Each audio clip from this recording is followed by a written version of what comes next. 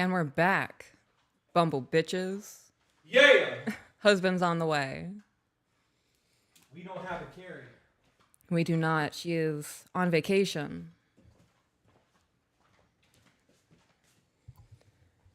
Getting comfy. Oh, God. Ugh. All right. Fuck yeah. We're here. We are here. We're going to do a streamathon. We're going to go for a while today. The goal was to do 8 hours, and then we had potential change of schedules come up. Oh, and the dog come up. Yeah. And now we're going to go until we have to stop. Oh, no. What? I have to pee. Seriously? You're going to make me entertain everybody as soon as we start? No, I can hold it for a little bit. Okay. I'll hold it. We're going to have to take turns with the bathroom breaks because one of us has to be here to entertain. Oh, man. We can leave Ivy in a chair. Yeah. I don't think that people are going to. I mean, maybe they will. I don't know. We are live on YouTube and Facebook. Mm-hmm. So for those of you who are watching on Facebook, thank you. For those of you who are on YouTube, welcome back. Welcome, welcome. I bought grounding mats. You did. I'm loving them. Do you think that the grounding sheet is going to... What was that for? Oh, I think it's working, but I don't know if I'm placeboing myself. Right. I think so. That's where I'm at. So that grounding blanket, I'm having to force myself to get out of bed when you get up in the morning. Really? I'm also noticing that I don't hurt when I get out of bed. Like I'm stiff, but like the sciatic nerve pain is not there until I start moving around. Okay. Which is different because before we left, I was in pain while sleeping, which is why I was waking up. Yeah. And having the grounding mats, I don't want to lift my leg up because I don't want you guys to see my dirty foot, but I'm barefoot in it right now. I could actually put that mat across the bottom of your leg thing and you could let your calves rest on it and you'd be grounded. Okay, can I do that? I mean, I have to get up.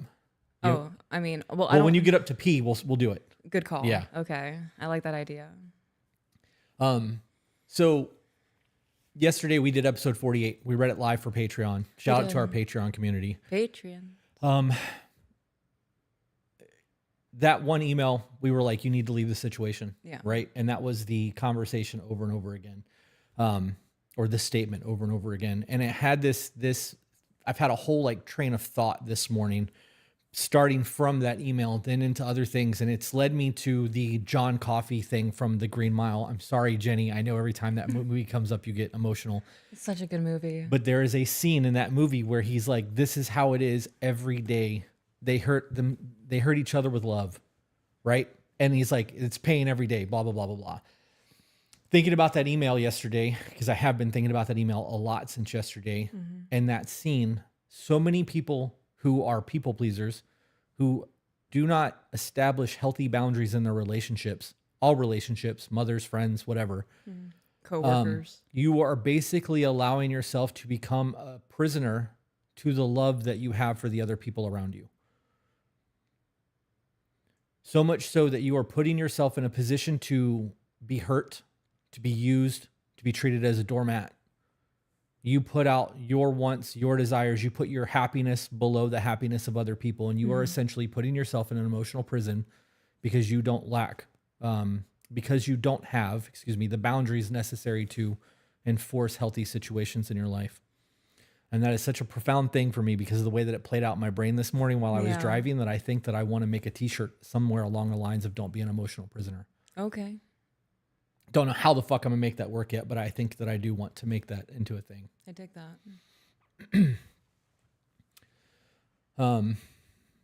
Peyton said, my sister is doing this now and she's in an abusive relationship. I'm sorry that that's a thing. Lacey said, as a recovering people pleaser, the best thing I've ever done is set boundaries and make sure I stick to them. The thing with boundaries, guys, is if you set a boundary and you let somebody overstep that boundary it doesn't exist. It was more of like a beware of, with no real outcome or consequence for the transgression of the boundary being overstepped. Right. And when somebody realizes that they can overstep a boundary, there is no respect there anymore. They're going to take full advantage of whoever or whatever the situation is because they know that in the end, nothing is going to come of their transgressions. We've been on a big fucking thing about boundaries because of this book. That book has been life-changing. I'm on my third run through of that. Are you really? I only read through it once. I had to take a break. It is it's a lot. But I moved on to her other book, the drama-free one. Yeah. And now I'm reading How to Change Your Mind by Michael Pollan. But Panda asked how our tattoo shop is doing after the hurricane. Everything was unscathed. God's got us, guys. That hurricane came and we were super stressed out and freaked out about the flooding and everything that was going to come. And we had zero issues with anything. The shop had no damage. Home had no damage. Vehicles had no damage. Right. It was cake. Haven said watching on YouTube and Facebook. Love that shit. James said once boundaries are discovered, everything changes. James, I'm pretty sure you sent me an email the other day. Your name looks very familiar. Boundaries are so difficult. Why? Because of the adrenaline dump that I get. I feel like a bad person. I just had It's a trauma response. I just had a whole session with my therapist talking about, I'll say something and I'm like, I know what she's going to focus on in this sentence. And then she'll hit me with a curveball. I'll be like, I don't want to think about that right now. Let's talk about the thing that I'm ready to talk I want to about. focus on. Yeah. And she hits me with the therapist phrase of, now let's focus on this part of things. And I'm like, no. She hits me with, let's focus on this. And I immediately know I'm about to grow from something and this shit's going to hurt. Yeah. But that setting boundaries is hard. I get an adrenaline dump. I feel like I'm doing something wrong by setting a boundary. It's childhood trauma, to be specific. That is childhood trauma specifically. Combined with my borderline, I have a really hard time telling if the boundary I'm setting is logical or illogical, irrational, emotionally based, whatever. My therapist gave me a lot of validation today that even though I have borderline, my experience, my life experience is valid. That's what's up. That's a huge thing. Dude, tell me that didn't feel really fucking good. I was like, oh my God. I was like, what is... I hit her with, I was like, I'm so glad you're my therapist. And she was like, anytime. That's funny. It was a lot. Oh, our first super chat from Body Farmer. Morning, y'all, for $10. Good morning. Thank you for being here.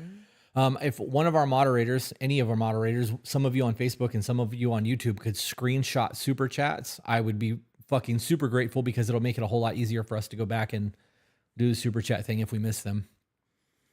Do you read these comments? Anna Lynn, yes, we do. We're reading them as we choose. If I'm looking at her and she's looking at me, we're not reading comments. Right. If we pause for a minute, look over the chat, we skim and look for something interesting and talk about it real quick, and then we go back to talking to each other. And like we would like to interact with you guys. We're going to be on here for a while today. We're going to be on here for a hot minute. Guaranteed way to get our attention and have whatever it is that you've got going on read is to send us a super chat on YouTube. Otherwise, it's by chance. Right. Otherwise, we have to hope to get caught on Facebook, go back to YouTube. We're also trying to hit 250,000 subscribers on YouTube by the end of the year. So if you can go to YouTube and subscribe, that would be great.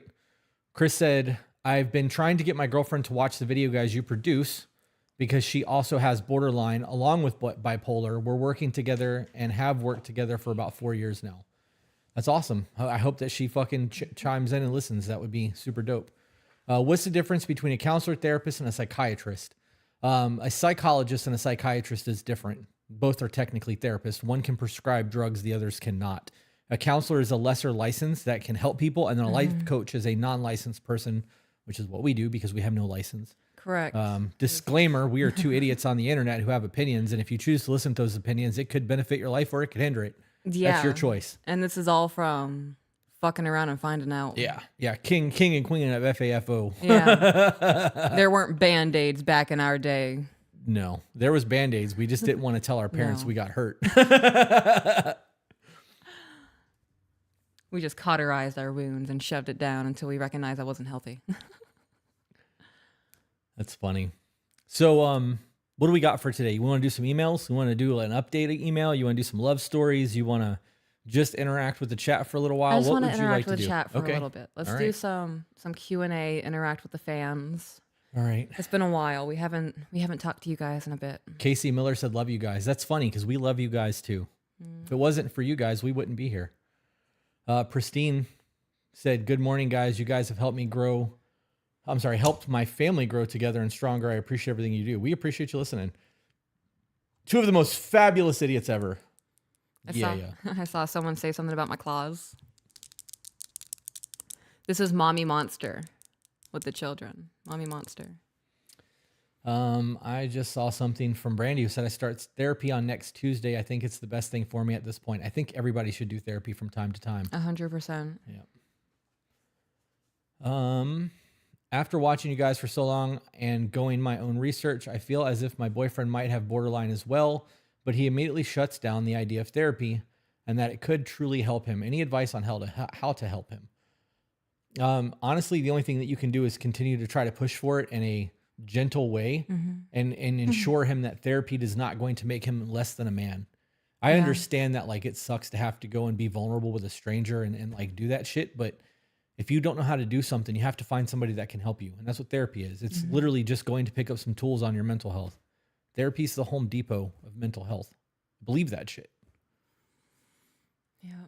The support's nice as well. Yeah. Right? Like, my therapist asks for elaborations on scenarios. So I'm not just giving my side. My therapist is like, you're in the right. Very neutral ground, very unbiased. If I am overreacting to something, consider this. Very nice therapy lead into your fucking up. Yeah. If I am doing something reasonable, something that makes sense, my boundary is not an emotional based one, right? Like I'm setting this in as one any human would place. There's validation in that. And that validation is nice, right? Because it's an unbiased person, somebody who doesn't know you on a personal level, doesn't know the situation that other people on a personal level, the way that people use us. Oh my goodness. Holy guacamole. Sometimes people that need help need help. Yeah. You know, sometimes people who give help need help. Yeah. And for you, therapy has been a blessing because you're able to shed a lot of the shit that you hold on to from the podcast. Yeah. You're definitely a lot lighter since you started doing therapy again. Yeah. So, what email can we use to send you questions that you might read on air? Love the example you two set. We will not be reading emails that are sent. They get processed through our email screeners, and then we read them when we read them, whether it's on the podcast or the live streams. But you can send those emails to tobebetterco@gmail.com. tobettercareof@gmail.com. CO. tobetterco. My mind goes Charlie Oscar. Number 2, bebetter.co@gmail.com. That way you guys had time to write it down. Raymond said, Chris, before you start, I need to know about your Nordic tattoo. I'm Norse pagan. Did refine religion. Yeah. I was Norse pagan for a very long time in my life. And that's why I have the serpent, the world serpent on my face. I have a couple of runes tattooed on me. I have a few hammers tattooed on me. But I did refine my faith. I am back to Christianity. My version of Christianity. And I say my version because I'm not going to church. I'm not following any organized religion. I have a relationship and I'm using things to my understanding of not only God, but the universe. And I'm happy with what I've currently got. So. Yep. There are life coach certifications too, but they aren't strictly enforced. There are also heavy consequences practicing without a license if certain therapeutic terms are used while coaching clients. Yep. That's why we are not therapists. We make it very clear that we're not therapists and we're not really even coaches. We are idiots on the internet with an opinion. We've made that very clear since the beginning. Yeah. We will be doing mentorship stuff. We've got a lot of that in the way, or on the way. Yeah. Not in the way, because that crazy how that on versus in changes the entire fucking narrative of the conversation. This is why communication is important, guys. It is, yeah, and context. Yeah. Brandon Thompson said, really excited for the next D&D live stream. I love that. Thank you. Oh, that's tomorrow. It is, and I'm not prepared. Zero prep. I'm going to be honest. Oh man, I have to re-find Elith. Yeah. You have incorporated some of her into your real life. Have I? Yeah. No way. You have. That's funny. Yep. A lot of the yes. Yes. Do you want to hear something funny? Always. So you were talking, I was sitting here rubbing my chin, right? I shaved this morning, so it's like nice and baby soft. And I was I was thinking about how our daughter got hurt, went to the doctor. And do you want to know what she told this doctor when he walked into the room?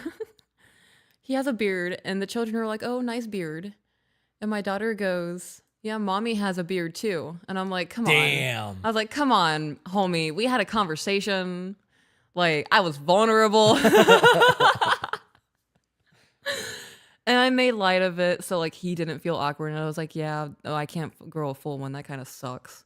And we laughed about it. But before that, I don't know what her kick is about me having facial hair. I know that some women are insecure about it. I was insecure about it for a while. It's me. I don't care anymore. And we received a photo of an uncle with a mustache. And the children were like, "Oh, he has a mustache now." And I'm like, "Yeah." And they were like, "Tell him that we like his mustache and that you also have a mustache, Damn. Mommy." And I was like, "What?" I was like, "Why do you want him to know that?" And they're like, "Because we're proud of it." And I'm like, I was like, The innocence of kids. I was like, "Do you know what that means? Do you know what it means to be proud of something?" And they were like, "Yeah, we love it." And I'm like, "Okay, well." They're like, "We hate it when you shave." Oh, God. Having children are a riot. Madeline said, "Thank you for vlogging Thailand. Love to see it." Thank you for watching the vlog in Thailand. We actually have quite a bit of footage from Thailand that we didn't do anything with, because it wasn't just us with a GoPro. Julie was with one too. Yeah. And with Costa Rica, I'm buying another one so that you have one to carry around and I have one to carry around so that we can do shared perspectives. I'm super excited for that. And Thailand, I'm almost positive we just got the second trip figured out, or Costa Rica, I mean, so that we can have the second slots go, because we have 8 people currently on a waiting list. Right. So, Peyton said for $4.99 super chat on YouTube. Thank you. "Do you have any advice on how to tell my father-in-law that we're moving back to Kansas? He is very controlling and has been prone to lashing out at us before." You start with a thank you. Thank you for hosting us. We really have enjoyed the time that we've spent with you down here. My husband or whoever is very grateful that you're in their life, but we decided that it's going to be best for us if we move to Kansas. Right. We have this moving date at We would love to see you. We'd love it if you Summer came out breaks. and checked out the place when we got situated. Yeah. Right? Don't make it a bad thing. Make it a positive. Be inclusive. Grateful that you have that time with them and go. We would love to host you for holidays. Yeah. Little vacation away from home. Yeah. Queen Jinx, $4.99 super chat. Thank you for the super chat. Thank you. "I love the two of you so much. You two help me so much with my self-respect and better choices in a man. Ha! I can read bad text. Nice. And have been extremely happy. Thank you so much." That self-respect is a big deal. I'm glad that you're finding validation in who you are. Mariah, another super chat. "You guys are brilliant. My husband and I are winning in life due to you guys bringing some subjects to light. Glory to be to God for you both. Doing what you're doing. Opie from Idaho." I think that I want to get that Isaiah 6:8 tattooed on me. Okay. Yep. Oop, another super chat. Blind Bat. Oh, hello. "Hubby and I thank you for the super chat. "Hubby and I surviving the most stressful move ever to get our dream house wraparound porch. Love that. And thanks to this podcast, we are handling it as a team, us versus the stress, and I am truly grateful." I think that we're owed photos of this fucking porch, right? Like, Right. you owe that to us. At least, if you're not sharing the content, you need to send an email to tobebetterco@gmail.com so we can see this wraparound porch. Especially around the holidays when you decorate it. Right.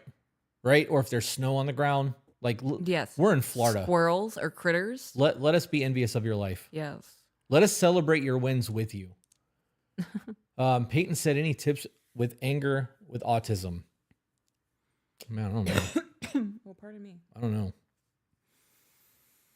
That's not my forte. I'm not going to speak on that one. Belly breathing helps me. Taking a step back from the situation, right?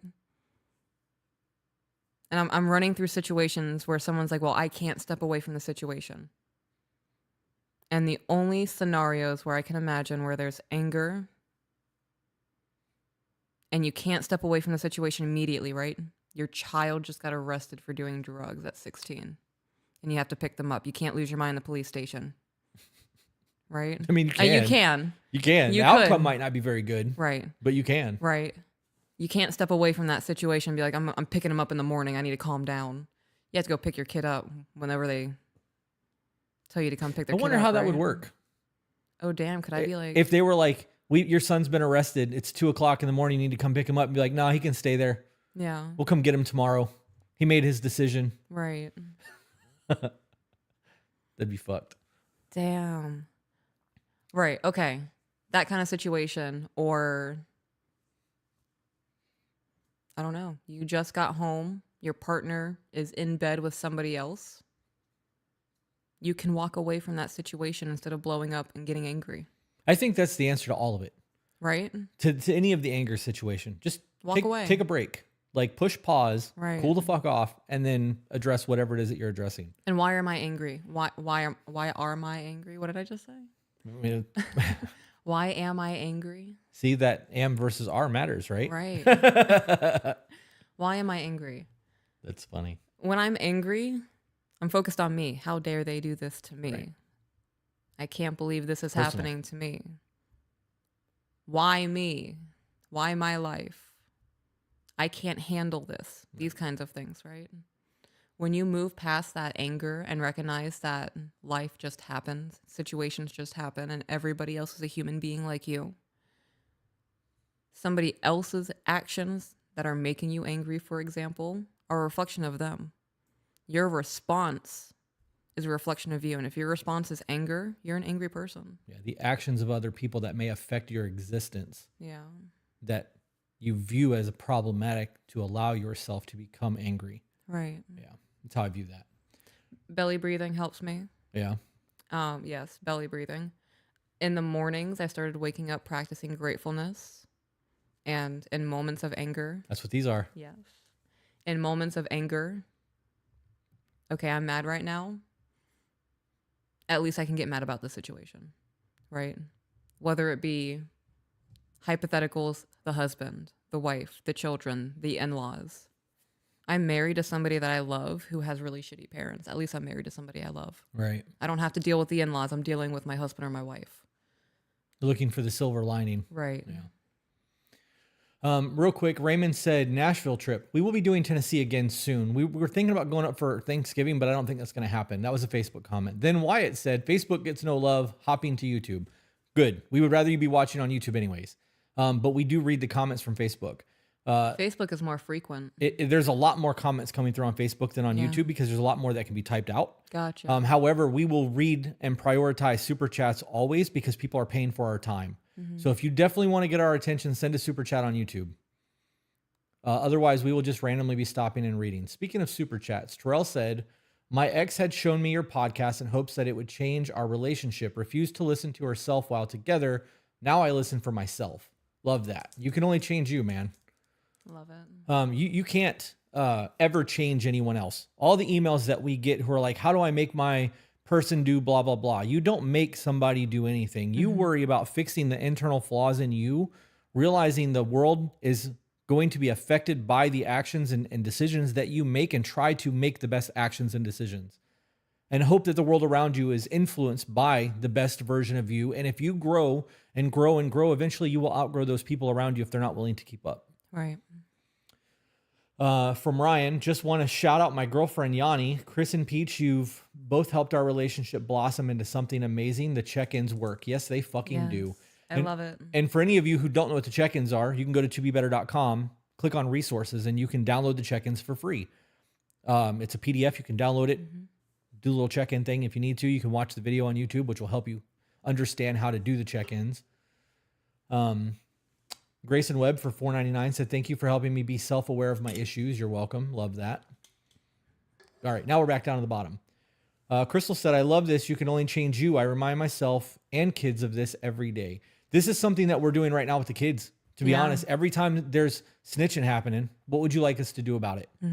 Well, well, what did you do? And what are you going to do about it? Right now we're having grown-up ass conversations with 5 and 6 year olds. And I believe it's actually, I believe it's fucking helping. And maybe I agree. Maybe it's arrogance, right? Maybe it's an ego. Like, hey, maybe we're fucking dope ass parents. I don't know, but watching them learn to use their words and learn to articulate what it is that they're going through is pretty gangster. Sierra said, I just had my first psychiatry appointment and an ADHD, PMDD, and GA diagnosis. What's GA other than Georgia? Any advice on moving forward in my relationship? I want to be better for my man, and I know I have not been good to him in the past. So you got a whole bunch of tools by going to your first psychiatric appointment. You now have ADHD, PMDD, and whatever GA is. You have a diagnosis, which means you have more information than you've ever had in your life to start making changes. You can get on YouTube and start looking for coping mechanisms for the other two. I don't know what GA is, so I don't know what to tell you about that. But you have the ability to start making changes from your life. That's a great starting point. As far as I'm concerned, when you get the diagnosis, it's like running a marathon and that gun just went off. Yeah. It's time to fucking go. You have the knowledge that you didn't have before. Yep. Dina said, thank you for helping me realize it's a good thing to hold myself accountable. It's the only person you can hold accountable. Zach said, Peach and I should sit down and do an adult autism talk sometime. I agree with that. Ooh. Zach, if I could move you down here right now and put you up in a place, dude, I would. Yeah. I would fucking absolutely love to have you in our life full time. I know that Hire him on. we've said that a lot. We have. We're speaking it into existence. Trying to. Prayed about it. Like. Yeah. Making moves. Yep. Riot Maker YT said, I'm assuming that means YouTube. I absolutely love the report card check-in routine y'all came up with and have suggested that to all of my close friends, but how long should someone be together before implementing that? Why wait? Right? If you have something good in your life that you truly believe in and you meet somebody new and you decide that you are going to start courting, hey, I think we should be exclusive. I have this thing that I think is really great for relationships, and I'd like to implement it right away because I think it would help us learn how to talk to each other. That way, when serious things do come up, we know how to navigate it. Yeah. You know why people go and learn jujitsu and learn how to box and do weapons training? To defend themselves in case of emergency. They do it so that they have the muscle memory in the event that something happens to be able to handle themselves. Right. Communication is no different. The check-ins is no different. You go to the gym, you run, you do all these things for preparedness. The check-ins is the same thing. It can be treated as a preparedness thing. General anxiety. GA stands for general anxiety. Thank you for that, Jenny and Brooke. Johnny said, half completed tasks. How do you manage? Good luck with that. That's my life. Everything is half completed. If I like right now, I've got 900 fucking projects going. Yeah. I prioritize based off of need to get accomplished. The things that are necessary get my utmost attention, and all the small shit will get worked out when it gets worked out because it's not really that important. Yep. I also have a priority list. Do you? Yeah. I have the little bit of Google Calendar that we share to know what's really fucking important, and everything else is just get up early, get as much done as I can, and then fuck off for the rest of the day. Yeah. It's our life combined priority. Happens between 4 a.m. and noon. Yeah, right. Making sure that the Google Calendar is what I look at. The children are thrown into our life, right? So like the family unit is the priority of the day. And then my miscellaneous tasks. Yeah, whatever's priority that day. Mm-hmm. Sometimes it's a deep clean of the house. Sometimes I'm spending 3 hours scrubbing a bathtub. Yeah. Or gardening. Or running around with the kids. Taking a nap. Yeah. Yep. Sky Marie said, Peaches, thank you forever. I'm a better wife because of you. Oh, I'm glad to hear that. You're a better wife because of you. I just got through to you. Yeah. Wyatt said, does Chris have his own page, mailing list, or motivational group? No disrespect at all. The way he talks to others and carries himself is inspiring. I don't see there be any disrespect there. I have the Voice of the Broken podcast that I'm not doing nearly enough with. Full accountability there. I have the Voice of the Broken TikTok, which is my TikTok account. You have your TikTok, which is To Be Better Peach. Mm-hmm. We have the To Be Better podcast, To Be Better Life. Those are the TikTok accounts that we have. Right. The Voice of the Broken is also on YouTube, but it's just podcast stuff. Mm-hmm. And it's geared towards men. Yep. And for those of you who are currently listening, there is a TikTok and YouTube account called To Be Focused.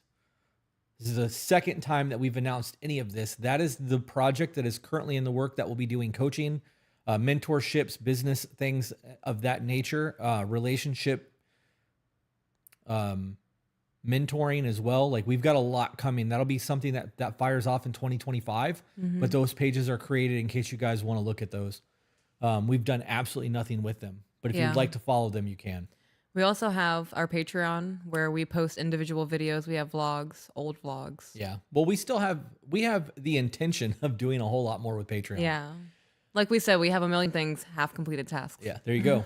Well, the Patreon's getting content now that nobody else is getting. Like we've Right. gone back to we just did our social media conversation. We did. Which we've gotten quite a few messages that were like, hey, we really appreciated that. Like that really fucking hit the spot. That was really good. So I think conversation pieces like that should continue to go to Patreon. Okay. And then we have our men and women's groups on Patreon as well. That leads into a whole lot of other stuff. But. Okay. Savannah said, love that y'all share this way. I kind of, the kind of attitude I see with y'all is what my husband and I try to walk through with other couples as they are entering into marriage. Marriage is a gift from God with clear roles and responsibilities. You reap the reward when you are honoring to him. I agree.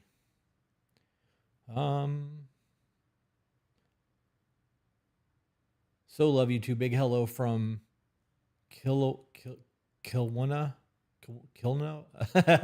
Yep. There you go. Can't read, guys. I tried. You definitely tried. Josh B said, I got a couple of follows from Peach, but I don't know which one is your real account. I don't follow people. Yeah, she's not big on following and DMing. If it's an account with almost 1 million people on it, that's her account. I have 963,000 currently. Yep. Yeah. We are going To Be Better Peach is my only account. Yeah. We are going after the other accounts. Like I've been going after people for copyright infringement. So I'm going to continue to do that. And because we put our logo on things, people that are reusing our content are in trademark violations. Oh, So I love that. That opens up the ability to actually sue them for royalties and damages. Fantastic. So in the event that somebody hits a massive account and monetizes, we can then go ahead and sue them and go ahead and claim all that money that they've been making off of our brand and our trademark. I love that. Yep. So that's coming too. Yep. I will never private DM you guys. I will never ask you if you want a reading. I do not call people dear or darling. That's not a thing. No, we definitely don't talk like that. Sweets, babe, none of that shit. That's reserved for us. Like to each other. Those conversations don't happen. You don't get a pet name unless I'm trying to be a bitch to you. Yeah. And then it's condescending as fuck. Yeah. Yep.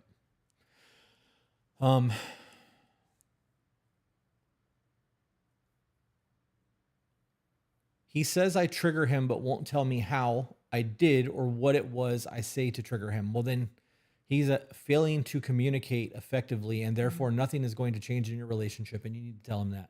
Yeah. If you can't tell me what it is that's going on, I can't change the situation, so you can just go ahead and pout. Childish. Don't actually add the last part. That's me being a fuckface. Are you still accepting emails? Yes, we are. tobebetterco@gmail.com. I would love to share in detail how you helped change my entire life. We went from barely getting by to making well over what's necessary with the accountability lessons alone. I've stopped drinking and lost 80 pounds and healed a doomed marriage. Holy fuck. Send that email. Bravo. We actually would like updates. Yeah. We want update emails more than anything else because this has been 2 years in the making. Yeah. So. All right. It's been an hour. I have to use the restroom. Okay. Okay. It hasn't been an hour, but I'm rounding it up because it makes me feel like I did better with my bladder. Sabrina says they will not ask you for money. No, but we will ask you to like and share the content. No. We will ask you to help spread the message.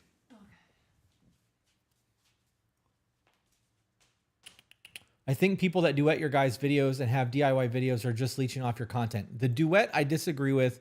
The people who split screen the videos, I 100% agree with because they do monetize it.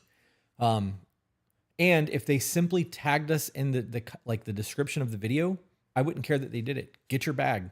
There's actually somebody on TikTok who has tagged us for over a year in all of those split videos, and I know they're monetized.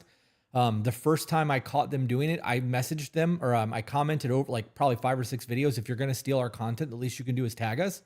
And then they started doing it, and I followed them back. I reached out to them probably 6 months ago and was like, hey, because you've been sharing and tagging us and everything that you've posted, here's a Google Drive link for all of our older content that you can just go ahead and do that with. So it's not degraded. It's not degraded, and it's quality content so that you can continue doing it because that actually helps grow our channel. But if they don't tag us in it, they're fucking leeching. I 100% agree. Zena just said, hey, you guys get just me for a few minutes while she goes and voids her bladder. Finally caught alive. Peach hits me with Randy Savage. Brother, macho man. Oh, yeah. Aaron said, I am also neurodivergent, single mother raising 5 kids on my own, and y'all make me feel like I have a community. Love that shit. I hope you're a part of the Patreon. You know you're awesome when you're being copied. Love your content. Yeah, it's flattering. It would be a lot better if people tagged us. Me and my husband love watching your videos. You guys help us. That was from Melissa on Facebook. Could Peaches do a day in her life as a vlog? She's done quite a few of those on Patreon, and those may be coming again. Vanessa said, I'm about to get a large tattoo, guys. I'm so nervous. You'll be all right. Make sure you eat before you go.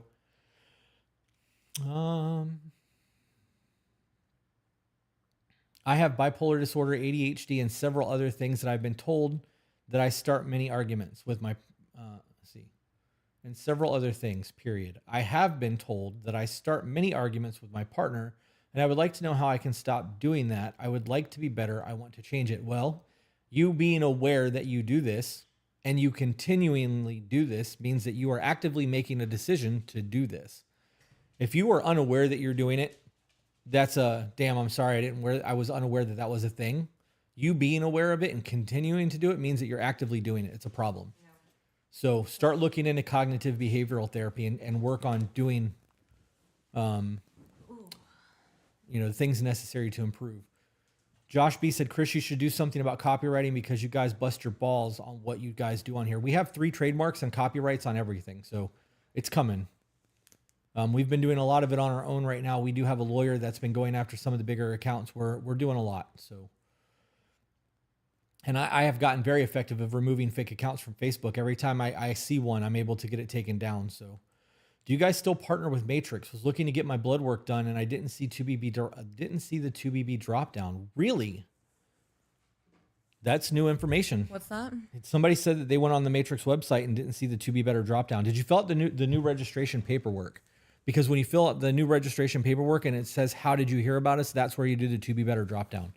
And if that's not a thing, I'll have to reach out to them. We very much do still have a relationship with Matrix.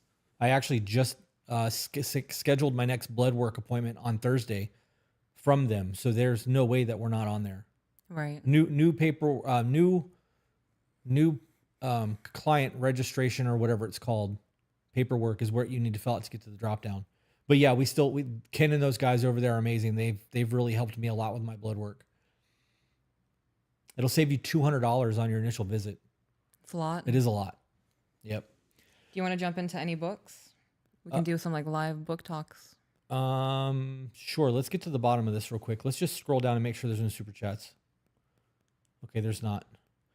Holly said, I'm BPD and super self-aware, and y'all's videos have helped me so much. The statement you made when you stuck between a rock and a hard place, well, that's how a snake sheds its skin, has stuck with me to this day. Love that shit. How much is blood work with the discount? It depends on if you're a man or a woman. They have different prices. You guys will have to, I got to be honest, I haven't looked to see what their prices are in a while, so you would have to go back and look at that.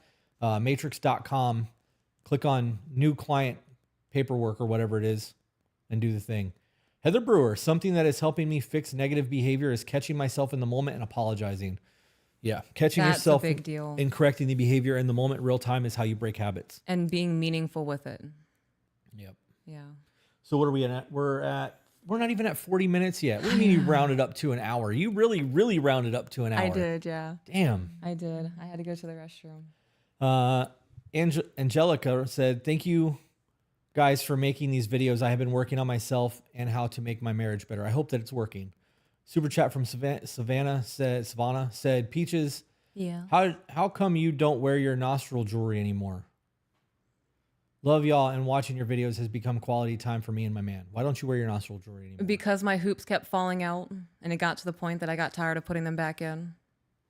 Stretching it out, popping it back in because it fell out in the night. I get that. So I just have my septum now. Alana said, business question. We install and maintain food forests, but can really only do this within the state. Do you think it would be worth it to put time into TikTok and content for growth or focus on SEO? TikTok is great for making money if you have something that people want to watch. I don't know what food forests are. So I honestly, I'm very ignorant to that. I apologize. I think that if you want to bring awareness to something, TikTok is definitely a great way to do it. If you're trying to do something local, I would focus more on Facebook and Instagram, but I don't think that I would pay for it. I think if you want to do something locally and you're willing to invest money into the marketing side of things, it needs to go to Google AdWords. Yeah. All right, scrolling to the bottom. How does one let go of the past? That's another super chat. By understanding that it happened, there's nothing you can fucking do about it, accepting it and moving on. That acceptance is hard. It is for a lot of people. Yeah. But everybody who's like, it is what it is. If it was really, it is what it is, there's acceptance there. Right. Yeah. If there's true letting go of that situation, there is acceptance. Yeah.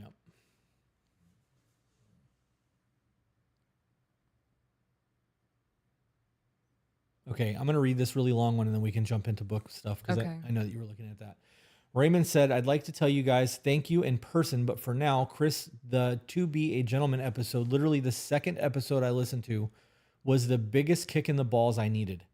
I thought I knew how to be a good man, but it was all this masculine woman BS my mother pushed on us since my father didn't step up. Thank you for giving good examples of what I needed and giving me the knowledge to showing my wife, Jacqueline, bracket, how to actually be loved by a man and showing me how a man should love his woman.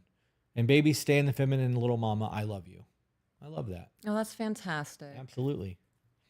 All right. So what book do you want to talk about? I don't know. We could do Set Boundaries, Find Peace. We can go pull an obscure one off the wall. I think they're in your room. Are you wanting to actually like read books right now, No, or we you wanting to can- have a discussion? Let's have a discussion. We can do.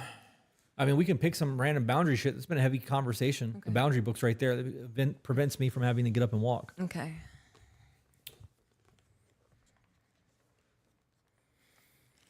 Let's go to table of contents. That's a good place to start. Let's do nerd shit, D&D talk. I wish people would just stop watching. Very few people really give a fuck about D&D the way that we do. Ooh, you want to talk about the 6 type of boundaries? Sure. Do you know the 6 type of boundaries? I do because I read the book. You wanted me to read them back to you? Nope. No. That's what happens when you're reading books at 3 times the speed. Right. All right, guys. Is everybody ready? We're ready. Do we have our notebooks? No. Do I need it? Hang on. Maybe. Yeah, I would grab it. I'm going to give you all a second.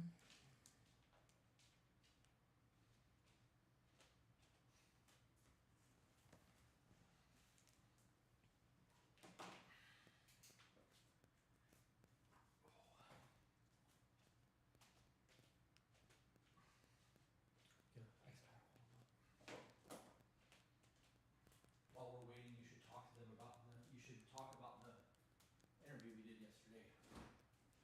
Oh, we did. We did an interview yesterday with a gentleman. There was so much information. There was therapy and psychedelics. He has a lot of information, he has degrees, correct? Yeah. I don't want to mess up his introduction. I'll sit down. Okay. My husband's back. He has more information. I was just stoked to be a part of the conversation. Ooh, this ice pack's fucking cold on my butt cheek. We did an interview yesterday with a guy named Keith Kurlander, who is the co-founder of the Integrative Psychiatric Institute. Yes. And he is a retired therapist who is doing coaching now. I'm sorry, not coaching. He is now training medical professionals on how to do medicated psychedelic therapies, ketamine, MDMA, and psilocybin. And we had a really good hour-long conversation with him. I'm really excited for what's coming with those modalities of healing for people. All right, oh no, I wrote on the fucking chair. Hate that. Oh, rip me. Okay, I have my notebook. Okay. Do you guys have your notebooks? The handy dandy notebook. Are we ready? We're ready. All right, the 6 type of boundaries. We're just going to jump into the boundaries. Physical ones. Personal space and physical touch are your physical boundaries. Your physical space is a parameter around your body. We all have a certain level of awareness of our bodies and what feels comfortable to us, and everyone's needs in terms of physical space are different. People also have different views as to what physical touch is appropriate. These boundaries vary due to the setting, the relationship we have with the other person, and our comfort level. But we can tell people our preferences without personal space and but we can tell people our preferences about personal space and physical touch. Okay. Examples of physical boundary violations: physical abuse, forcing hugs, kisses, or handshakes, standing too close, holding someone's hand in public when they've made it clear they're uncomfortable with public displays of affection, touching someone on their body in a way they deem inappropriate, reading someone's journal, or another form of invasion of privacy that includes phones. Does that actually say that in the book? No, but I'm Oh. going to add that on there. If a journal, How is that a physical boundary? because of the thoughts that are in it. Disagree that that's physical. Really? Yes. Okay. I would say that that is an emotional boundary, a trust boundary. I don't know what the other 5 are, but I don't agree that reading somebody's journal is a physical boundary. Okay. I think that there should be a 6th one if that's not included. Yeah. All right. Okay. Moving on. Yep. Setting a physical boundary sounds like this. I'm more of a handshaker. I don't want to hug. Please move back a little. I'm not comfortable with public displays of affection / PDA. I'd prefer if we saved this until we got home. I'd ask you not to rub my back. It makes me uncomfortable. These are my private writings. Please don't look at them because it's a violation of my privacy. Yeah, I agree with that aspect of it. I don't think that's a personal physical touch thing, though. Yeah. She definitely shouldn't have put that in that category. Well, it didn't say physical touch. It's just physical space, physical boundaries. Yeah, I still think she probably could have put that somewhere else. Okay. That's definitely a boundary. Yeah, definitely a boundary. But you don't think it's a physical? I just don't think it's a physical boundary. Okay. Other phrases for physical boundaries is like when people try to grab you and look at your tattoos. Yeah. You jerk your fucking arm back and Back look the with your fuck eyes, up. not your hands. Yeah. I don't know if the toilet paper was intact when you wiped your ass earlier. I would appreciate it if you keep your hands to yourself. Is another example. Another Start carrying great way. Lysol. Right? Or hand sanitizer. Yep. Yep. Oh, man. You want to hold up the name of the book real quick? Somebody asked what you're reading from. Set Boundaries, Find Peace. Yep. By Nedra Tawwab. What's her middle name? Glover. Nedra Glover Tawwab. Maybe it's considered a physical boundary because someone would have to physically grab your journal to read it. Okay, I agree with that. Fair enough. I still think that it should be categorized differently. Okay. All right, what's the next one? Well, this is not the next one. Here are a few ways to honor your physical boundaries. Smack their hand when they try to touch you. Verbalize your need for physical distance to others. Smack their hand first, then tell them. No touching. No touching. And then be clear with others about your discomfort with certain types of physical touch, such as hugging. Bear in mind, your boundaries are constantly changing. As your needs in life change, your expectations in your relationships will shift as well. So if you experience discomfort after an interaction with someone, it might be a sign that you need to set a physical limit. Let's say you've allowed someone you know to hug you in the past, but you suddenly find yourself feeling uncomfortable when hugged by this person. You have every right to tell them that you no longer want to hug. Next. Yeah, for those of you who don't like to be hugged, when people try to come in and try to hug you, the easiest way to prevent that from happening is to take these 2 fingers and stick it right in their trachea as they're approaching. It takes no pressure. You literally just stick your hand there and let them walk into it, and they will stop walking. It makes me uncomfortable. Will instantly stop walking, or they'll go, and then they'll stop walking. And they'll be like, what the fuck? Be like, no touchy. Don't touch me. Yeah. You didn't like that, did you? Yeah. That's how I'm going to feel if you touch me. Don't touch me. That is hilarious. Next one. Yes. Sexual boundaries. Yeah. It's never okay to touch anyone's body without consent, and children can never consent to sexual acts. Just starting off strong with it. I love it. Touching, making sexual comments, or engaging in sexual acts without express consent is a violation of sexual boundaries. Big shock there. Right. It's never acceptable for children to be placed in any sexual situation, even a sexual discussion in their presence. Since children can't communicate sexual limits, adults must adhere to appropriate behavior with children. Unlike other boundaries that need to be spoken to be understood, many sexual ones are unspoken because they are the rules of society. Okay, that actually makes sense. These include rape, assault, and molestation. I think that it's important to recognize that the societal aspect, because as you go from place to place, the societal norms are different. Right. Yeah. Allie Mayhem became a member. level early access. Welcome. Thank you. You should do the live stream one because that gives you access to the ball pit, which is our main Discord like chat room, even though that's only part of our server. And I think it's only like another $5. So. Yeah. But that's how you are guaranteed to get access to all of our live streams. Okay, what's the next one? This is not the next one. It's just continuation. Hold on, we got a super chat. Okay. From Mariah, I'm having a hard time after going no contact with a parent for almost a year. It still hurts what they have done. Any advice for healing? Okay, so something that I've had to do is really put myself in that mindset, right? Because how could somebody have hurt me? Well, I don't understand what they were going through. What was their mindset? Were they depressed? Were they anxious? Did they hate their job? Were they miserable in their life, right? Because happy people don't make decisions to hurt people. There's a reason for every action somebody does, even if we don't like the reason it's done. Understanding the reason behind things has helped me grieve a little bit better. It has opened up new wounds because being the adult that I am and the parent that I am, I now have a new perspective of I get that life is hard, but how? Right? So that sucks. And grace. Yeah, if I've gotten to the point where I've cut somebody out of my life, the grace had already been had. My boundaries have been clearly stated. Needs have been clearly stated. And if those things have not been met, there's no reason to have a relationship with somebody. If you ask somebody, right, like in this situation where your mom is or whoever it was that you cut off is no longer a part of your life, if you are in a relationship in any fashion with somebody and you were asked, why do you have a relationship with that person? And the answer is DNA. Well, they're my mother, they're my father. I feel obligated. Right. That's not a reason to have a relationship. Right. If somebody goes, why are you in a relationship with Peaches?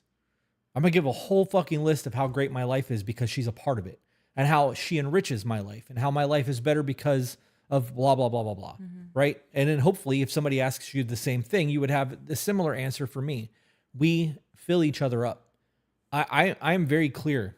Once my boundaries have been set and those boundaries have been crossed, you are telling me that you do not respect me enough to ensure that my happiness is intact when we are around each other or while we are interacting or whatever the case may be. And I'm doing my damnedest to make sure that that is the case for you. And if you can't pay me the same respect, you've got to go. Right. And I will sever all emotions to that person and be like, I can love you from a distance. You don't have to be a part of my life for me to acknowledge the fact that you brought me into this world. That's great. Thank you. I'm having a dope fucking life. And if you'd like to be a part of it, you're going to have to change your behavior. Otherwise, I can't have you around me. That's really all there is to that. Oh, there was a super chat. Oh, hello. Let me scroll up because I feel like I might have missed one now. Nope. Okay. Advice for healing is just going to be, you may have to go to therapy. You have to understand that you're not responsible for other people. You're only responsible for you. Gosh, therapy has helped me a lot in that. Kyle Driver said, first time catching a live stream. You guys have helped me, have helped push me to work on my marriage in a healthy way. I have learned a lot and good results. Fucking get some, bro. That's I love awesome. that. Okay, so where were we with the book? I don't think I need to write this down. Setting a sexual boundary sounds like this. Ready? Yep. Your comments about my appearance make me feel uncomfortable. I am not interested in a sexual relationship with you. Move your hand off of my leg. Stop. Your comment isn't funny. It's sexually inappropriate. Here are a few ways to honor your sexual boundaries. Report sexual misconduct that you experienced or witnessed, and don't make excuses for others' poor conduct. Don't make excuses for other people's poor conduct. You are not in charge of other people. Right. You're responsible for you. Right. And people will play on guilt hard to manipulate you to get you to do what they want. Right. And when people try to tell you that what you're doing, like your boundaries are controlling, things of that nature, that's a manipulation tactic. It is. My boundaries aren't here for you. They're here for me. Right. This is this is my bubble, right? This comes into the personal space that she was just talking about. This is my bubble. And to exist in my bubble, there are certain things that I am not willing to accept from other people. And you can do all of those things, just not in my bubble. Right. We're frolicking in this motherfucker. Our bubble is peaceful. The moment you come in here with that darkness and I got storm clouds on the horizon that I didn't create for You're not myself, welcome here. you've got to fucking go. Yep. Yeah. Toodaloo. Next type of boundary is intellectual boundaries. Intellectual boundaries refer to your thoughts and ideas. You're free to have an opinion about anything you want. And when you express your opinion, your words shouldn't be dismissed, belittled, or ridiculed. However, staying mindful of what topics are appropriate versus inappropriate in a specific situation is another way of respecting intellectual boundaries. When Alex was young, her father told her that her mother had an affair. Although the information was truthful, it was not appropriate for Alex to know this at a young age. When a parent has an inappropriate conversation like this with a child, it's an intellectual boundary violation.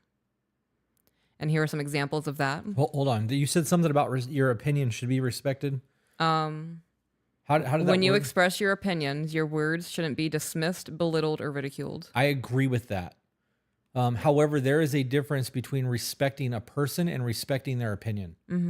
I respect the shit out of you, and you and I have the difference of opinions from time to time. Yeah. That doesn't diminish my respect for you, but I may not respect that opinion.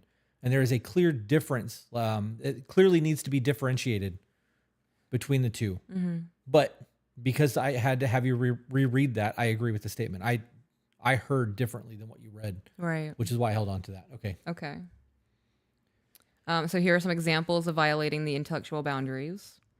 Calling someone names for their beliefs or opinions. Hold on. Somebody said this book is helpful, but I think it may be too vague. You're getting snippets. You're literally getting a very small portion of a very large book. This is just an example of boundaries because there's 6 specific boundary types. Right. So far, we've gone to physical, sexual, and now we're into intellectual. So this is a really good book. We don't pull books up and be like, hey guys, you should read this if it's trash. It's so just not good. And it is on a reading list. All right. Another example of violating intellectual boundaries is yelling during disagreements. Ooh, emotional unregulation, dysregulation. Ridiculing someone for their views and thoughts. Okay, that's the disrespect of opinion, right? Okay. Yep. Dismissing someone because of disagreements. Demeaning a child's mother/father in front of a child.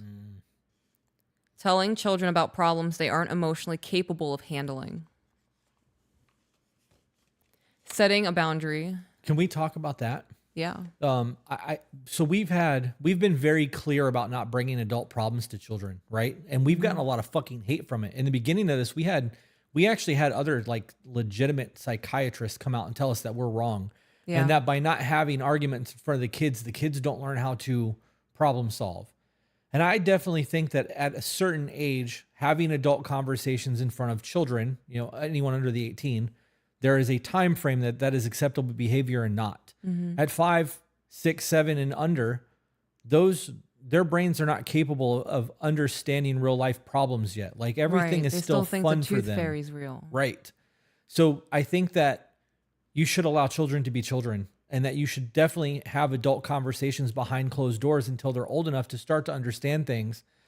Then you have the adult conversations behind doors, and then you find ways to explain it to the children that is dummied down in a way that they don't have to problem solve just so that they can understand. Okay. Okay. Continuing on. Yes. I'm going to have to scroll up just to make sure I didn't miss anything. I'm listening to you though. So setting boundaries intellectually will sound like you can disagree without being mean or rude. I don't think this is an appropriate conversation to have with a child. I won't talk to you if you keep raising your voice. That's a big one. That was a mean joke. I'm offended. I just said something and you dismissed me. Why? And here are a few ways to honor your intellectual boundaries. If you're a parent, refrain from discussing adult manners with your children. And be respectful of people who are different from you. Next one is emotional boundaries. Okay. So far, my favorite in relation to our life is the intellectual one. Yeah. I think that's the one that most people lack the most. I agree. It's easy to defend your personal, right? Like your physical space. Right. And the sexual one obviously goes without saying. Right. But the intellectual one, I think, is the one that people struggle the most with because that falls into people pleasing. Right. Because you're not going to talk to me that way. Right. It's a lot easier for me to just let you get it out and feel the way that you're feeling while I bottle it up because I can process it and I don't want to invalidate your emotions or whatever the case may be. Like, I think that's the one that people struggle with the most so far. Yeah. Okay. The next one, the next one's what? Emotional? Emotional boundaries. Yeah, people are going to shit all over this one. The book we are reading is Set Boundaries, Find Peace by Nedra Glover Tawwab. I wish Carrie was here because I could just have her stick it on the screen.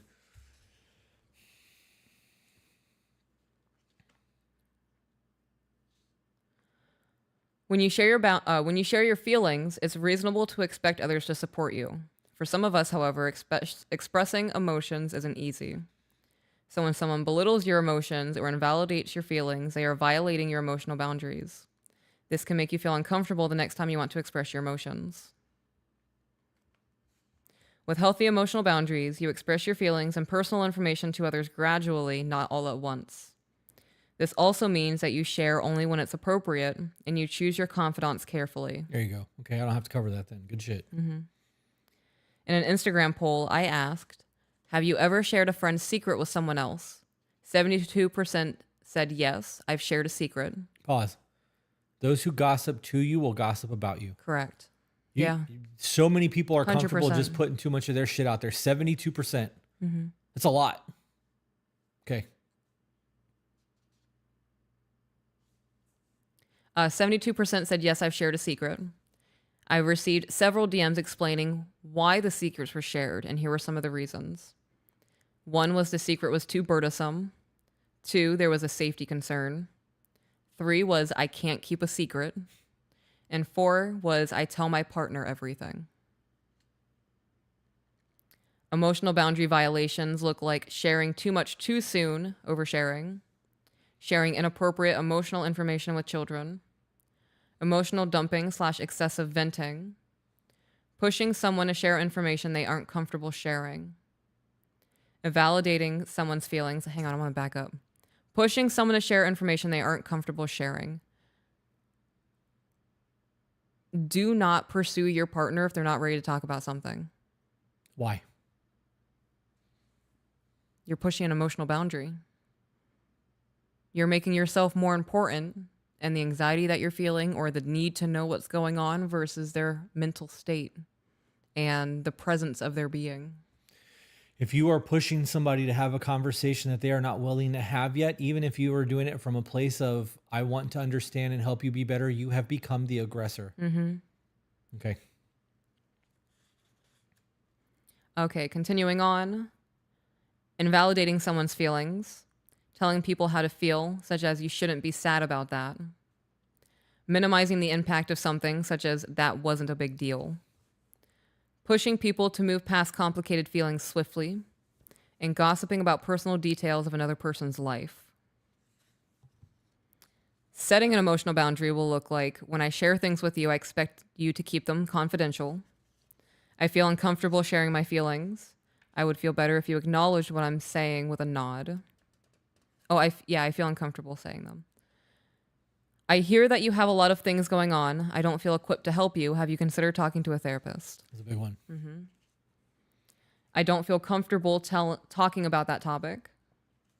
It isn't okay for you to tell me how I should feel. My feelings are valid. I will take my time processing my feelings. Don't rush me to move on. It's okay for me to feel how I feel in any situation.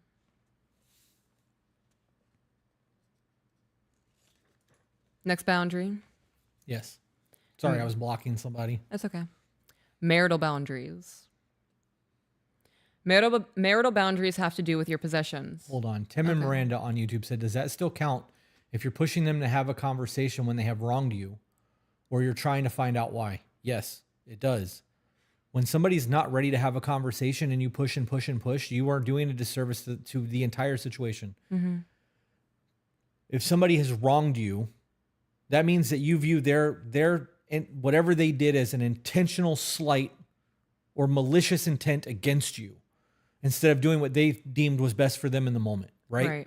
And when you recognize that people are going to do what they feel is best for them in the moment, it changes it from a pity me to a they're a fucked up person, and now we need to have a discussion about it. Right. So sometimes when things are elevated and you're in that victim mindset of how could they do this to me, you absolutely should be pausing. Mm-hmm.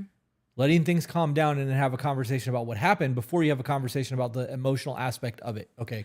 I agree. All right.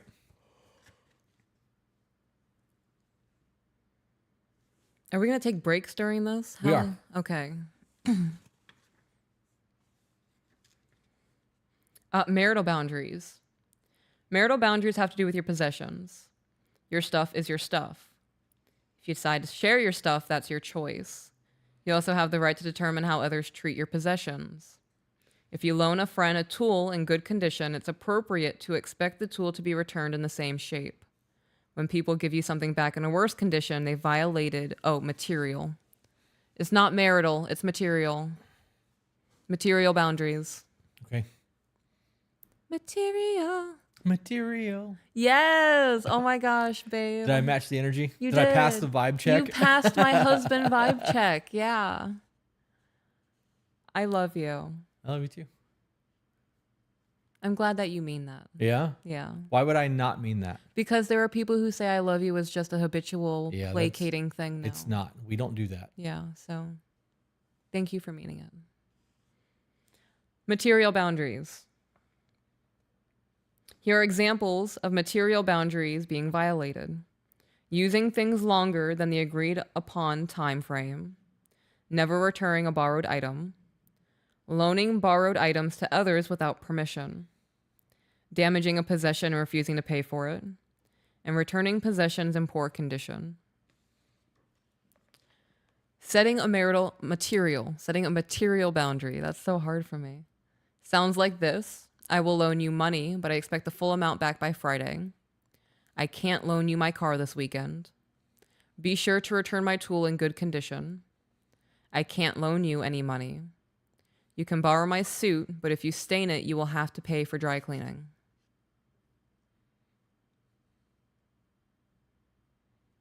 Do you want to read the super chat? Yeah, I was waiting on you to stop. That was it. Amanda Ford for $5 super chat on YouTube said, "Thank you, Chris." Or I'm sorry, thank you for being y'all. Chris, no touchy was the greatest thing ever.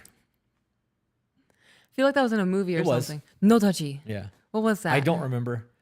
I just remember that one moment where it was like I cannot tell you where all the things that come from. They're just there. But they are absolutely there. And it's at least, I don't know, 8 times a paragraph that I break into a movie scene or a music thing in my head. And it takes a lot for me not to. That's funny. Yeah, it's rough. Right. No, that material thing, I instantly wanted to go. It dawned on me that it was material and I heard Madonna. Emperor's New Groove. That's what it was. Yeah. Yep. Thank you. They're asking again what we're reading. It's called Set Boundaries, Find Peace by Nedra Glover Tawwab. She has a workbook that goes with this. Right, which you have. Fantastic. I love it. We have a reading list, guys. It's free to download on the website, tobebetter.com, if you would like to look through stuff and read some of the stuff that we read. Yeah. Those books are all books that we have cultivated that have actually changed our lives or our thought process. Mm-hmm. We read a lot of shit that gets discarded. Right. Unfortunately. It's a lot of wasted fucking time. But I mean, I think we still get something from it, even if we... There's been books that I haven't been able to just mesh with. Yeah. There's quite a few of them. I started one yesterday that I've already shut off. Yeah, there are books that I don't get through. I don't waste time finishing a book I don't vibe with. Yeah. Yeah. Next one. Are we ready? Yep. Time boundaries. This one is hard for people too. In my experience, of the 6 areas listed, time is the boundary area that most people tend to struggle with the most. Time boundaries consist of how you manage your time, how you allow others to use your time, and how you deal with favor requests, and how you structure your free time. People with these issues struggle with work-life balance, self-care, and prioritizing their needs. Giving up your time to others is one significant way that you might violate your time boundaries. If you don't have time for something that you want to do, you don't have healthy boundaries with time. If you understand that time is the only finite resource that you can never get more of, it changes that entire thing. I don't fuck around when it comes to my time at all. If I don't want to do something or I think it's a waste of time, I'm not fucking doing that. Right. Because my time is so precious to me. Mm-hmm. So I understand how that's a thing for most people, and she's probably right. But when it comes to me personally, I don't fuck with my time. The intellectual one is the bigger boundary one for. Yeah, I struggle with the intellectual one. You ready to continue? I'm listening, yeah. Nicole's cleaning the shop and sending me photos of shit. Gotcha. So examples of how we violate time boundaries and how they are violated by others. Calling multiple times in a row for non-emergencies. Expecting someone to drop everything in order to provide help. Calling or sending text messages late when the recipient is sleeping. Asking others to do things for free. Overcommitting. Having long conversations with emotionally draining people. Requesting favors at a time when it's clear the other person isn't available. Asking someone to stay late at work for no additional pay. And accepting favor requests from people who won't reciprocate. Setting a time boundary sounds like this. I am unable to stay late today. I work from 9 o'clock to 5 o'clock, so I am unavailable to chat throughout the day. I cannot help you this weekend. I can help you with your taxes, but my fee is $75. I won't be able to make it to your event on Tuesday. Just being honest. Yeah. This is what I expect. Moonbeam said, will this be posted on the YouTube account? It is on the YouTube account. Yep, this is YouTube. Yep. Somebody else asked if you can ask questions in the chat. You absolutely can. We may or may not get them. I'm sorry. I actually need to respond to her. I need 2 seconds. Do you want to take like a quick 20-minute break? No. Okay. You can't. I mean, we can. I'm going to respond to her quickly and then continue. Okay. I think at 1 p.m. I would like to take a smoke break, take Ivy out, chat with you on the patio. Chat with me? Yeah, chat with you on the patio. Or we can mute ourselves in here. I don't care. People 100% need to be honest more, and people need to be honest with themselves more. And honesty with yourself comes with accountability, and a lot of people try to avoid that.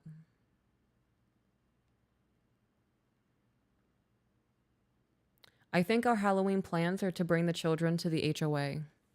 I think I want to bring them here for Halloween. Yeah, this neighborhood is dope for trick-or-treating. Let them trick-or-treat, yeah. Yep. I would like your thoughts on love because you are right. Sometimes people say it out of habit. I believe love is an action. It's a verb. It is an action. Mm-hmm. We do things out of love. I believe this is why people fall out of love because they stop doing acts of love. Our body feels it like an emotion. Yes and no. I do believe our body holds on to a whole lot of shit. I actually have a whole fucking diatribe that I can go into that speaks on epigenetics. And if you guys actually want that conversation, I'll go there. But as for the acts of love, I think that love needs to be intentional. I think that when you are courting, you're putting your best foot forward. It's no different than starting a new job. You want to be better than everyone else. Right. You want to show everyone I have value. Look at my worth. Right. I want you to hold me in a place of importance in your company. It's no different than courting in life. I want you to hold me in a place of importance in this relationship. I want you to see that I bought you something.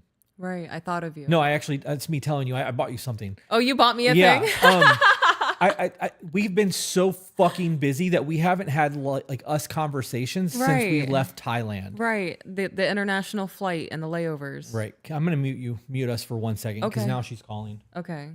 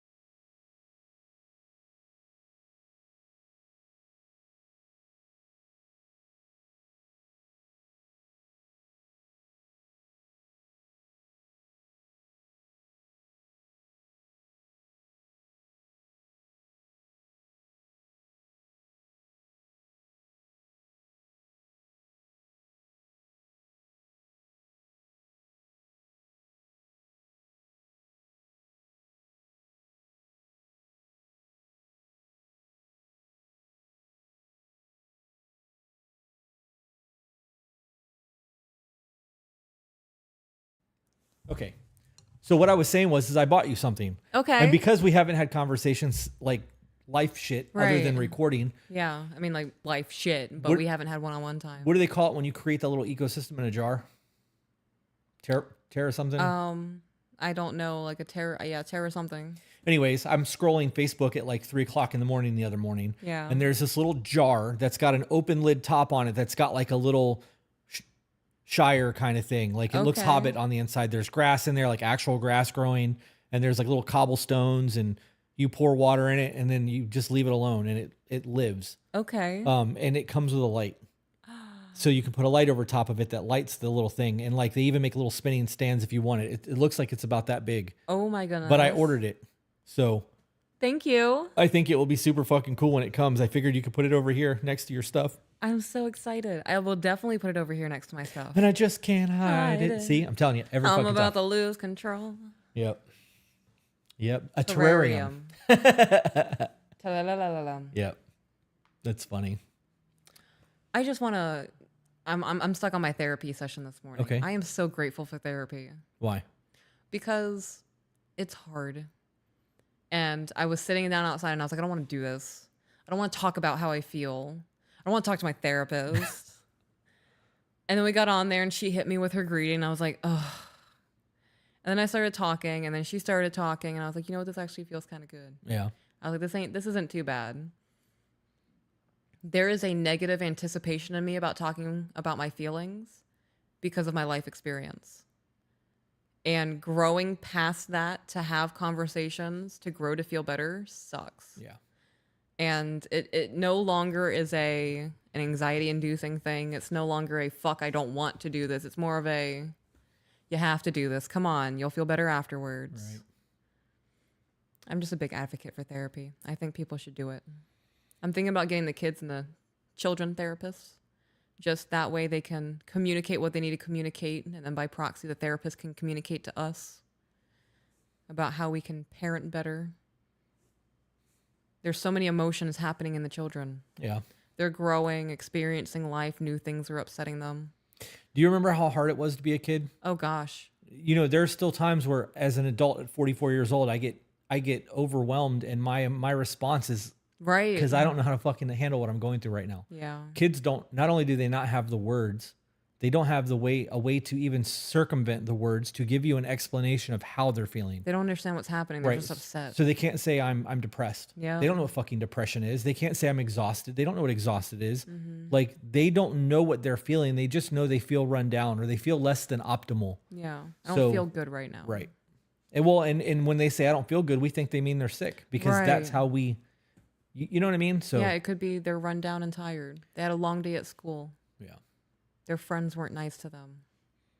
On YouTube, Amy said, I believe a wife respects their husband and the husband loves their wife like Christ loved the church. Things go more smoothly. It's a cycle. I think it needs more than respect. A wife needs to more than respect her husband. I do think that that's a big thing. However, I don't think that most people understand what it means to love your wife the way that Christ loved the church. Right. That literally means to die for your woman. Mm-hmm. Yeah. Yeah. That's the only reason why I stopped at that, because I wanted to put that out there. Amanda Ford said, I have that feeling every week, Peach. The other day, someone had my playlist loaded with my favorite songs and ready for afterwards. Oh, I love that. Jeff on Facebook said, you two rock. Just want to say thanks for all the advice you give. I ordered my peace and home shirts. My wife and I love them. I Fuck love yeah. that. Jenna said that our son says my brain feels heavy when he's going through. That's a good way to word that. Mm-hmm. I teach my 4-year-old how to verbalize her feelings so we can resolve the issue. Right.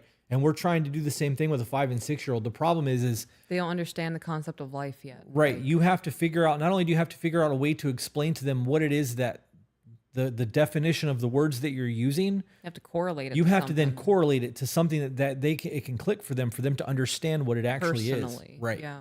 Yeah, it's hard. It's fucking hard. And most parents forget what it is to be a child. They just go about their Yeah. life and they're too busy scrolling and fucking watching TV and doing life shit that I think that's a form of neglect. I agree. Yeah. Yep. Do either of you have any insight or experience on having BPD or PTSD with religious trauma? I grew up in a cult, and I feel like the negative aspect of religion in my life is very triggering. I know it affects how I talk about God with my kids. You obviously know that this is a problem for you, and you've not done the work to work through it. Religion is a man-made construct. Getting married, the ceremony of things, taking the wafer and drinking the wine, communion, baptism, those are all man-made sacraments to show some sort of, it's like no different than fucking sacrificing something. That is religion. That's man-made involved religion. Right. If you have a relationship with a deity, it's a very different discussion. I think that you need to try to work through that. As for the having experience with BPD and PTSD, we're the fucking poster children for that shit. Yeah. Super chat, Ted the Red Dragon. Good afternoon, guys. I'm very nerdy and play D&D every Thursday, and the woman I'm courting with wants to play / watch me play with my friends. I just don't want to bore her with any tips. Why would that, if she's telling you that she's wanting to connect with you on something that you are passionate about, nerd all the way out. If she was bored, she wouldn't want to be there. Yeah, nerd all the way the fuck out. I love seeing you nerd. People that act like they don't want anything to do with D&D, when they go to somebody's house while it's playing, they are fucking invested. Story. Especially when there's puzzles happening. And if you think I'm wrong, watch a D&D session where there's a puzzle happening and tell me that you're not sitting there trying to solve it, wishing that you could tell the people on the other side of the screen how to fucking go about doing things. Yeah. I don't believe that people get bored watching Dungeons and Dragons. I think that they may not like the characters, they may not like the way the story is being told, but in the event where they are in a room with people playing the game, they will be invested and they will want to be there and do the thing. Right. As for the boring aspect, just be grateful that she wants to be a part of something that you're doing and include her. Yeah. Ask the DM, reach out to the DM and be like, hey, my girl is interested in D&D and she wants to come hang out with a session. Can we give her a one-shot character in the game? NPC something. Right, where she can just interact with us for a single session so that she can see what D&D is about. She can spend a little bit of time with me and then go. And if your DM says no, then just have her come along and watch. Right. But I'm willing to bet that in most cases, a single one-off NPC player for the DM is not a whole lot of work. Yep. It allows them to experience what D&D is, and that's a blessing. I think that's a dope situation. Brooke became a member, level early access. Thank you for that. Angela on Facebook said, as it scrolls, this is my first time seeing y'all live. Do you have any advice for someone who suffered 2 years of narcissistic abuse and now have PTSD from domestic abuse? And I've been out for 3 years. I still have nightmares, struggling with letting go. Yeah, go to therapy. And Meg talks. Yeah, if you know you have all of these things, you know that it's a problem and you are struggling through all of this, why would you not go to the thing that you know is going to help you? Right. Therapy will help. If you get a good therapist, you'll work through that shit. Right. Oh, he's the DM. Then you need to Dope. make a one-shot character for her where she can come in and be the villain of an episode. Let her play the bad guy or a shopkeeper or whatever. Yeah.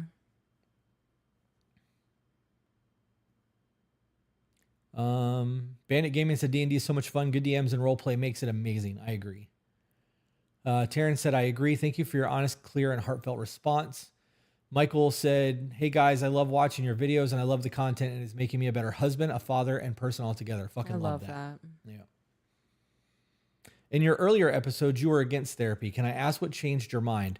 I am against going to therapy. Yeah, personally. we've never been against therapy. Right. There's a difference between me being against going and me being against other people going. I believe therapy has a place. Yeah. I've had enough therapy that I'm not fucking doing that anymore. If I get to the point where I am not able to solve things on my own and I am not able to work through something and I really get stuck, I may go to therapy. That's not ever completely off the table. I just don't want to go to therapy. Right. I have done decades of that shit. On top of all of the self-help, all of the reading. So for me personally, it's just not on the table. So Something else that we are both vehemently against for our own bodies is taking pharmaceuticals for our mental illness. yeah, I won't take any type of pharmaceutical. Yeah, I'm not taking a mind-altering drug like that. I will take a mind-altering drug. Not a man-made one. I'm good on that. But yeah, well, I would. Not an antidepressant though. Right. Right.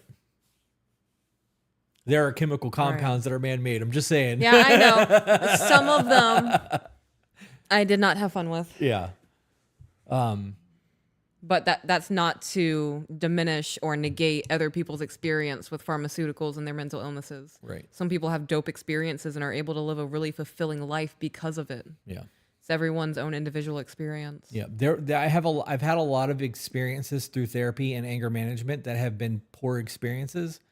And I have found that I am able to problem solve and learn mainly on my own to the point where I don't need to go that route. And if I do need to go that route, I have to find the right person. Right. And if I have to go that route and I have to find the right person, it takes me 7 or 8 therapists. Like, That's going to be a problem for me. And I know that. So, as for the pharmaceutical aspect of things, there is, from the book, You Are the Placebo, there was studies done that talk about antidepressants, and they've done studies with the placebo as well as the real drug. And 40% of the people that were on the placebo said that they received positive results from being on the drug. Of the people who were actually on the drug, it only helped 60%. So of that 60%, how many of them were affected by the placebo? Right. Right. So there's a whole lot Because of, something wasn't actually happening. They just believed something was happening. right. There have been people who have been given placebos that were supposed to fix cancer and have watched cancer cells deteriorate in their body. And when they realized they were on the placebo, the cancer came back. So like there's definitely That's insane. right? There's a fucking strength in the mind. So I'm not fucking with the pharmaceutical aspect. I'm not saying it's bad for everyone. Right. But I am saying that when I was on those things and I got depressed, the depression was much, much worse. And when you fall from a high to a real low, that hitting the ground hurts. Yeah. So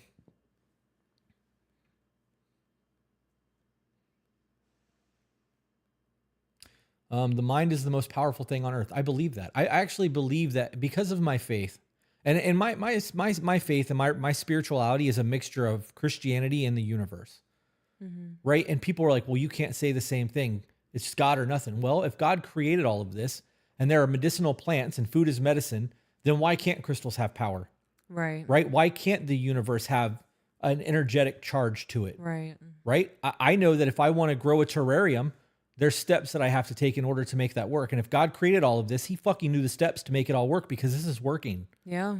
So I don't Or his downplay. trial and error is definitely succeeding by now. Right. I don't downplay all of that shit. Yeah. So I don't remember. Oh, that the mind thing is why I said that. And I believe that if God spoke all of this into existence, there is a power in us to speak things into existence. The mind manifestation is real for me. 100%. I agree. Yep. Yep. I have a list of mental health disorders and problems. All of the pharmaceuticals made it either a zombie or a complete psychopath. 9 years free of taking any of them, and I'm learning how to handle myself. Dope. That's amazing. I would also like to say that I believe that when you get put on things like antidepressants by a psychiatrist who can prescribe you drugs, they are giving you that so that you can numb what's going on enough that you can work through the shit in therapy. It's not supposed to be a lifelong fix. It's supposed to be a here, let me give you this while you can figure out what you're going through to heal. That's my belief in all of that. So I do have a problem with that. I agree. Do you guys do any crystal work? No, I don't. I have crystals. Yeah. God gave us the tools, and it's up to us to pick them and use them. I agree with that, Rachel. I do agree with that. Philosophy and God are hand in hand for sure. I agree with that as well. There are powerful crystals in the Bible on a chest plate. That is, I remember reading about that. That was something that is still mimicked in, not the Knights Templar. They have the G as a symbol. The Freemasons. Yes. They still there you mimic go. that. Yep. Had to close my eyes and picture it before I could get the fucking thing to come out. James Knott. I found out when I saw a counselor a few years ago that I never processed any negative emotion. Or a negative emotion. Even though I thought I did, I had to process a lifetime of emotion in my late 30s. I'm 41 years old now. Yes, I was on meds for a short period while figuring it all out. Mental health and physical health go hand in hand. Yes, it does. All that I know is there is something after this life because of an experience I had with my dad. Dad died back in 2018. I believe that shit too. You don't even have to tell me the experience. Your dad passed and you had something happen. I believe it. Jay Bentley, who's a friend of mine, said, facts, bro, because once they're no longer numb, the emotional dumps come and you're chasing another session or script. Yep. I'm going to go put this ice pack back in the refrigerator because my ass is frozen solid. Okay. You want you go ahead. Cool. Go ahead. Take a break. Take Ivy out. Yeah. Do you want to put on the we'll be right back screen? Yeah. We'll be right back, Do guys. I have a we'll be right back? Oh, look, there's a break screen. I hope so. Boom. We'll be right back, guys. Taking a break.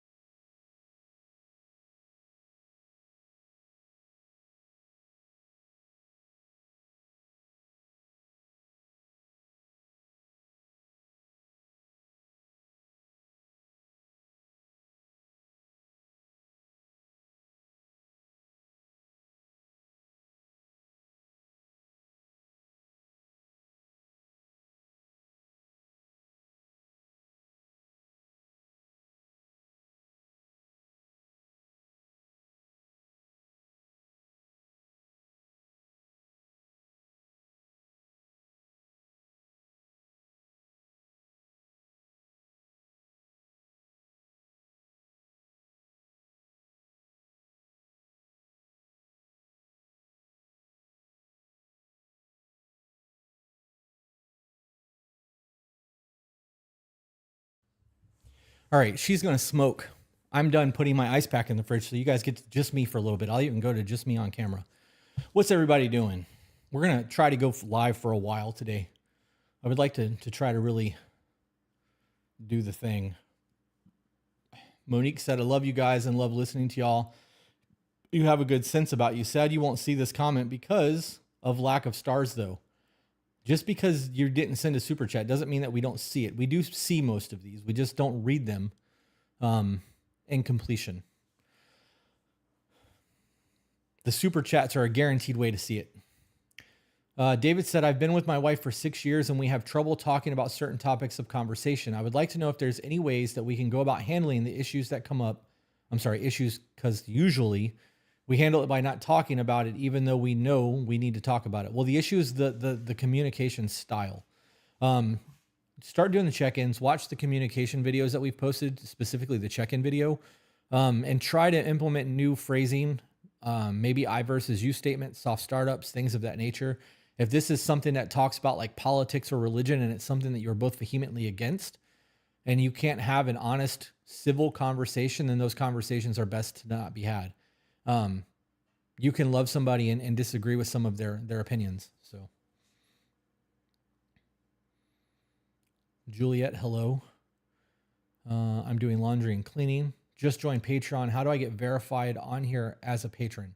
You can't get verified on YouTube as a patron, but if you joined our Patreon, link your Patreon to Discord. If you joined on the $15 tier or higher, and you'll get access to our Discord. But Peaches wanted to talk to you. We talked. I'm not neglecting my woman, I promise. And if she opened the door and was like, hey, I would mute the fucking chat and continue talking because I enjoy that. To be better, working, waiting for 4:30 so I can go get my baby. Mike is currently out bidding jobs. I told him to reach out to you also. I appreciate that. I'm not going to make him come down here. In the event that you guys are coming down for something, I would ask him to, I would give him gas money or I'd even pay him to come do the job. I don't really know how that would work. But I would like him to come clear that land. Juliet said, I'm getting married today. Fucking congratulations. I love that. I have a question. It's about discipline. My wife says I am too hard and I think she's a little too lenient. And we butt heads about that. Any suggestions? I'm assuming you mean when it comes to kids. You guys should be having conversations about parenting styles before you have a baby. I think that there should be a person who's a little more nurturing, i.e. the woman, and then somebody who's a little bit more in charge, authoritative, and that would be the man. I think that that's the natural roles of things. At least that's what I believe. Savannah said, why do you not like Sprite? I don't think anybody likes Sprite. I think that people accept that Sprite is not a horrible drink, but very rarely do people go, I really want a Sprite. That sounds like it'll totally scratch the itch in my brain and make my taste buds scream, oh yeah. It's just not my jam. And it's very burpy. It's not an enjoyable thing. And I think that there are better flavors for the lemon lime combo option. I can't believe somebody just asked me that. That's funny. Jay said, my brother printed off the checklist and asked his lady if it was something she would be interested in. She flat out said no. Damn. Why would you shut down an option or a conversation or anything that your partner believes can make your relationship stronger? Unless you've been manipulated by your person or there's been some sort of, I don't trust you. And I think that this is not going to be the best for us because you've led me wrong in the past. I guess I don't get that. If Peaches came to me and said, hey, I think this would make us stronger as a couple. And I thought it was fucking dumb. And I was like, that's stupid in my head. I would still do it. Right? I would still go. I would still, whatever it is that she wanted to do. And I would not just begrudgingly go. I would give it 100% of my effort because the worst that's going to happen is I'm going to waste a little bit of my time trying to do something that's going to connect me with the person that I love. Like, that's a win. Everything else beyond that point is a happy accident of working or not working. I get to spend time with the person I love doing something that makes them happy. That's where that should come from. Sprite is the most meh soda available. I agree. Bandit Gaming for a $10 super chat said, I am almost done with my night classes. I am also super stoked to play my freshly re-rolled Phantom Rogue. I'd never played D&D, so DM let me re-roll at level 4 since I better understand now. That's what's up. You got a good DM. Tori said, no, McDonald's Sprite is fire. Well, then how is that any different than Sprite in a can? Because if that's the case, then McDonald's should have their own Sprite that's not Sprite. It's McDonald's Sprite. I don't know, guys. I think you guys are getting too hung up on the Sprite thing. Dr. Pepper is where it's at. 7-Up is better, homie. Sprite mixed with grape water is flavoring as fire. Damn, I never thought I would get so many people like hung up on the Sprite thing. It's funny. How do I trust in a relationship when he has done nothing but be a good man? How do I trust in a relationship when he has done nothing but be a good man? Why don't you trust him if that's all he's been? Agree on Sprite. 7-Up is less burpy and more flavor.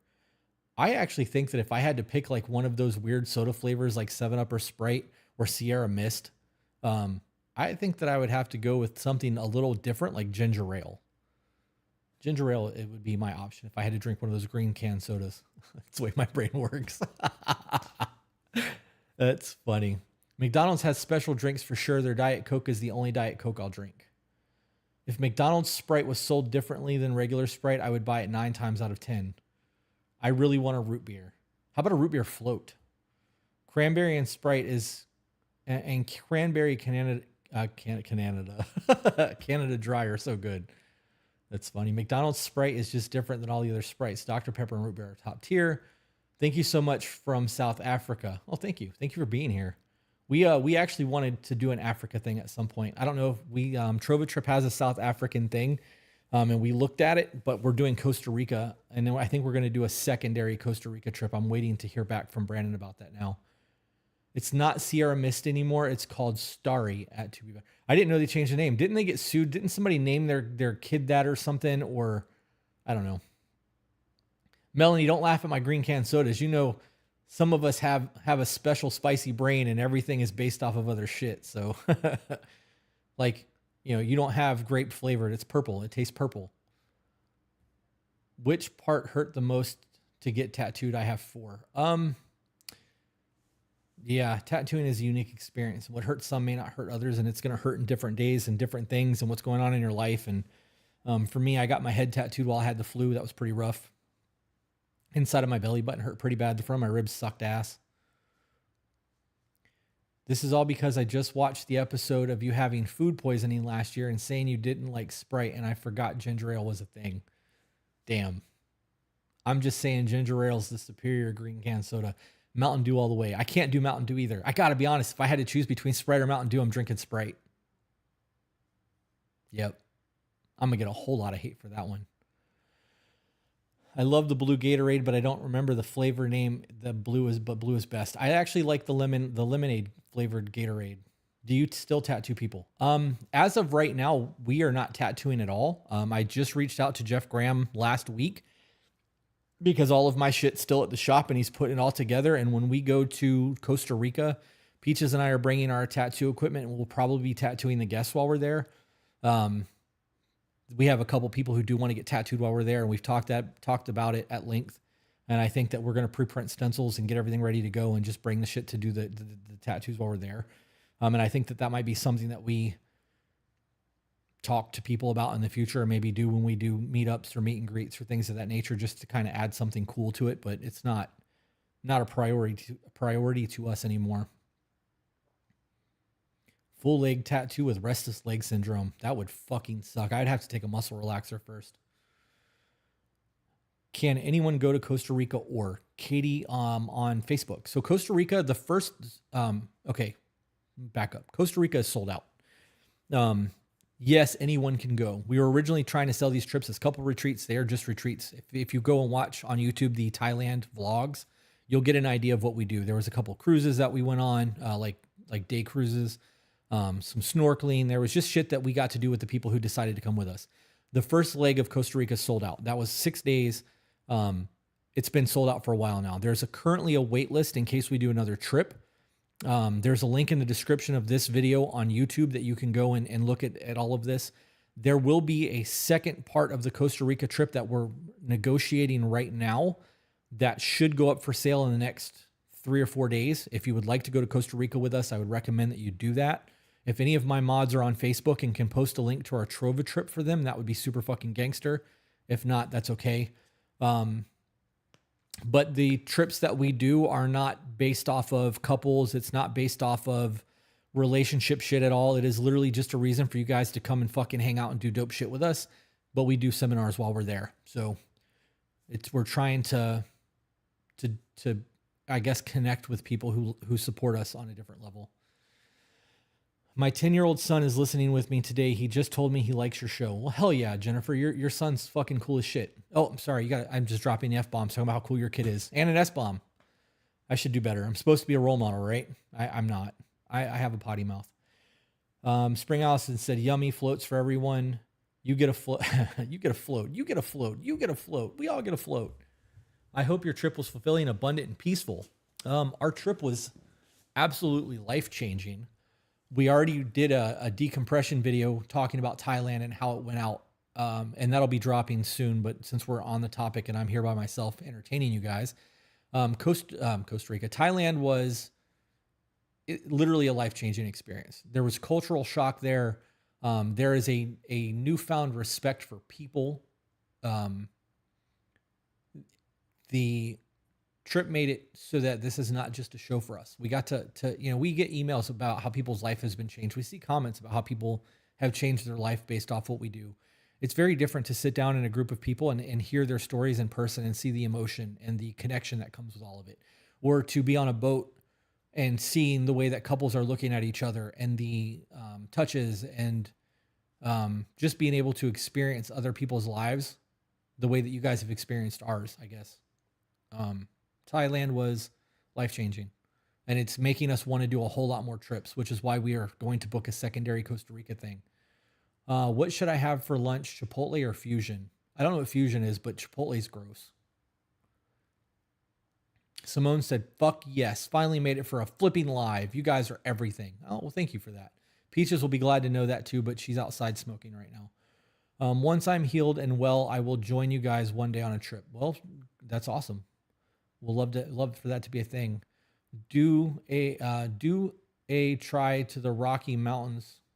So peaceful. I probably should have said do a trip to the Rocky Mountains, especially in the spring and summer. I've actually been to the Rockies. I've been to Colorado. It's nice out there. Yep, you corrected it. Do a trip. Sabrina said, just came here to say you guys have been a great reference for myself and my husband on reason our relationship that needs work or that we are currently working on. Thank you. It doesn't read right to me. That could be my brain. It could be typos. But either way, we appreciate you chiming in. I'm glad you guys find value in what we do. Kelsey said, my wife and I love to listen to your podcast together. We've implemented many tricks into our lives. We're so thankful for you both. On another note, I've been trying to start up my podcast for a year or so now, and I just want to ask your advice to actually get things started. What advice do you need to get things started? You know what you need to do. You take the step to do it. When you've taken that step, you take another one and then do another one and do another one. And that's how you go about it. So ready for a singles retreat. We're working on that. The gasp I gasped when you said Chipotle is gross. It's American Mexican food. It's not, I don't know. Yep. Moe's is so much better than Chipotle, LOL. Moe's is also an American Mexican food. If I want Mexican food, I want legit Mexican food. Bring a single retreat. That's how I will heal. You need to heal before you do a singles retreat. Because you do a singles retreat and meet somebody and you're not healed yet, you're going to fuck that up. So do the work now. Trish said, you guys are amazing. I love you guys. Peaches, you are gorgeous. She's outside smoking.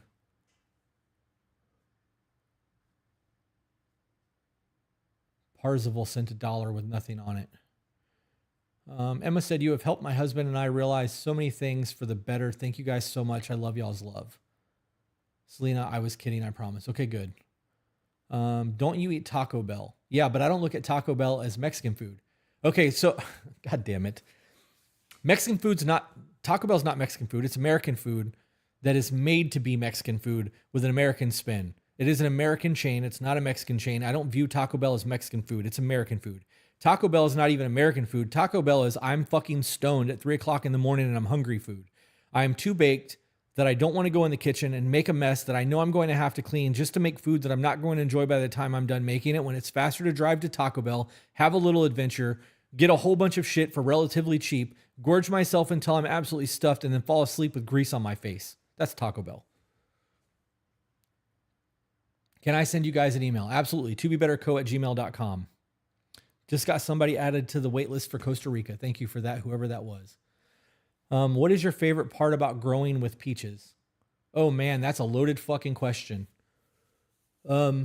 Americanized Mexican food is the same as Tex-Mex. No, it's not the same. Or is that different? It's different. Tex-Mex is a whole flavor sensation all by itself because you get parts of American culture and true authentic Mexican cuisine. You get a unique spice, a unique palate. I'm a fat ass and I love food. Tex-Mex is its own thing altogether. It's not Mexican. It's not American. It's not Texan. It's Tex-Mex. As for that, I got to go back to that question. That was a fucking really good question. What is your favorite part about growing with peaches? There is a solace, right? A true,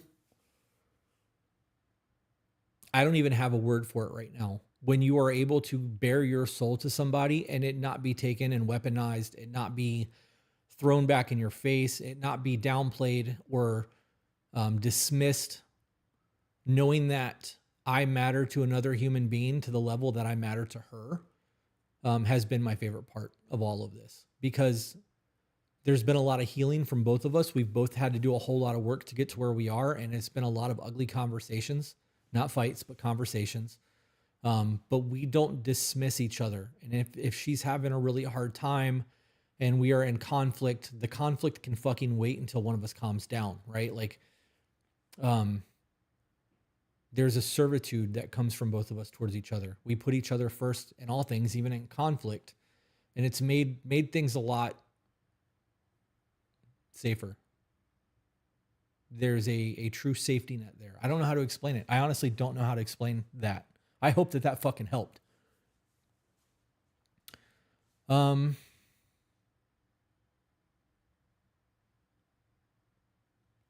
You guys should haven't set up where you could take questions live or have conversations with people live on video. We did that on YouTube or Patreon, and we were doing it for a while, and it got to the point that people didn't want to do it anymore, or they weren't willing to put themselves out, so we stopped doing it. We are going to be doing coaching stuff, though. That shit's coming. It's just we're not there yet. At what point would you say someone can say they have healed and are ready for a relationship? Well, let's be honest. You're never going to be 100%, right? You can believe you're 100%, and then something's going to come up that you have not worked through yet, or something that you've not experienced, or it's going to put you in a position that you were not expecting to feel something that you felt, and it's going to start a whole new process of healing. So when you are no longer hurting, when you are no longer throwing blame, shame, judgment, or guilt, when you're able to look at your past relationship and be like, that happened, it is what it is, they did what's best for them, and I wish them the best, and mean it. Beyond that, all of the triggers that you had, any of the hardships that you overcame, or things that you struggled to overcome for a long time in the relationship, and even afterwards, things that still upset you, those are the things that you need to work through before you get into another relationship. And it's also important to recognize that simply going through those things and having those conversations and healing from that doesn't mean the next relationship is even going to be affected by any of those things. You could have a really shitty relationship with somebody and then meet somebody that is the exact opposite of the person that you were hurt by, or the way that you perceived the meaning that you have assigned to those situations. And you've had to work past all of that, and you do that for you, not for the next person, but you definitely don't want to bring baggage into another relationship. Are you back? Coming back? Yeah, I'm gonna go get my bacon. Okay. I have been in talks with a friend who has started a successful business, says the idea I have done right would see a return in about a year's time. Okay, well then do the thing. I 100% could have made more requests with a haircut. I wanted to be back though. Jill Wright, your relationship teaches me growth is always possible in my relationship too. Growth is always possible, period. Are you and Peaches dressing up for Halloween for the podcast? No, but we will be doing the Christmas onesies. Are you back? I am back. Okay. Oh, this chair's so cold. My back is still frozen. I believe it. Cal S said, I've accidentally thrown my boyfriend's feelings in his face in the past. It wasn't an accident. It was over a year ago, and he's only now told me he felt that way. I validated his feelings and apologized, but what actions can I take to show him I'm actively trying to be better? Your actions over time is what's going to show that. It's going to take time. That I don't believe that it was an accident. I believe in the moment you probably intended to do what you did, and you probably didn't see anything wrong with it, and that's okay.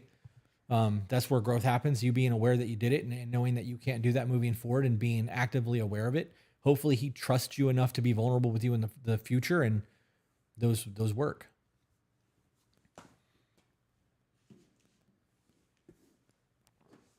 Madison said, good to see you guys. I'm glad I saw you live. I loved watching the Thailand videos. Very inspiring. I'm glad that you enjoyed the Thailand things. My husband was talking about me. What were you saying? Somebody asked me a question and I answered it. Yeah. Yeah. Oh, that's all I'm going to get? That's all you're going to get. Okay. That's what you get for leaving. How dare you leave me here with these heathens? They made me explain the Sprite situation. There was a whole lot of debauchery while you were gone. Yeah. I don't like being under the spotlight. I can totally hear you crunching. And I would like a piece of that because it sounds crunchy enough. I'll take a little piece, though. I don't want a big piece. Oh, you handed me two. I did. Take one of those back. Okay. If I'm taking one, I want this one. Damn it. I tried to hand you the other one. I know. I was being generous and selective. I was giving away the two least that I wanted. But if I have to eat it. So I got the shit into the stick. It's all good. Do you want this one now? No. Okay.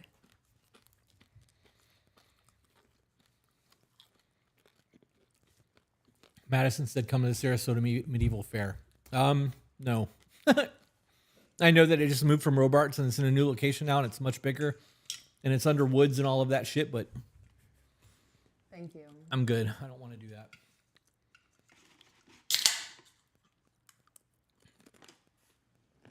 Thank you. All right. You're welcome. Two things that I saw. We'll answer the first one. Katie said, I've been debating and asking your guys' input on a situation. No matter how much I try to talk about needing more intimacy or take y'all's advice and take accountability that I'm lacking something and to try to be more intimate instead of throwing myself a pity party, what's a different way that I can word my needs without coming off pushy? We go a month at a time with no intimacy. We've had discussions and he said he understands, but touch is my love language. Well, you can have non-sexual touch and be filled. Mm-hmm. If you need sexy time, that's a different discussion. Intimacy is not just a bedroom thing. Intimacy is an all the time thing. You holding my feet is intimate to me. Right. You're the only person who's allowed to touch my feet. Yeah. I think that you need to redefine intimacy and let him know what you're actually missing. Okay, so the first question that somebody asked was, what was the best part of us going through this growth journey together? So that was my answer to that. The second, somebody just asked what the hardest part of growing with each other was. And now that you're back, you get to answer that. With you both coming from past trauma. Oh, man.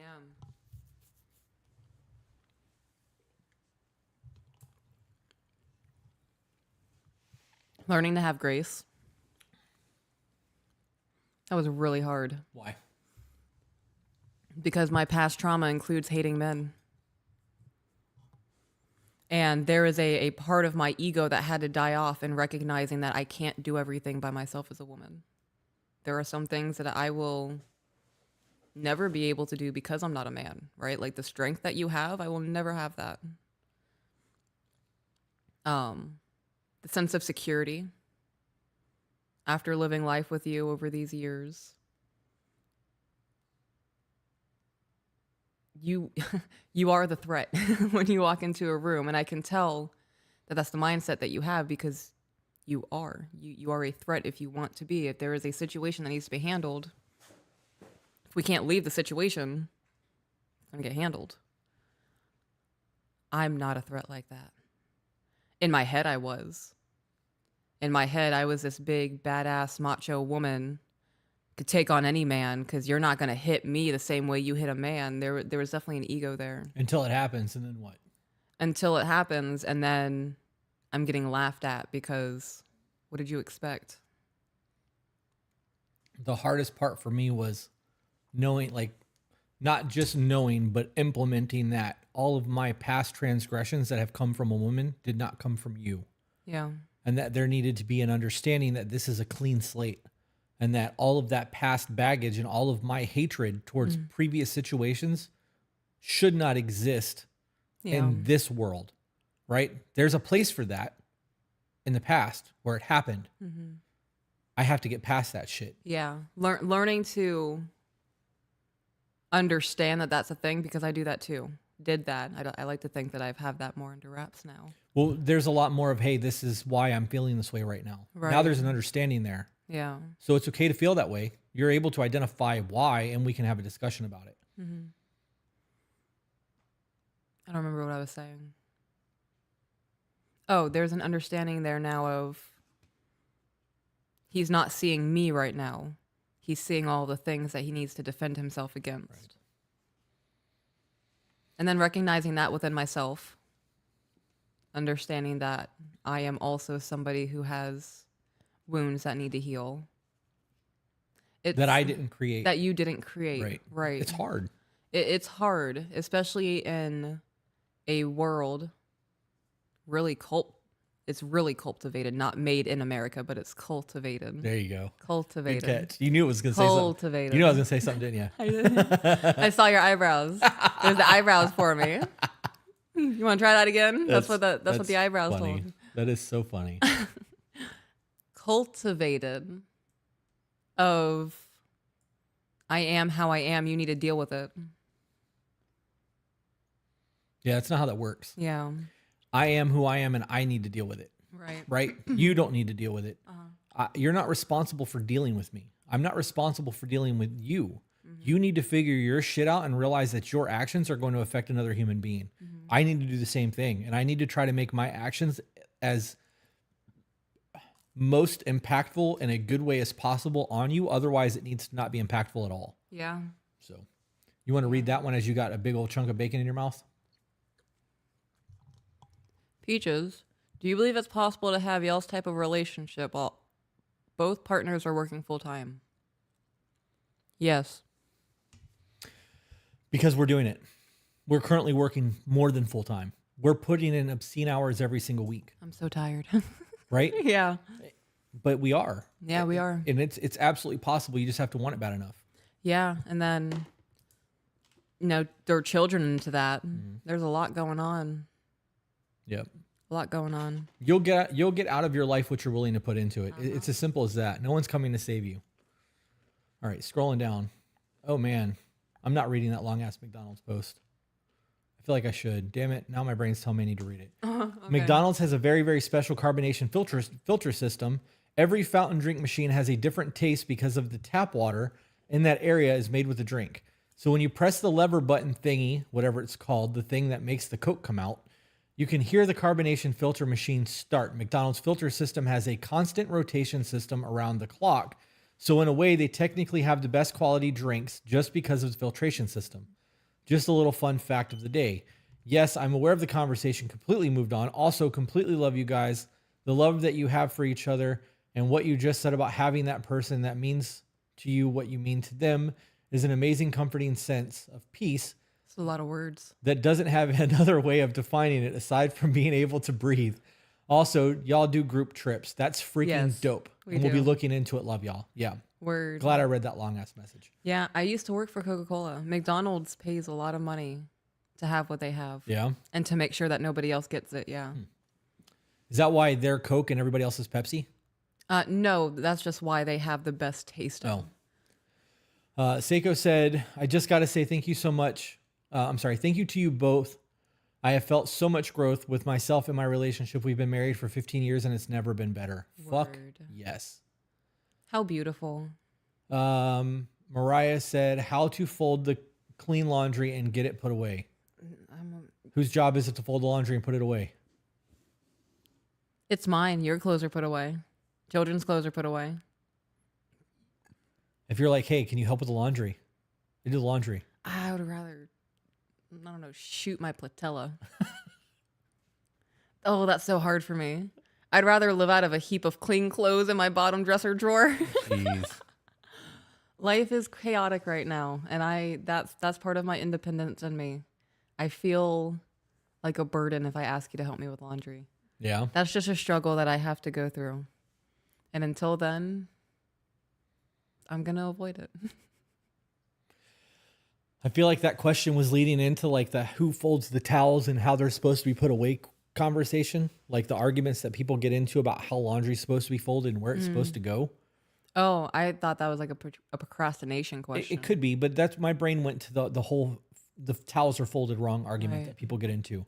If you don't like the way that your person does something, the way that they have been doing it their entire life, because it's not the way that you have been doing it your entire life, you have to decide whether it's going to be worth an argument for you to have the entire time if you're going to teach them to refold the towels or if you're going to be grateful for the fact that they folded the fucking towels and put them away.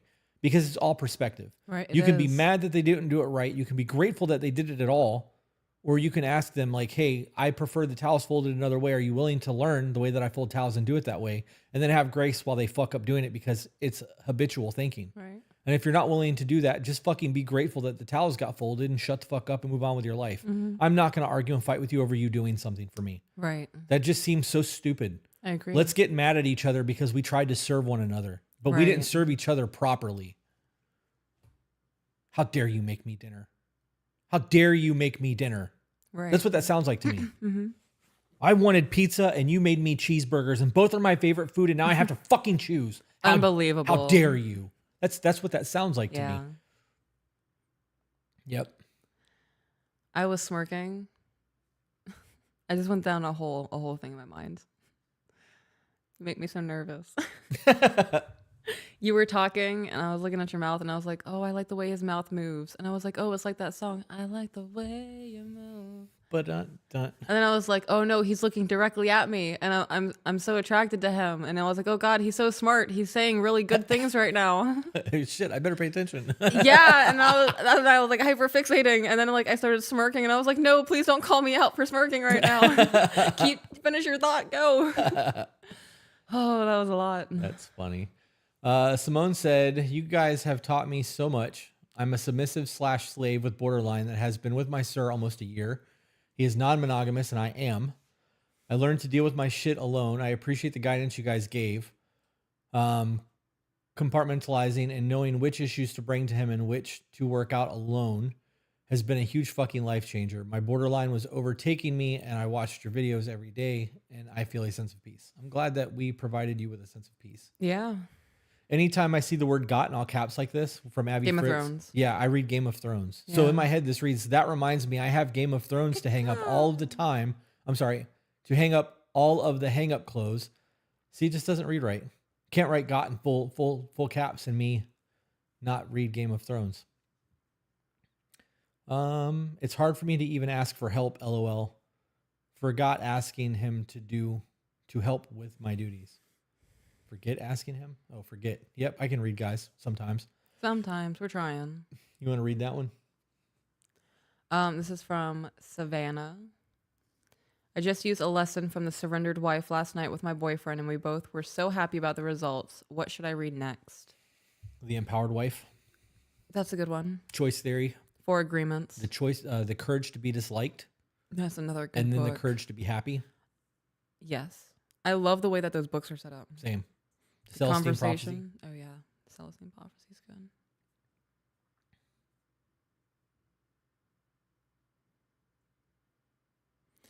You guys watch Snowpiercer? There's a username on here named Melanie, Well, and that's what I think of. Her character was a lot at the end. her, this is body shaming, right? And I know it's body shaming, and I don't mean to body shame her. You mean it more of an observation? It's an observation, right? Yeah. Watching her from the first season of Snowpiercer to the last one, she got sickly. Like she got very thin Yeah. and sickly. I think that was to portray the transition she was going through from being the head of the train to somebody fighting for people's lives, Okay, I could see that. right? Because they were in a food shortage, trains broken up. They don't have the same steady food supply like they had. Yeah, I didn't think about that. She was foregoing rations to feed others, maybe. Hmm. Yeah. She did look very Tim Burton. Yeah, yeah. Yeah, she had that gaunt look. She was a really good actress. It was a great show. Oh, okay, sorry.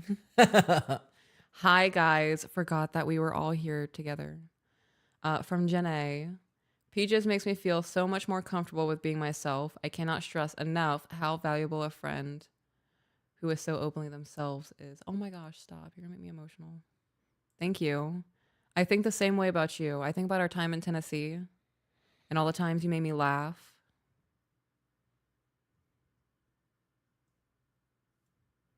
What?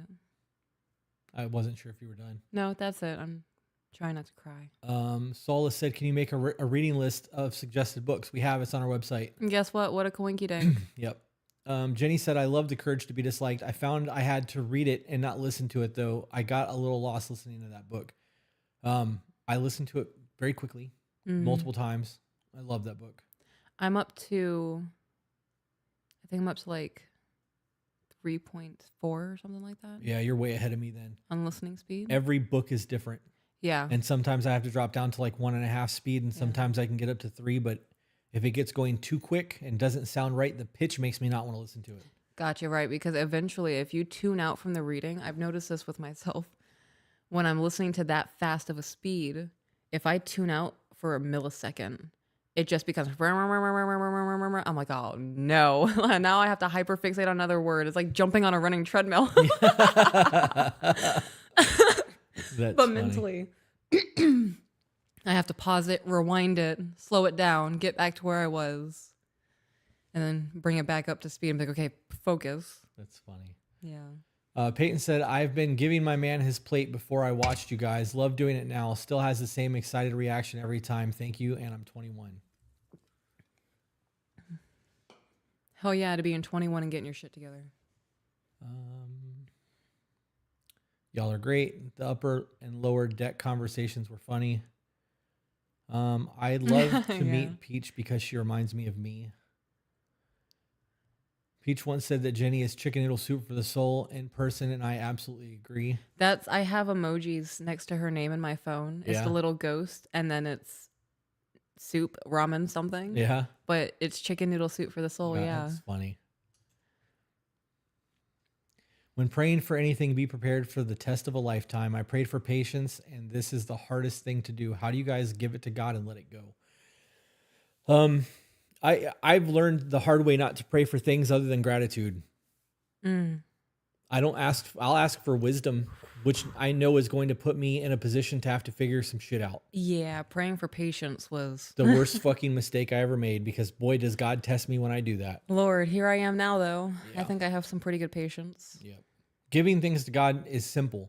This is a father-son scenario. Like, you want your son to be able to do everything that they can do on their fucking own, and when they've exhausted all expectations, you can step in and help them. Right. And that's how I view my relationship with God. I'm going to do it all on my own. I'm going to do as much as I can. And when I can't fucking do it anymore, then I'm going to ask for some help. We're not going to take advantage here. Right.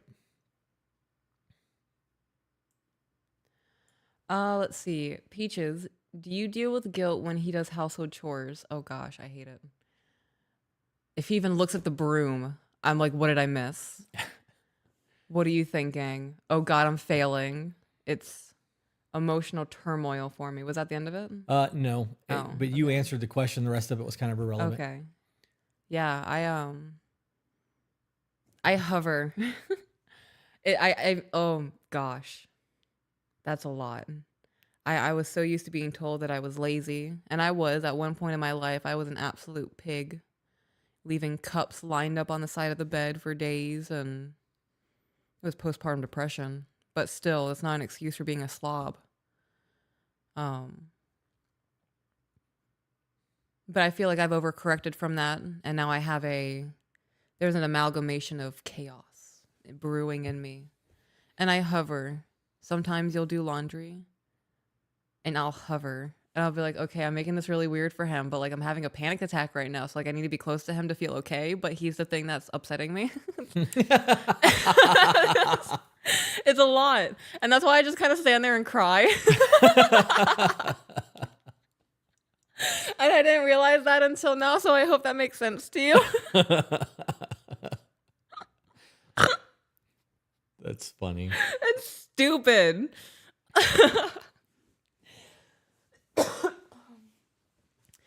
Oh my goodness. Yeah, that's very much a thing. I don't know if that answers your question, but that's a response.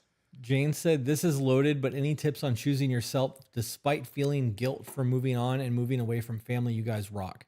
That guilt you feel about moving on and moving away from family is because other people have instilled some sense in you that that's important. Family's important. You only have one mom. You only have one dad. You only have one family. You can't replace them. What are you going to do when they're gone? That's all manipulation. It is, yeah. And when you realize it's manipulation, it changes the conversation a little bit. I only got one fucking appendix. But when that motherfucker ruptured, I removed it. And I've moved the fuck on with my life knowing that my appendix betrayed me. It was mine. I've grown it. It's been with me my entire life. Yeah. How dare you, appendix? Betrayal. The betrayal really, was the real. Ultimate. You got to go. You're fucking up my chi. Got to go. There's no guilt there. When I cut somebody off of my life, it's because they didn't respect the boundaries that I've instilled in my life enough for me to want to keep them around. No, I agree with that 100%. That chi comment, though, that was good. That got me. Have I told you that I was born without my appendix? No, you didn't. Yeah. I was getting an, I don't know. They were looking at my torso for something. I don't remember what it was. Clearly, it wasn't serious. And they were asking me about surgeries that I've had because they were finding scars and whatnot. And they were like, oh, you've had your appendix taken out. And I was like, no. No, I have not. Unless it was taken without my permission. And they were like, well, you don't have an appendix. And I was like, right. I've had these surgeries. So unless a doctor did something illegal to me, I did not have my appendix removed. And they're like, oh, well, hopefully that's not the case. Maybe you were born without it. And I was like, okay. I'm going with the born without it because I don't, they wouldn't take an appendix for the black market. Maybe an alien took it in the middle of the night. Don't fucking tell me that. Hold up. Pump the brakes. That's funny. I am so terrified of aliens. Growing up, I don't know why I did this to myself, but I would watch alien documentaries. And they weren't the educational ones. They were the ones that were built to scare you at night. And there was, oh God, the grays peeking into my window. I saw this one photo of a drawing from somebody who saw gray aliens. This could have been from their imagination. But it was like a 3-pane window. Okay. It was a 3-pane window, but it was a larger one that you can like slide up. But not big enough for someone to slide through, but these little fuckers could if they wanted to. And there were 3 of them lined up, and they had the big heads with the big eyeballs. And child me is like, oh my gosh, I don't know what's happening when I'm sleeping. Are there aliens standing outside my window? I still think about that shit. Yeah. I'm not going to lie. I've just more of accepted that they are, if they do happen, they're the greater being. What am I going to be? Yeah. Maybe we don't have bones. Nice try, though. Maybe they're a lesser being, and that's why they're here and not showing themselves to us regularly. Well, then I hope they can feel my non-threatening aura.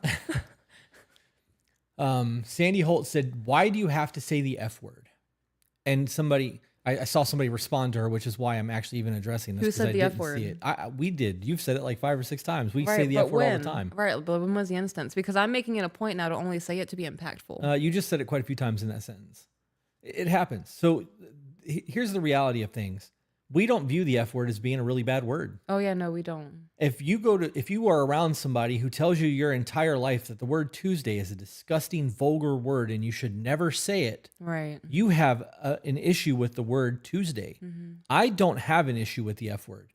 I think it's a very versatile word. It can be used as a verb. It can be used as an adjective. Excitement, right? There's a whole lot of things that you Yeah. can do with the F word. It's very, be glad that I'm not dropping the C word because that's much more impactful. Yeah. I choose not to say that because I understand that that offends people. Yeah. As for the F word, if that offends you, I'm sorry that you're bothered by a word. I'm not. There's not a single word in the vocabulary that makes my skin crawl. I don't care. It's a word. I assign meaning to the word and the way that you're talking to me. Now, if you told me to go fuck myself, that would be a personal attack. That's Right, very but it's different. the intent behind it. Right. Than you just Yeah. saying happy fucking day or whatever. Right. Otherwise, there's things that are relative to my past that created the way that I speak, and part of that is having a stepfather who stuttered. Mm-hmm. And when he stuttered and couldn't find the word, he would throw the F word in the middle of the word. Like he would say fucking getty. Yeah. So knowing that that was what I heard my entire life, I picked up on it, and that is what influenced my speech. Right. If that bothers you, so fucking what? I don't know what to tell you. Right. I've noticed within myself, so me cussing has become a habitual thing. Mm-hmm. And I started it. I remember the first time I cussed, and it was in middle school. It's because I was being defiant because I felt like I had no control in my home life. So I would cuss at school every chance I got. Even some of my friends were like, that's a little much. I'm like, what the fuck are you going to do about it? Yeah. Like, no one's going to stop me. Are you going to stop me? I'm bigger than you. I was a fat kid. You can't stop me. I have weight. I'm the juggernaut, right. bitch. And it became a habitual thing. And when I get excited, It happens. it happens. Yep. There's definitely... Sorry that my excitement is offensive. Yeah. There's definitely an awareness of it. We are aware that we do it, and it Yeah. is something that we have tried to work on, and it's definitely much better than it used to be. Oh gosh, it is. Yeah. Especially when I was editing our footage, because I got to hear how many times I said it. So, Yeah. but that's life. It happens. Oh my God, crop circles were terrifying to me. I sorry. I'm so sorry. Cheyenne for Super Chat said, I am the blue collar worker. I work at our family farm part-time. He works from home. Any tips on going from a masculine field to a soft woman at home? He takes the boots off and everything. Nope. Got nothing on that one. I wish I did. I think that you can be a feminine person in a masculine dominated field and still be Yeah. feminine. You take my shoes off for me. Yeah. Well, they're heels, but Yeah. I think people get hung up on the boot taking off as like how you're touching somebody's feet, or that's disgusting. Why would you do that? Right? I hate feet. I wouldn't do that. Jesus washed the feet of his disciples before he was crucified. It's an act of service. I love you. Let me do this for you. Right? And when you look at it as an act of service, and I'm doing this because I love you, it's not submission. It's me taking care of you right now. That's how I view that. right. So I love how Chris gives Peaches his full attention. You can just see the pure love in his eyes. Careful now. You're going to disrupt the narrative that I abuse my woman. Yeah. Got to keep that shit under wraps, guys. It's a secret that I love her the way that I do. As a recovering addict and alcoholic, I want to say thank you, Chris, for giving me wiser words to be a better man. Love that shit. Are you wanting to be feminine? Is he wanting to be more masculine? Courtney for $5 super chat said, Peaches, weird sideways happy face that I use in Discord. I'm also terrified of aliens. Those unsolved mysteries on TV back in the day didn't help. I can't even hear the theme song from X-Files. Terrifying. Terrifying. Unsolved mysteries stressed me out. But that was that the guy that was on that show, his son was kidnapped. For real? What was his name? It wasn't Matt Walsh. It was like Joe Walsh or whatever his name was. The host of that show, his kid had actually been kidnapped, like from a lake near his house. And like, because his kid was kidnapped, he was doing that show as like, that was a whole thing in the 80s. Oh, and his son was never found? Mm-hmm. Nope. I want to say his name was, I think the kid's name was Adam Oh, Walsh. I think I know what you're talking about. Yeah. It's crazy what sticks in your like crawl, you know? Yeah. I remember that intro that he would do, right? He would do that monologue intro. Yeah. Okay. These are unsolved mysteries. Yes. Yeah. Oh my gosh, that was locked away behind some doors. Yo, I watched this unsolved mystery episode about like a haunted house thing, and there was I remember the scene vividly because it shows the outside of the house and like two dead girls looking out the window at a kid playing in a field. That shit fucked me up so bad that like I lost sleep over that episode. My goodness. Yeah. So there is this. Do you remember the show A Haunting? No. I've thought about doing like reacts to it. So I watch oh my God, what is her name? Bose. Her name is Bose. Bose Against the World or something like that. And she does a lot of just reactions to things. court trials, body cam footage, interrogation rooms, all that kind of shit. And I want to do that, but with like a haunting or Dexter. You could do that. Yeah. Yep. You would want to get very elevated. Oh, 100%. That way yeah. it's very animated and fun. So that Right. people actually enjoy watching you more than what you're watching. Yeah. Yeah. There was this scene in A Haunting, though, that is burned, ingrained. So, growing up, single parent household, mom did everything she could to provide. So, she was working a lot. And there were, you know, she wouldn't have every weekend off. She might have an off day during the week. So, Saturday, 6 o'clock at night, might be home alone, waiting for her to come home and cook dinner. Spooky outside. It's getting dark earlier, and I put on A Haunting. I don't know why I would do this to myself. I watched a lot of horror movies when I was a kid Oh too. my god! Which is funny because I don't watch them now. No, you don't. I'm starting to get a little bit pussy about them too. I'm like, Whoa, whoa, whoa, whoa, whoa, whoa! It's not a pussy thing. I don't enjoy them. Damn, is that why you think I don't watch horror movies? That I'm a pussy? They're just what? my I'm gonna be totally honest.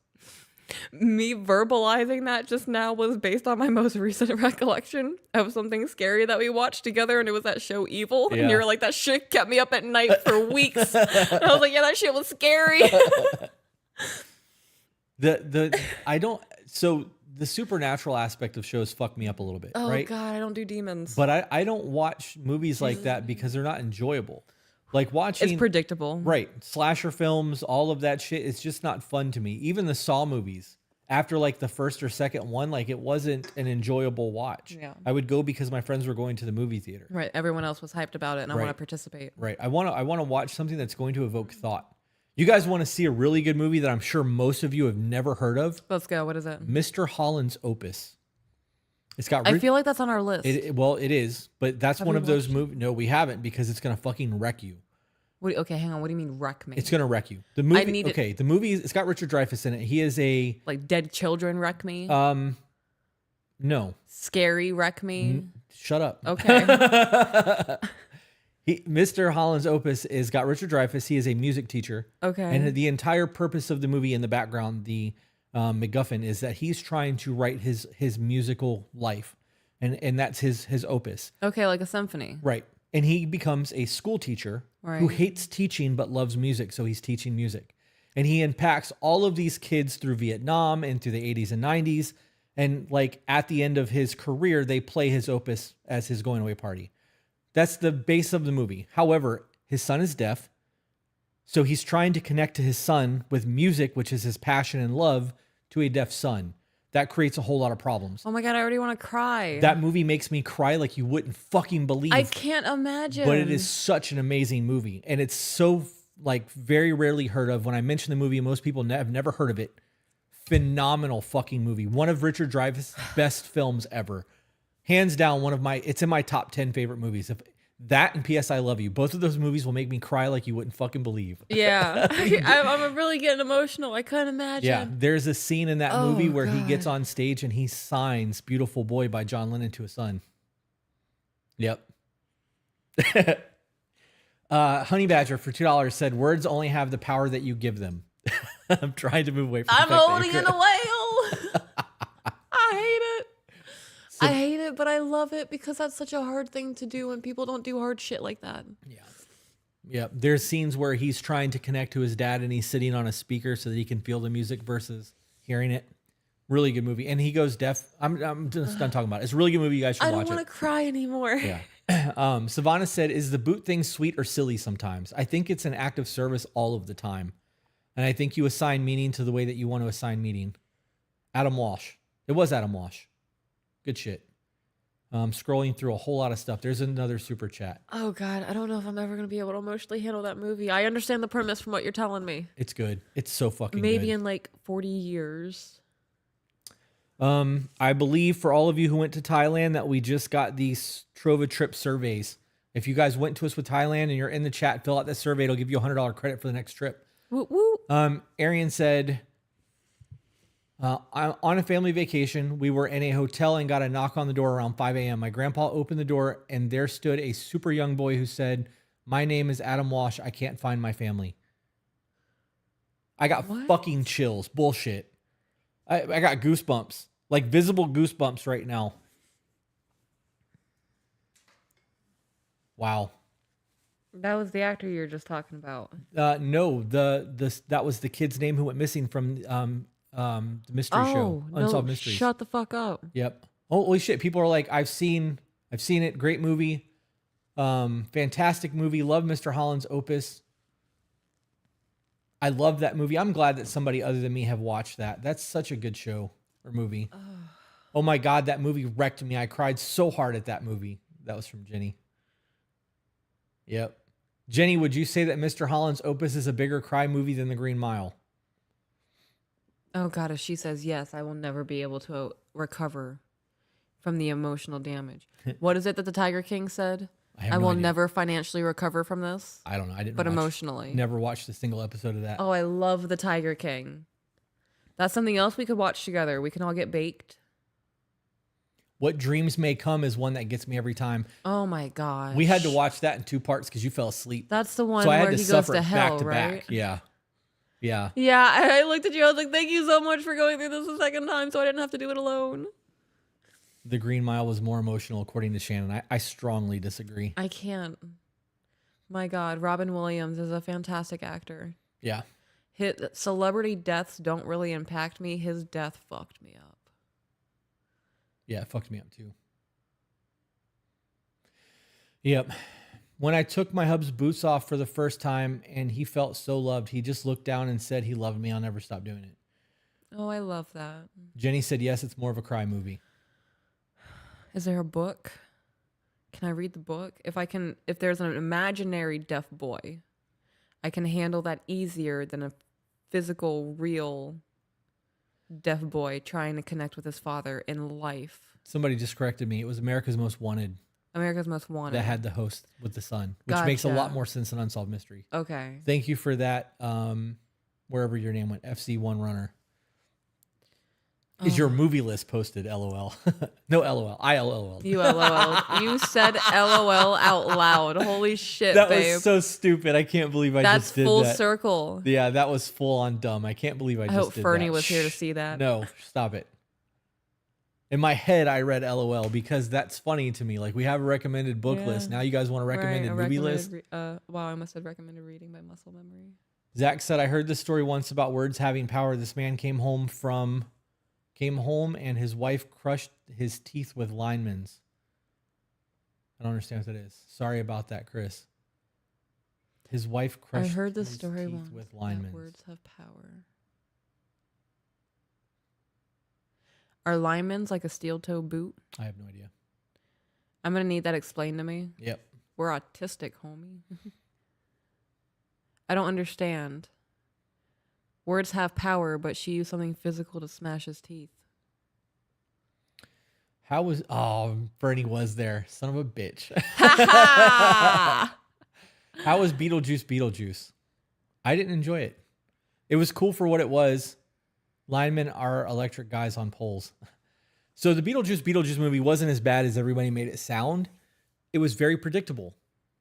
The moment that they introduced the kid in the attic, I was like, he's dead. Oh, I had no idea. And you were like, how the fuck do you figure that? And he was. Yeah, he was. And like, I did not know he killed his parents. yeah. I thought his parents just lived on, sad that their son passed away. I called all of that shit way before it got there. Oh, did we just spoil it? I don't care. It's been out long enough for people to know. Sorry, guys. Ken Hodges said, Chris, when's the next VOTB episode? Sorry to be off topic. I honestly don't know if we've gotten any more emails for Voice of the Broken, and the ones that we've been getting have been 1 or 2 pages, and I'm not going to continue reading them. If we're not getting fully in-depth, like real interesting emails or people who want to be on the podcast with their stories, that podcast is probably going to die as it stands. Linemen's are very heavy pliers. There we go. Ooh, gross. Fuck that. Abby said, well, thanks for the spoilers. Are you going to watch the new Venom? I didn't know they did a new Venom. I got to be honest. I didn't know. It was to demonstrate that words have powers to individuals like Chris and Teeth. The power comes from the emotions and thoughts they provoke. Just thinking about teeth doesn't bother me. It's the action of removing the teeth. Like, had I known that she pulled his teeth out with pliers, that probably would have affected me. But there's a trauma there. Yeah, no. So someone could hold a pair of pliers next to their mouth and my teeth hurt. Honey Badger said, I take my husband's boots off every single day. We turn off all electronics and spend that time talking about his day at work. Then he pulls me into his lap and asks me about mine. It's my favorite. It sounds like you guys have a lot of intimate moments, and that's fucking gangster. Oh, I want to send one to you guys. Don't kill the podcast, please. The Voice of the Broken podcast, not the To Be Better podcast. To Be Better podcast isn't going anywhere, guys. No, other side. Over here. Come on. I want my husband to email you so badly. Well, hopefully he does. We need people that are going to, if you guys are going to try to email for Voice of the Broken, it needs to be very in-depth emails. It can't just be like, when I was 12, this happened, and that be the fucking email. There's nothing for me to talk about there. If there's no experience, there's no emotion, there's no, this is what I felt, this is what happened while I was being bullied, this is how I processed it. Like, there's no story there. I can jump on a recording and be like, one time at band camp, they touched him and then they did drugs. I overcame it. I'm an adult now. I have a job. Thanks for watching, guys. Have a great day. That's how that feels when there's no detail. I agree. So we won't be doing episodes unless they continue to send those things in. So I can't stay and just happened to see you live. Your reels and clips have come across my scrolling, but I love you too. Peach, I have been evaluating my place as a woman in my household and learning to navigate it. It's a difficult road in today's world of girl power and feminism. I can't wait to start listening to more of your entire episodes. Oh, I can't wait to hear how your opinion evolves, how life evolves for you after listening. Sassy said, did you guys use DBT to help with your borderline? I have borderline and I'm trying to see if it helps. Yes, DBT and CBT. Both help. It sucks. It's hard. Therapy is not fun. Yep. But I have noticed a good outcome.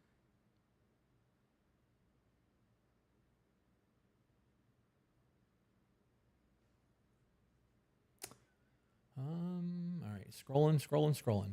I'm going to send an email. I feel like I've grown so much. The email will probably be 4 pages long. 4 pages is nothing. Oh gosh, we've received 17 pages. Yeah. Yeah. But that's it. You have a profile picture of a woman, so that's not a Voice of the Broken email. Right. That's a To Be Better email. Mm-hmm. Honey Badger said, though sex is important, we have constant intimacy throughout the day, both while we are together and apart. It's so necessary since we have 5 kids to keep the relationship alive and healthy. We've said it over and over and over again. Having intimacy throughout the day matters. You can't be distant all fucking day long and then in the evening expect to have some play. Right. It doesn't work that way. You feel like a piece of meat at that point. I would feel like an object, yeah. Right. If you want to have intimacy, you can do that and not have sex. Those intimate touches in the kitchen and the I love you text messages and I'm thinking about you and hey, you're a great provider and hey, you're a great mom and you're an amazing wife. I've never been supported the way that I'm supported and all of that is intimate. Mm-hmm. Very intimate. I love to email you my story and maybe find more help through you. We'll send the email to bebetterco@gmail.com. Have you decided on a new name for your dog yet? Ivy is beautiful. Yeah, Bane. We have Ivy and Bane. Yep. Yep. Voice of the Broken is for men to write in, I'm guessing. Yes, it's a standalone podcast that I do. When is Chris getting his pup? Should be in January, I was told. $20 super chat from Derek. I'm going to read this. We should do an email. Okay. If you would like to look that up while I read the super chat. Thank you for giving me the tools to better myself. I started dating my best friend of 17 years last November, and our evolution has been so amazing. Our wedding is next year, and we can't wait. If we don't get a wedding invite, I'm going to take that as a personal slight and a fuck you to us because... I'm flipping tables. Right? Like Jesus at the Money Changers flipping tables. We're going hard. We deserve those wedding invites, guys. I love that you're marrying your best friend of 17 years. That's fucking gangster. That's beautiful. I love love. PDF emails to read.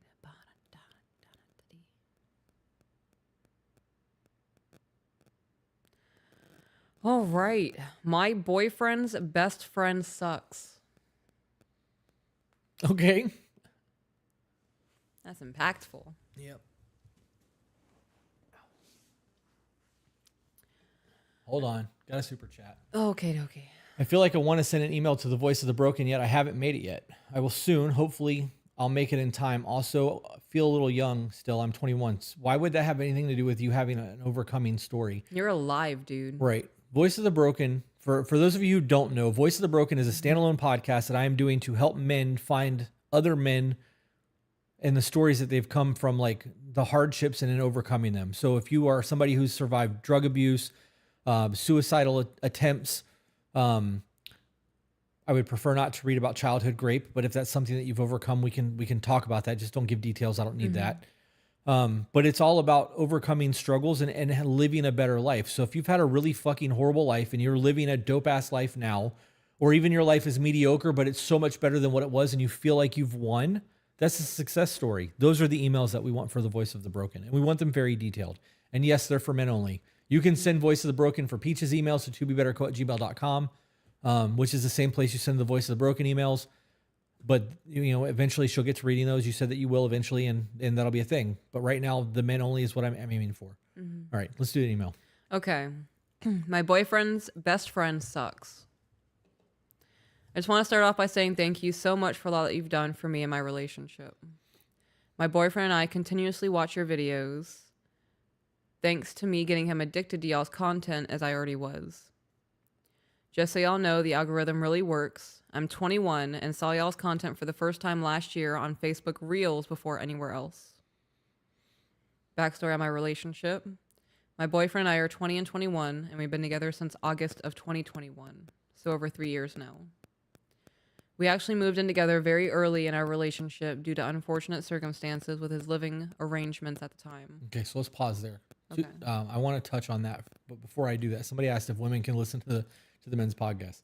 Yeah, we actually get a whole lot of people who have written in and left comments on the Voice of the Broken YouTube channel saying that they understand their husband a whole lot more because of these stories. So if you're a woman and want to listen, by all means, listen. It's great. On that situation, moving in out of necessity, though can work, there's a whole lot of red flags and alarms going off in my brain for that situation.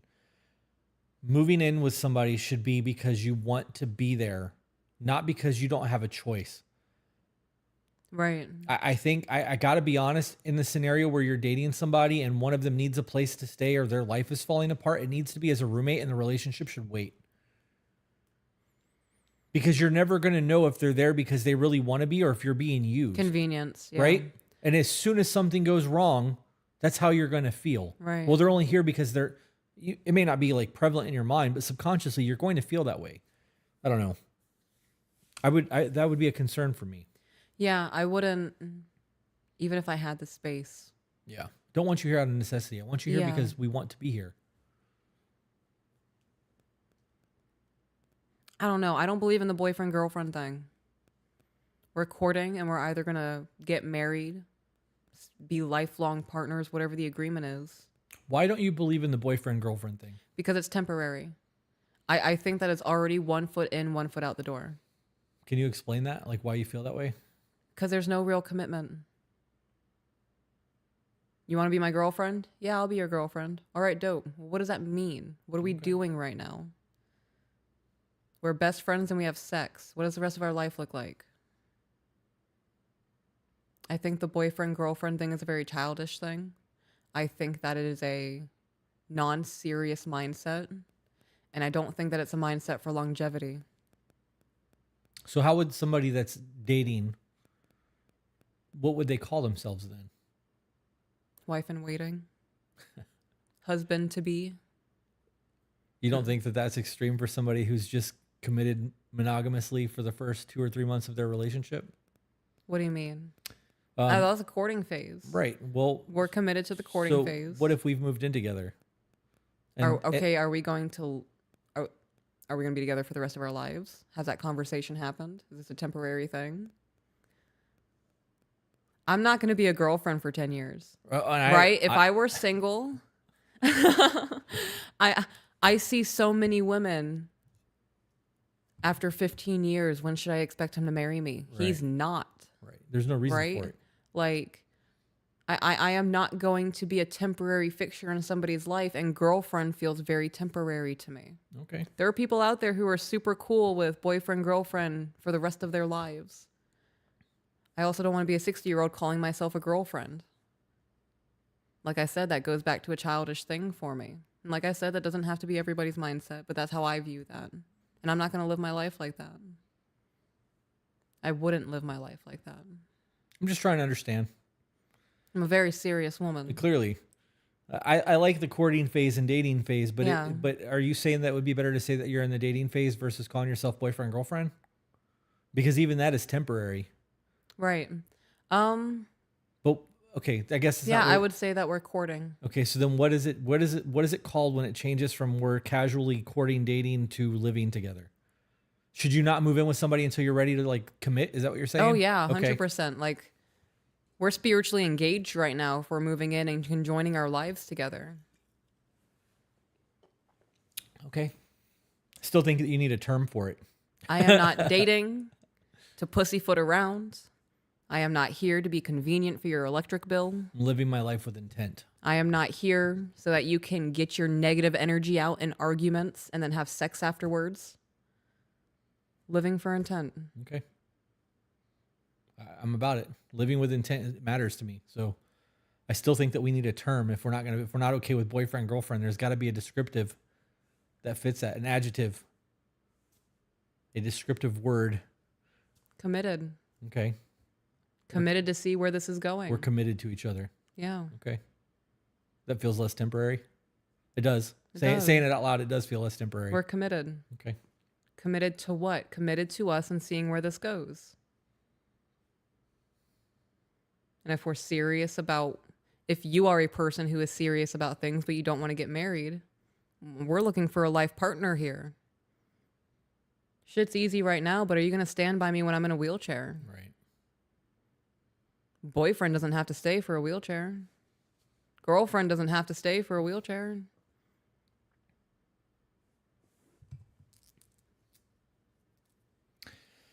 Somebody said the email, but slower. It's the number 2, bebetterco@gmail.com. I totally forgot we were reading an email. Yeah.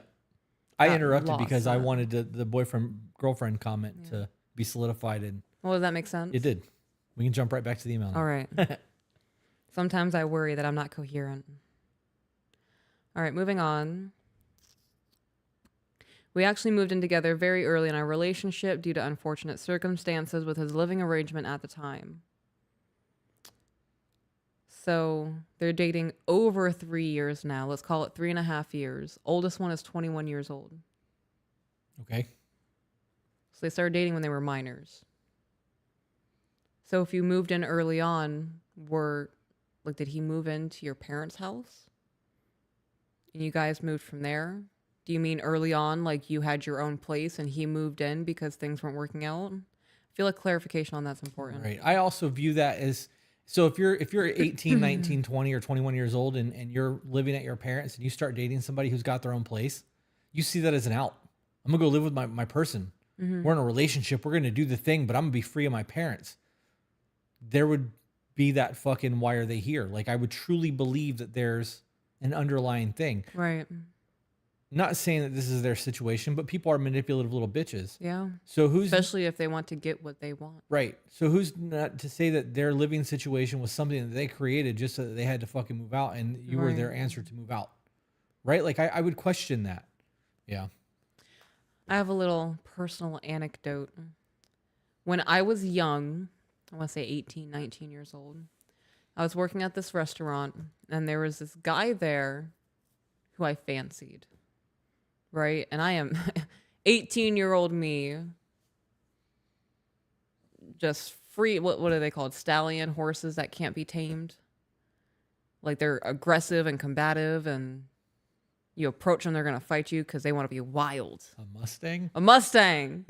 Yeah. That was me when I was 18. You were a filly. I was Mustangs. a mess. Yeah. Okay. That was a mess. My borderline was out of control.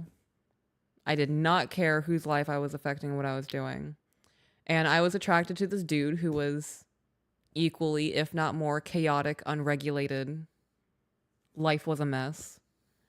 And there were games being played. I was easily manipulatable because I was craving attention and love. So I'll let you do whatever you want to me as long as you tell me things that validate how I feel. And I I found out that he was talking to another woman while he was talking to me. We were having sex. So like in my mind, we're in a relationship right now, but there were no clear definitions of what we were. Um, so I hurt my own feelings because I did not have a standard for what was happening in my life. Found out that he was talking to another woman, and then after I found out about that, I'm laughing because I was ridiculous. I can't believe I allowed myself to do this. I was young, stupid, whatever, but still, where were the standards even then? He called me and said, I have a flat tire. Can you help me? And I helped him. Roped my family in on this shit because I'm 18 years old. I don't have $800 to help you get a tire. So let me get my family in on this. Now all of this chaos is happening. And I don't remember why I got into that story, but I got triggered by something because it made me remember the feeling I had in that moment of this person's treating me like trash. But because every once in a while they make me feel good about myself, I'll let anything happen. Yeah, I don't know why I don't remember why I got on that either. But since we're pausing because you don't remember, Honey Badger said partner for $2 as a super chat. I don't like the term partner. We utilize it because it's a common vernacular. Partner makes it feel like a business transaction to me. Cop buddies. Yeah. It definitely conveys, but it feels like a business transaction. Nobody important for a $5 super chat said, totally off topic. Should you mix friends and business? Most people are going to tell you no. It's going to be difficult. The fuck? Definitely not reading that. I think that the right friends can work in business, but friendships come and go, and so does business and jobs. And you're probably going to end up having a bad break over that. It's no different than letting your friends move in after the roommate thing is done. You're going to have issues with that person. Those situations never end well. The friendships that work the way they do because there is autonomy and there is distance and people can live their lives and there's a mutual respect and you're not up each other's ass all the time. Right. If you had to be around each other 24/7 and that was the thing, it's going to create problems. And if it's your business and you're hiring your friend is going to feel like you owe them something because you're bringing them on and they're working for you. Right? Like there's a whole lot of shit that goes into that. It's just something to be aware of. Yeah. I have friends that work for me. Right. I have friends that work for me that have moved on that I'm still friends with. Gone into business with friends. Right. But it takes us an emotional maturity on both sides to understand the way that all plays out. Yep. All right, let's get back to the email, please. Okie dokie. I remember where I was going with all of that. Okay. It was a boyfriend title. Oh, right. He was my boyfriend. So even there was that romantic level of things involved. So I felt like there was an obligation because I am the girlfriend, even though he's doing these shitty things. I can be the hero in the moment and be his fixation of the next 30 minutes. Yeah. Weak dudes are really weird with broken women. I think that's everyone. Yeah. I agree. I'm speaking on my personal experience. I think broken women are absolutely savage to weak men. Absolutely. Just wreak havoc on their mental states. Yeah. I was also toxic in that situation. You know the story of Samson and Delilah in the Bible? It sounds familiar. I really mix up names and stories. Samson, he got his strength from his dreadlocks. Right. Okay. Right, I know the hair. story. He wasn't supposed to shave. No beard or no blade should ever touch your hair or face. Right. And he was decimating armies because he had God's favor. But he was told not to cut his hair because that's where his strength came from. Mm-hmm. And Delilah found out what his strength was, cut his strength off, and he became weak. He was betrayed by a woman because of love. And that's the story of the Bible. Beware of trifling ass women. Yeah. That's the weakness for most men. Yeah. You get a good man who finally like truly submits in love to a woman and loves her the way that Christ loves the church. And she can absolutely decimate that, that 100%, man. It will not take much. Yep. All right, continuing on to the email. He moved in young, or she said early on in their relationship, and they were minors when they got together. Because of this, moving in together, he did not graduate high school and actually had previously dropped out during his junior year, so he is a double dropout. He has done a tattoo apprenticeship. He loves motorcycles and wants to have his own business one day. He does not know who his father is, as he's not even on his birth certificate, and his mother passed away when he was only 14. His only family that he is close with is his brother, who is 3 years his junior. He has never had a positive male role model in his life until now that he's watched this podcast. He really looks up to Chris and views him as someone that he aspires to be like, which is a first in his life. So that in itself has me extremely grateful towards you and the impact you have on him alone. As for you, Peaches, you have shown me what it means to be feminine and loving life as a feminine woman. I was raised to be independent and be able to take care of myself and not rely on a man, but that never sat right with me. Thanks to you, Peaches, I have begun doing so many things for my boyfriend that he has shown so much love and appreciation for, and it makes me feel so fulfilled and proud of myself, like I'm really doing something for him and me. I have begun reading the Surrendered Wife. I saw the W in wife. Surrendered. Quipkey. What you doing, Koopa? One for me while living in Georgia. So there's quick trips in Georgia. Yeah. And I would always say quick twip. I really have to think about the trip. That's hard, yeah. All right. Surrendered Wife. Now I've been enjoying it so far and can't wait to continue reading the books on the list. I would like to ask for a recommendation reading order for the books, for the women's books specifically, if it's not too much to ask. Hold on. What? Okay. And this is not me trying to be funny. What determines it a women's book? The Surrendered Wife. Right. Is a book geared towards women. Was that a woman's book? And why is it a woman's book? I think it's a book written for women to help them be better wives. Okay. I got a lot from reading that book. Right, you did. So it's not a woman's book. Right. It is a book that's got information that is geared towards women that will also help men. Yeah. Voice of the Broken is a podcast geared towards men that will help wives. It's not a men's podcast. I want stories from men so that I can tell those stories, but I want it to benefit society as a whole. If you start taking books like The Surrendered Wife and say that this is a woman's book, this is just for women, men, you don't need to read this, it's not going to benefit you. You are removing half of the world's population, first and foremost, from your prospective purchase base. But you're doing a disservice to men who could read that book and get a new perspective of maybe what they want their relationship to be. Right. Or a new understanding of what it means to be a woman and however that looks in that book, right? Like there could be a golden nugget in there of something that the man never thought of ever in his life, and that could change his entire perspective on marriage. So I don't think that those book lists should be separated into men and women. Right. I think these books give guidance. The Surrendered Wife, the Prayer for the Husband book. What was that called? Oh my gosh, now I'm blanking on it too, but I know what you're talking about. They did one for the husband, the wife, the feeding of a husband, the feeding of a wife, the feeding of a marriage. Oh, the proper care and feeding of a husband. That one. There is a prayer one though that I'm reading. We've read all of those. Read, yeah. I've read the male and female. We get insight from that. When you start trying to separate and isolate things, you're gonna have problems. Like you're missing the bigger picture. Yeah. I don't agree that we should put the books into individual lists, men or women. I think our recommended reading list is the way that it is for a reason. Oh yeah. All of those books, including the Celestine Prophecy, that's not a self-help book, fantastic. has something in it that's going to teach you some shit. I don't think there's any particular order to read the books. I read whatever I find. Yeah. And if I think it goes well with another book that I've read, I'll read them in tandem. Go back and read them again. I do that. Oh, pardon me. Okay, continuing on. Yeah. I'm going to grab a soda while you read. Okay. Would you like one? Yes, please.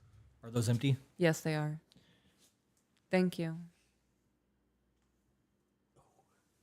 Need a second. Yeah. My sciatic nerve is fucking real, man. Go ahead. I'm listening. Okay. Across the room. Okay, listening from across the room. Now to explain the header, because of my boyfriend's small family, he is very close with his friends and considers them family. He does put me first, though, because early in our relationship, one of his very close friends disrespected him and me by bad-mouthing him to me and trying to flirt with me after me and my boyfriend were already together. So my boyfriend cut him off completely. People are fucking wild. The balls. The cojones. My gosh. Yeah, it would. Oh man, the knee jerk reaction to me. Like if one of your friends, like we were all in a room together, and you got up and you walked away, and one of your friends was bad mouthing you and then tried to hit on me, I might spit on him. Like that's the same level of disrespect to me. That would be very hard for me too. Okay, I really was gonna go to the bathroom, but I have something I want to say about this before I get up and walk away. Okay. In that situation, if somebody did that and I sat back down at the table and you didn't tell me what was said in front of that person to correct that situation, I would. You would be just as wrong as that motherfucker was. I agree. Yeah. Yeah. I would fully expect if I sat back down at the table for you to be like, guess what I just heard, and fucking lay it all in line Hey, right in front of babe, that you're going to person. enjoy this conversation. Yep. Let me know the kind of snakes that are in your garden. Let Yeah. me tell you about that. Yeah. I'm going to go pee because I Okay. didn't take a break like you did. Okay. So you get to continue reading and enjoy the email. Give them your thoughts. Thoughts and opinions. Okay. Oh no, my mess. Oh no, who cares? So you can like see the spine of it. And then of course Coke Zero. I love Coke Zero. Not sponsored. Maybe one day if they were open to it. Okay, continuing on. The email address is the number 2BeBetterCO@gmail.com. The number 2BeBetterCO Charlie Oscar @gmail.com. And back into the email. So now his best friend for years that he is very close to, let's call him D, has been having some issues with my boyfriend. Oh, I'm recanting all of that. Now his best friend for years that he is very close to, let's call him D, has been having some issues, and my boyfriend doesn't want to distance himself from him, even though D has done some really bad shit recently. About 2 years ago, D got into a relationship with a girl and was cheating on her the whole time that they were dating. And less than 4 months into a relationship, he got her pregnant. Okay, so I'm going to pause. Anything that D does in his relationship has nothing to do with the friendship that he has with your man and should be of zero concern to you. Is that foul? 100%. Good thing you are not dating D. That is none of your concern. And I wouldn't concern myself with it. Would I be having conversations with my man of that's disgusting behavior? Yes. And if my husband is on the same page, fantastic. If not, then we will have other conversations of I'll be civil. I'll be civil to D, but do not expect me to be super buddy with him. I don't want to meet his girlfriends. I don't want to be meet the people that he's around. You guys can have your football, whatever nights. I trust my husband to have boundaries. I trust my husband to stay faithful. And if one of his friends is running amok and doing foul things in his life, I trust my husband. And he will make a call on whether or not that person needs to continue to have access to him. But I believe that until that relationship is until something that person does is negatively impacting the relationship that you have with that person, I don't give a fuck what they do in their personal life. I don't think you'd be friends with somebody like that. I don't know what the like that was, but I have a whole lot of opinions based off of what I just sat down to. Okay, so She said his best friend for years, who he's close to now, is having issues, and my boyfriend doesn't want to distance himself from him, even though D has done some really bad shit recently. Depends on what the bad shit is. Right? Right. This speaks to a moral compass. Right. Just going to continue reading it. About 2 years ago, D got into a relationship with a girl, and he was cheating on her the whole time that they were dating, and then less than 4 months into a relationship, he got her pregnant. Okay. That's foul. I mean, cheating the whole time is messed up behavior. Right. But that has nothing to do with the friendship that he has with your man. I agree. That's what I was saying. Yeah. So that speaks to that dude's level of commitment to a relationship. Right. So you can look at that situation in multiple ways, right? You could look at that as a dude has a loyalty issue, right? Not her boyfriend, but the guy that was cheating. He could look at it as maybe he's got an absolute loyalty to his friend group, but not to women, right? Maybe he's got the Andrew Tate mindset. There'd be a whole lot of questions that go into that. Right. We all have things that we are vehemently against that we will not allow in our social circles. Right. That we won't accept from behaviors of our friends. Right. Right. Right. So if somebody was doing something that I agreed with, regardless of them being my best friend or not, eventually I'd have to move them along. Right. Right. Like if you're doing something that I think compromises my integrity and I am as a person, you got to go. Toodaloo. But I don't, beyond that, like I don't know. Somebody said, you guys have been live for 3 hours? Streamathon. Streamathon. We're going to try to go until 8:00 tonight. Yeah. That's another 6 hours. Yep. I don't know how we're doing. We still have 400 people watching us across 2 platforms. Word. So, and him getting somebody pregnant is none of your business. I agree. I absolutely agree. I found Alrighty. cosmic brownies in the bedroom near your gaming system. Yeah. So I found your cosmic brownies. You did. Those are my snacks. Yeah. I know that you're trying to be like, I have your brownies. But I'm over here like, oh my gosh, my husband's getting happiness from things that I have. I'm glad he's happy. So Uno reverse. All right, back into the email, on to the next thing. We live in Texas, and this was after Roe v. Wade got turned over so that they had to keep the baby. Is that true? Did Texas get rid of that? Hold on. Let's see what the actual law is. Right. Well, Roe v. Wade was giving it back to the states. Mm-hmm. And I know that there are still states where it's illegal. Every state still has abortion to some degree. Right.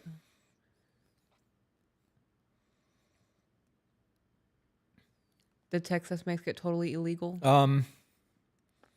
They're banned with certain exceptions. Okay. It doesn't say what the exceptions are without me having to really dig into many websites, but they have 6 weeks. Anything after 6 weeks. Okay, so anything after 6 weeks, man, that's generally when people find out that they're pregnant. So Texas did decide to do that, and that sucks. Sucks that she wasn't able to make a choice with her body. There were other states, though. So wait a where minute. it's Are you an saying that option. she didn't have a choice when they were having sex to be on birth control or No, that's definitely a thing. use right? a prophylactic? Right. She had a choice. Yeah. I mean, there were definitely a lot of steps leading up to this choice A being lot of eliminated. bad choices getting to that point. Yeah. Right. Okay. Unprotected sex with somebody that she barely knows. Yeah. Call it what it Right. is. This is not a medical emergency. Yeah. She's using it as birth control. Right, definitely. And I have personally heard women say that they use that as a form of birth control. Plan B. Yeah. There's a whole lot of Right. options getting before that. Yeah. So there were a lot of steps to that. But even if she really wanted that, right, to eliminate the pregnancy, she could have gone to a different state. Because there are states that right up to 38 weeks. Yeah. Yeah. This is a hot topic for a lot of people, and this It is is. not us saying you should do one thing or another. Just if you're going to speak, be truthful with what you're speaking on. Right, because there were options. Yeah. Somebody made a post, and this is going to get political, and I promise I'll be brief and move on. One of my friends who is a very avid Second Amendment person, somebody that I actually respect, made a post about women's rights and like the situations of medical abortion issues. Right. And in the comment section, somebody was like, this all stems from Trump. And I was like, are you What? fucking kidding me right now? I was like, this is the most ignorant thing that you could have possibly said on this post. Do you think that abortion has been a non-issue since before 2016? Do I you think remember that, the riot. I mean, I wasn't there in the 60s, but right. Do you think that Christians haven't had an issue with this and that there's not been Republicans and Democrats that has an issue with this? You're going to just throw right. all of this at Trump's feet? If you're going to make a That's statement, make a wild. factual statement or shut the fuck up. Yeah. There's Yeah. a lot of hands in the government. Yeah. That's crazy. All right. Continuing on. Dee ended up marrying the pregnant girlfriend in less than a year of them being together because she was pregnant. That's stupid. That is stupid. So the boyfriend's friend's an idiot. Yeah. Got it. Poor Okay. poor life decisions on boyfriend's friend and his choice they're of partner. young, Right. right? They are This young is a in their lack 20s. of guidance. Absolutely a lack of This is a lack of mentorship. This is why men fucking matter. Yeah. This is why I believe children are failed. Yeah. Yep. Young adults are just failed children in this kind of situation, in my opinion. There's also, when in this situation, to be called an idiot is factual. Yeah. To be called ignorant would be factual. The kid is young. We expect people into their mid-20s to be making stupid ass life decisions. Mm-hmm. We hold grace for that. Right. Not calling you an idiot Somebody to be mean. should have stepped in and been like, bro, you're really fucking up right now. Right. This is not the move. Continuing on, she also has 2 kids from a previous relationship. Mind you, they both are 21 as well. They've been married for the last year and separated once because she found out that he had still been cheating. I feel like we're gossiping. I do too. I'm not enjoying this at all. Okay, I'm going to jump to the next paragraph because that has nothing to do with your relationship. Right? This is just busybody shit. Yeah. Okay. Eventually she left him. Okay, hang on. That's more about the other guy. So basically, Dee is a piece of crap. Got it. Now, my problem is I'm a very big believer in Yale's message of you are who you surround yourself with. Mm-hmm. And after all of this happening, I do not feel comfortable with my boyfriend and Dee hanging out and talking because who knows what kinds of things Dee might be saying to him about cheating and not wanting to be in a relationship. So you think that your boyfriend is weak and easily manipulated? Lacks integrity. Right. That's what you're saying loyalty. by that. Right. You don't trust your boyfriend. Right. So falling back to what I said prior, I trust my husband. I trust my husband to set boundaries and go, bro, we're not going to talk about this. If you're going to be my friend, we're going to have productive conversations. I don't want to hear about how you slept with three different chicks and your girlfriend has no idea. I don't want to hear about that anyways. Right. Like, I don't even want to watch that shit in movies. we don't. Right. We fast forward through We all of do. it or we stop watching the show if that's what it's comprised of. We need sustenance in our life. Right. And if your boyfriend is the kind of man who doesn't appreciate sustenance in life and wants to have that fuckboy lifestyle, that's the man that you chose to be with. If you're with a man who has integrity and you can trust and is happy in your relationship, right? Because you talked about cheating and what did she say? Not wanting to be in a relationship. He's the only one who can make that decision. And if he does decide one day he doesn't want to be in a relationship, there's nothing you can do about that. Right. It doesn't matter if he's had influence from D or from social media or him just waking up one day and going, I'm not happy anymore. Right. So what is it that she wants? Is she just looking for us to be like, you're right, Okay. you shouldn't be hanging out with that guy? I've tried talking to my boyfriend about this, but he wants to help his friend and be there for him even though he's the fuck up. So I guess my question is, do y'all have any recommendations for how I should handle this situation?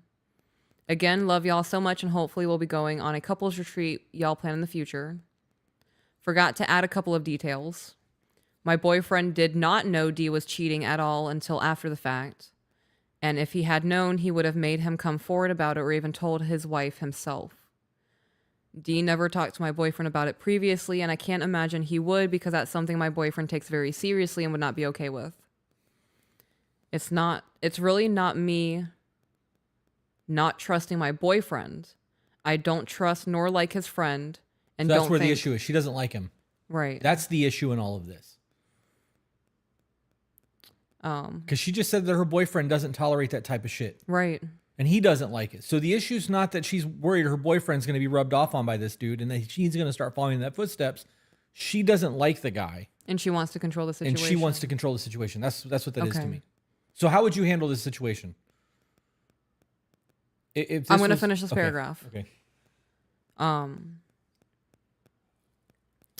It's not really me not trusting my boyfriend. I don't trust nor like his friend and don't think he is someone who should be a part of either of our lives.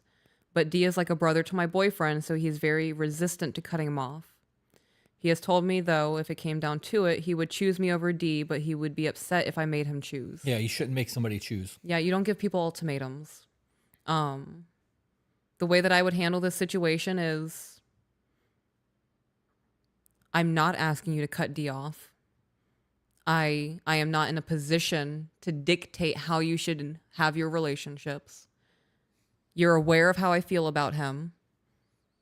I would appreciate if you set boundaries with his access to our life. And what kind of what would that look like? Right? So pretending this is us, I'm asking you, Right. what does that look like for you? I don't feel comfortable with him in our home. Okay. If you guys are going to hang out, I would rather it be somewhere where he can't fuck up the energy of what we have in our household. So that's protecting the sanctity of the home. Right. Okay. I can fuck with that. If he is showing you inappropriate images, right? Like, oh, check out these tits from this chick that I slept with last night. I would expect you as my husband to be like, don't show me that shit. That would be a hard thing for me. Like a hard no, we're not. That's a form of cheating to me. Yeah, there's a whole lot of issue in that whole situation. Yeah. That situation is I would if a guy did that, I would be like, bro, how would you feel if she sent your picture of you naked to the girls group chat? Right.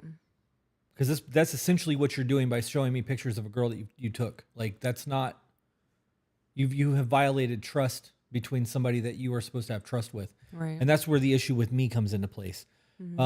That situation, I would have a conversation with my friend, Right. as the dude in this situation, knowing that these are a whole lot of things that I have a problem with. And they're like brothers. Right. I would, Like, that's a different level. I'm gonna be hard as fuck on my brothers.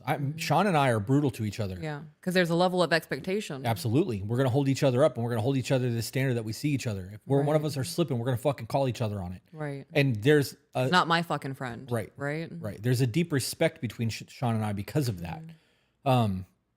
And if I thought Sean was really fucking up, I would call him on it. And if he continued to do it and I wasn't cool with what he was doing, I would start to distance myself. I can love you from a distance. We can be like brothers. I'll be there when you need me, but I don't need to I'm not bending over backwards. Right. I'm not going to put myself in a situation to be around people that I disagree with. Right. So the real question is does her man actually disagree with what dude is doing? Does he view it in a way that it's not affecting his life because it's the dude's relationships with girls? His mess to clean up. Right. So that's a perspective thing. If Sean was running around putting his dick in every woman he met, that's his business. I don't give a fuck. I'm not the one doing that. If he was in a relationship with somebody that you and I were friends with and like we started double dating and I found out he was cheating on that chick, that would put me in a position. Oh, I feel morally obligated at that point. Right. You're putting me in a really bad spot right now. Right. So let me give a heads up. You have until 4 p.m. Saturday to let your woman know what's going on. I wouldn't do that. I would tell him that he's fucking up and that now that I know what's going on, I can't be around the two of them anymore. Yeah. Yeah, I'm not getting involved in somebody else's relationship like that. It's not my place at all. So I think that if you're going to call somebody a brother, you owe it to them to call them on their shit. Yeah. And to truly hold them to a standard.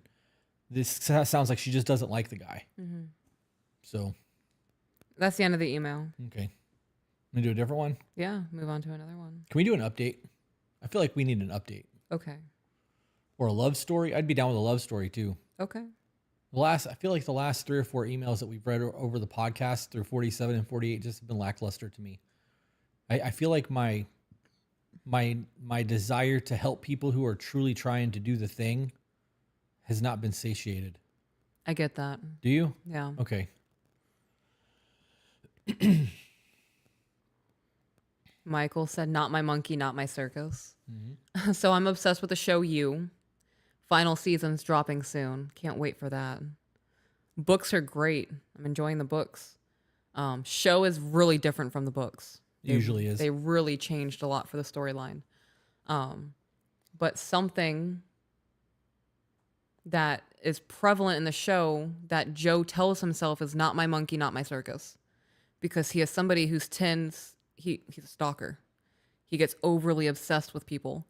And that's something that he tells himself to keep himself in check before he goes into a spiral of delusion. Not my circus, not my monkeys, not my circus, not my monkeys. And that's what I think of every time somebody says that, is insanely mentally ill Joe from you. I think it's important to recognize that we all have a role to play in a relationship that we have with people. And there is a time to step in and a time to step the fuck back. Yeah. And it's like that in every relationship. If you're a parent, right? Let's say that you're an overly Christian parent and your children have moved out. They've grown up, moved out. They're in a relationship and they're starting to change their religion and you don't like what they're doing. You can't enforce your will on them to make them do what you want them to do. You have to love them from a distance. You can disagree with what they're doing in their lives and you can voice it once. Yeah. Let them know that you don't agree with what they're doing and then not bring it up anymore, but you can't control them. You can't dictate what other people do with their existence. If the people around them bring them joy and you start being the one that fucks up their happiness and being the nagging, complaining person, you're going to be the one that gets replaced. Yeah. So 100%. you definitely need to know when it is not acceptable to jump in. And those kind of situations, like with that dude and his best friend, that's a private conversation that needs to be had between him and his buddy. Yeah. She doesn't need to be involved in that shit at all. So, Yep. New email. yeah. This one is titled Light Bulb Moment. Are you in the feel good folder? I am. Okay, dope. This one says, Hi, Chris and Peaches. Hello. I hope you're both doing well. We are. I wanted to share an important update and some reflections, but I haven't finished my longer email yet, so I thought I'd share a recent light bulb moment instead. Okay. Almost a year ago, I read The Surrendered Wife after hearing it recommended on your podcast. This is a big one today. It is. Okay. This is a pattern. Maybe we need to rerun through that now that it's been 2 years. I love that book. I Okay. would love to do another breakdown. Okay. I found myself going through it twice because I didn't feel like I fully understood it the first time. After reading, I began making some changes. Instead of questioning my husband's financial decisions, I started responding with, I trust that you have looked into this and researched it, so I believe you're making the best decision for our family. When it comes to parenting, I took a step back, allowing him to handle things in his own way. This approach has helped us present a unified front to our kids and has significantly reduced daily conflict between us. Love that. I love that too. A father's presence is so important in the home, especially a father's presence that is unified with the mother. Statistically, moms have most time with the children. Fathers are more often the provider. Moms are home. They're the more go-to parent. Right. We can call them. So when father steps in, right, I'm a disciplinary to the children. They know I mean business, but It takes a minute before they get to that point, though. well, that's becoming less because I'm going to say it once and then you're going to stand in timeout if you don't do what I've asked, right?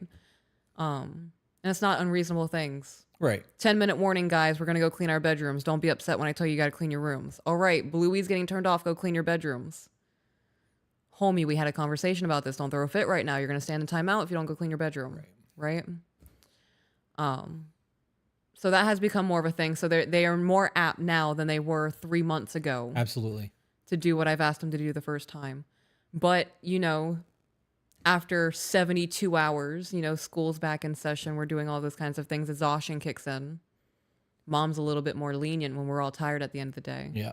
And they're expecting it, right? And with me changing my patterns to be a more firm parent versus a pushover or people pleaser to the children, it's growing pains. They have to adapt to, oh, mom's not going to give us what we want when we cry now. And having you step in as that supportive of, dude, come on, just do what your mom's asking you to do. You don't want to get in trouble. Okay, so they are actually serious right now. Mom's not going to give in. Pops is here to, if mom's not going to keep me in line, Pops is definitely not a pushover, right? It's important. And I think that when there's less conflict between mom and dad or dad and dad, mom and mom, whoever the parental figures are or the guardians, the more that unified front is solidified to the children because there's less of that, well, your mom's my wife, fuck my wife. Right. Right? You can do whatever you want to do. I'm dad. I'm mom. What I says go. I don't Right. care what dad said. Right? That becomes more of a frequent thing, and children recognize they can latch onto that. Yep. I know dad's gonna go. I know dad's gonna say no, but mom's gonna tell me yes. So I'm just gonna ask mom. Right. Yeah, they manipulate when they can. Absolutely. Right. Yep. I love that they're more of a unified front. I think that's really important for structure for children. It also demonstrates what a relationship should look like, especially when you have children. The amount of dysregulated homes because mom and dad or whomever's in a relationship don't know how to be in a relationship, and now you're trying to raise humans on top of trying to figure out your own life. It's a lot. Are you reading something or? I was listening to what you were saying, and I'm debating on whether or not I want to address this comment. Okay. And I think I do, Okay. because this speaks on this is okay. I helped someone with $1,000 after hurricane here in North Carolina. Helped him because he had no job, the restaurant flooded, and no money. He promised to start a job and only worked 4 days and quit. I left him. Should have said I let him know how hurt I was, and he didn't say a word. And he's now mad and not talking to me. Now what? One, you don't give away money that you can't afford to get back. Like, Right. if you can't afford to lose it, you don't give it away. And never loan money, it's a gift. Right. And people are going to do what they want to do. And if you continuously help people and give and give and give, they'll take and take and take. And when you no longer give to them, now you're the problem Right. because they're expecting it Right. from you. Because they expect that handout. Exactly. Right. I don't know what to tell you on that one. People are who they are. You can't be mad about it. Recognize that you tried to help someone. You did the right thing. Don't hold it over their head. I'd be like, bro, I tried to help you. You didn't follow through. I can't be here. You're not a man of your Right. word. I can't work a job for you. I Yeah. can't sustain your life and sustain mine at the same time. Right. You gave me your word, said you were going to do something, Yeah. and you didn't follow through. Your actions have told me you're not a man of your word. Have a great life. Yeah. Got to go. Continue on in the email. Mm-hmm. Initially, I didn't take much away from the book. It felt like a controlled state of mind, and I thought, why would I just allow someone to control me? That's a ridiculous way to think. But accountability struck me hard, and I realized I was the problem. I want to be my husband's peace, not his stress. For those who may remember, we were on the brink of divorce before discovering Chris and Peaches on TikTok and your podcast. The tools you provided truly saved our marriage. Here's the light bulb moment. Okay. One night, I woke up from a deep sleep and suddenly it hit me. If I can trust my husband completely during our intimate moments, enough to forego any safety net because he is so in tune with me, then why can't I extend that same level of trust to him in our marriage and daily lives? Damn. It made me realize that if I refuse to give him my full trust outside of the bedroom, I am indeed the problem. What a thing to wake up to. Right. Wonder what she was dreaming about. That's a good thing. Oh, good question. Laid out like that, he's the sexual object. Damn.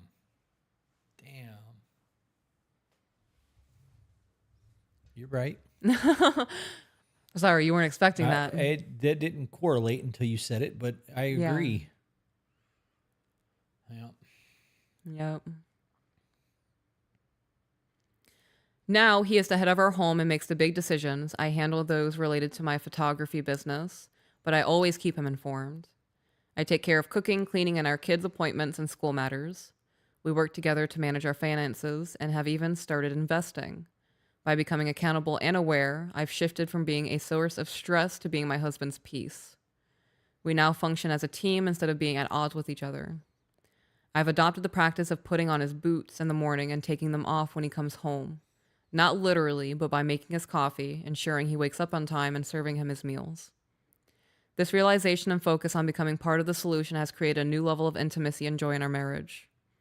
I genuinely believe I would still be the problem if it weren't for your podcast and the tools it has provided. Thank you both for everything you do. Your guidance has helped us redirect our marriage towards enjoying each other and our life together once again. Love it. Did you ever finish We Are the Titans? We are the Remember the Titans? Remember the Titans with Denzel Washington, the football movie? I know you fell asleep when we bought it. Did you finish it? I don't believe I did. Okay. For anybody that I'm going to use this movie specifically as the metaphor that I'm going to use, you can use any sports movie you've ever watched. This movie, for those of you who have not seen it, has Denzel Washington, who is a black coach that moved from wherever he was to another town in the South and uprooted his entire family to Pennsylvania, I believe. And then got a head coaching job at a new school that was going to be desegregated. They were moving blacks and whites into one school for the first time in American history or in that state or whatever. And there was a whole lot of conflict.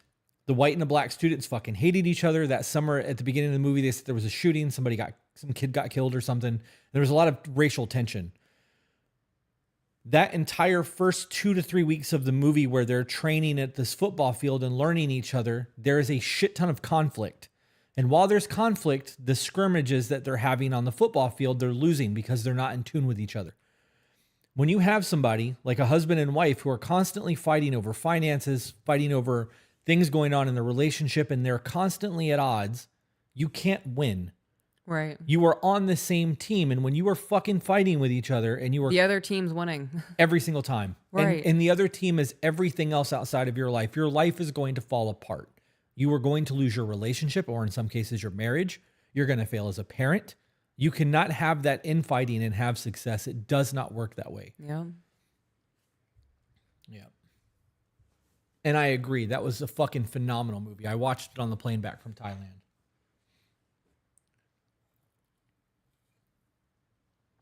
I have to use the restroom. Okay. Well, you guys are going to get some me time. We are 3 hours and 30 minutes in. We got 30 minutes, and this will be our longest live stream. We've never gone over 4 hours. My golly. Yeah. Oh, my butt hurts. It's been a while since we've done the 4-hour podcast. You cool if I take a smoke break too? Sure. Smoke the half of the joint that's out there.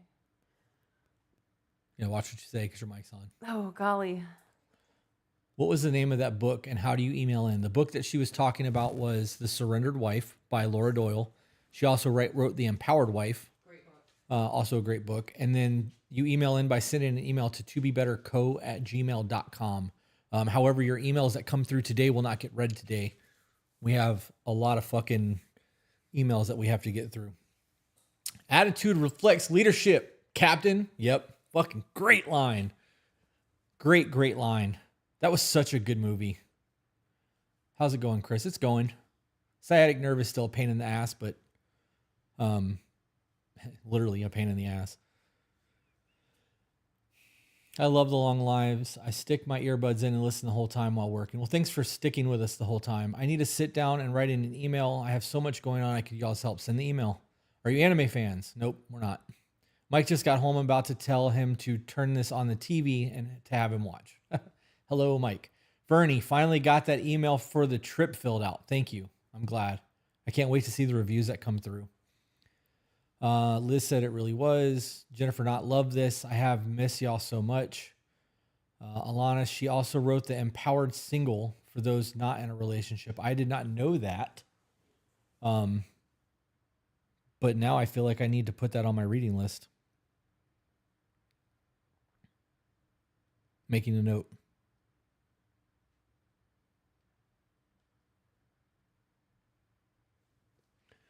All right. You and Peaches have saved my marriage. Thank you. No, you saved your marriage. We just gave you some new thoughts. Some new perspectives. We've given you tools that you didn't otherwise have. It's no different than going to therapy. His reading list, give me a break. LOL, his reading list, give me a break. Are you laughing at our reading list? You can laugh at that all you want. Hopefully you're much more evolved than everybody else in the chat because that reading list has helped a lot of people. I'm so happy for you. I hope your life is gangster. Try acupuncture for your back. It was the greatest thing I ever did for myself and body. I've done acupuncture, but because my spine is my discs are pushing into my spinal column, and it's 40% of the whole of my spinal column is being protruded with my discs on my L4 and L5. Acupuncture is not going to make that go away, unfortunately. If it was a muscle thing and I could get it to release, that would be gangster, but unfortunately, this is the decompression shit's going to go, and hopefully that helps, and if not, surgery is the next option.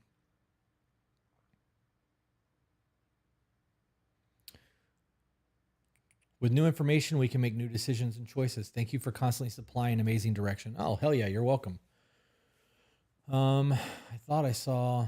How can we guarantee a response to an email? You can't. There's not a way to guarantee it. You can send an email and if it's something that we can get to, we will. If it's something that we feel like we can help you with, we will. But there's not a guarantee that we'll get to it. Would you recommend these books to individuals who don't necessarily have a traditional relationship but have some traditional values in it? I recommend every one of those books on our reading list to everyone, no matter who they are, what their relationship is, what their sexual orientation is, what they identify as, communication, understanding of human nature, trying to navigate relationships takes guidance. And a lot of us have been failed when getting that guidance, and we had to find external sources. And these books have helped us, and it's helped other people. And not everybody has traditional value relationships. It's a lot. So yeah, I recommend those books to everyone. Update on my son. He's out of surgery and sleeping in recovery. It went way better than expected. He can go home tomorrow. Fuck yeah, Twisted. I'm glad that his back is good. I hope that they squared all that shit away. I was actually thinking about that a little bit ago. If you respond to an email, do you let people know if it was read in an episode? Yes, there is an email that is sent out that it was read in an episode. Hope it doesn't go to surgery. I fucking hope not either. So the place that I'm going to is a place in Punta Gorda called Genesis Back and Neck, I think. Might be pain. I don't know. Anyways, they put me in this machine in a harness, and it pulls up from the upper half and pulls from the lower half, and it pulls in a way that it actually adjusts my lumbar, and it targets the specific discs. And because those discs are protruding in, my spine has to open this way to get them to suck back. So like it stretches like that. And as it basically takes my disc and makes it squishy, the suction of pulling back up is pulling the disc back in. When I first started with them, it's been 15 sessions. I couldn't stand. I couldn't walk. There were a couple mornings that like getting out of bed actually brought me to tears. I was in so much pain. I was doing hot tubs. I was doing icing. I was doing fucking intramuscular deep tissue massage. Nothing was working. I got an MRI, found out what was going on with my back, and within 3 sessions, I was able to stand normally. Something happened on the way to Thailand that made the sciatic nerve inflamed, and now the sciatic nerve is a lot more pissed off, but my back pain itself is gone. Sitting here right now, I'm in zero pain. Life is great. If I lifted this leg and tried to extend my toes out, it would flare the sciatic. I'd be in tons of pain. If I stand up and have to walk, I have to wait for the muscle to cramp around the nerve, which hurts, and then release, and then I'm good to go. So it's not constant pain anymore, which I can deal with. A discomfort in standing up and moving around sucks ass, but it's not the end of the world. Now you guys know what's going on with my back. I had a pinched nerve for 5 years, and surgery is the only thing that fixed it. L4 and L5. Yeah, same disc, L4, L5. Both of them are herniated in and pushing on that spinal column. I need to write an email for VOTB, but got to find time to do it. You'll find the time if it's important. You can do it while you're taking a shit. It's not like you're doing anything else important while you're doing so. I can't believe I made it to alive, y'all. Well, welcome. Glad you're here. Being pulled to pop your back sounds scary yet super satisfying. That's what I want done. It actually doesn't pop. I wish it did, but it doesn't. It didn't pop. I'm blocking you. You're not going to spam our chat with your porn, you fucking dirty bitch. If we don't come together right now on this hallowed ground, we too will be destroyed, just like they were. I don't care if you like each other or not, but you will respect each other. Great quote from that movie. And what a fucking way to lay that message out. He said, listen to the spirits of the dead while he's standing on that fucking battlefield. What was that, Gettysburg? Damn, such a good movie. The way you say ER and gangster and not gangsta makes me giggle because I haven't heard it properly pronounced like ever. Well, I don't talk like that, and I'm not going to. That's gangsta. That's just not who I am. So I'm glad that my hard ER is fun for you. I am actually glad that that's fun for you. That's not sarcasm. I heard somebody call somebody a penis once instead of a dick. That shit made my day. So hopefully my ER is just as funny for you and is good for you because yep. I wish I could crack my back like a glow stick. Fuck me too. Any tips? Reparenting while parenting is hard. Lots of therapy and self-reflection. Any other advice on how to? I don't know what reparent you mean. I don't understand what you mean by that. How do you reparent yourself? You're gonna have to elaborate. I'm not smart enough to figure that out.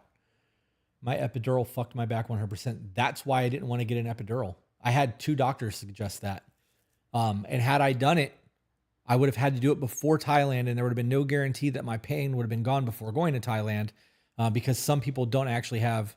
Peaches is choking to death out there as she's smoking.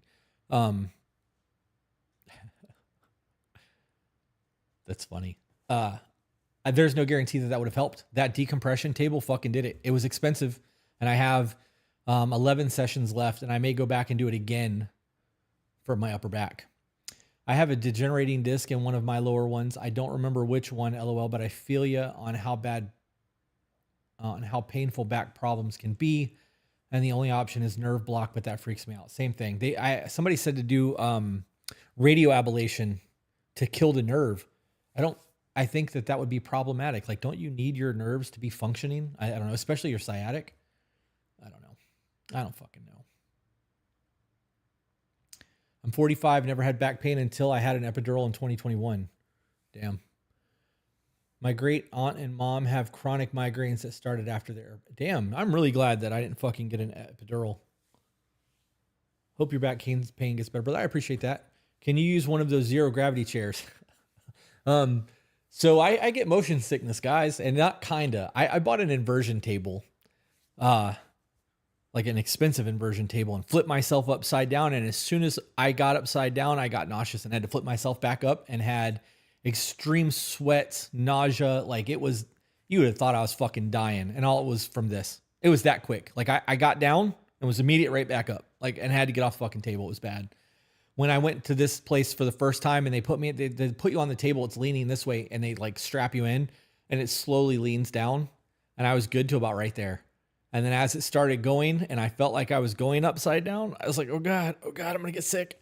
Yeah, I don't know what it is, but something about not being in control of my body and being upside down totally fucking makes me nauseous. It's so stupid. Do not get an epidural. 2 types of nerves that feel. Although my marriage is beyond repair, I have learned so much from the two of you. Well, I'm glad you're learning shit. Hopefully it's, going to help you in the future. My epidural didn't work and they poked me 8 times. Jesus. That does not sound pleasant. Degenerative disc disorder. Got it. Can be reversed through muscle therapy and strengthening your core. I don't know if that's factual or not. I'm sure that might be the case with certain situations. It puts to sleep. It doesn't kill it. See, I'm learning something. Radio frequency ablation. RFA puts the nerve to sleep and doesn't kill it completely. You will likely have to repeat it. Okay, well, is it painful? Like, oh man, I gotta have to look into that. Roller coasters are not your friends, are they? No, roller coasters not. It's really fucking weird too with the motion sickness, because I can get on a crotch rocket and hit triple digits, no problem, and weave. Golden. I think it's because I'm in control. Like, I can't ride in the very back of a van. Like, if I'm in the minivan and I'm in the very back of the van and I can see the start of the vehicle moving, and like I'm in the back of a snake trying to catch up, it fucks with me. I wonder why that is. Start foaming at the mouth past 180 degrees. I don't know what that was for, but I probably would at like 110 degrees. My epidural almost killed me. Numbed everything from my neck down. 21 and working on myself now. Thank you for all you and Peaches do. I'm a much better person watching you guys. Well, hell yeah. Guys, just a reminder, we will be on, and our goal is to be here until 8 o'clock tonight. Peaches is currently outside smoking, taking a break. She will be back. You will be graced by her beauty and her wisdom and funniness when she comes back, but just hang out. You guys get me until then. Nicole said, thank you for your options and opinions. I can't tell you enough how much I listen to you both and use that in my marriage. It's your nervous system, LOL. Car wreck. I actually don't know what happened to my back. I know that there's disc issues from a motorcycle accident, but I also have a degenerative disease in my spine, and some of mine is bone on bone. So like, I already have pain, but whatever's going on in the lower part is because the shit's herniated in. So if it would have herniated out, I think I'd have been all right. I don't know. Is it possible for the discs to herniate outwards? I would assume that they are. It's possible. I wonder if you had an inversion chair that had a remote you can control. That's a good question. Maybe if it was a slower thing and I could just gradually go upside down. Like what if like I went from like perfectly flat, cause that's normal, right? To just a little bit and wait for like 10 or 15 minutes to acclimate, and then a little bit more, and then acclimate. And until I'm completely upside down. That would be kind of dope. I bet that would work. I think that would probably work. Any advice on getting rid of nervousness in order to record my first podcast? This is the second podcast question you've had. The only advice I'm going to give you with your podcast is to stop fucking complaining or worrying and do it. Nobody's going to do it for you. You can be that person that's going to hem and haw and wish and want, but you're going to have to do it anyways. So just fucking do it.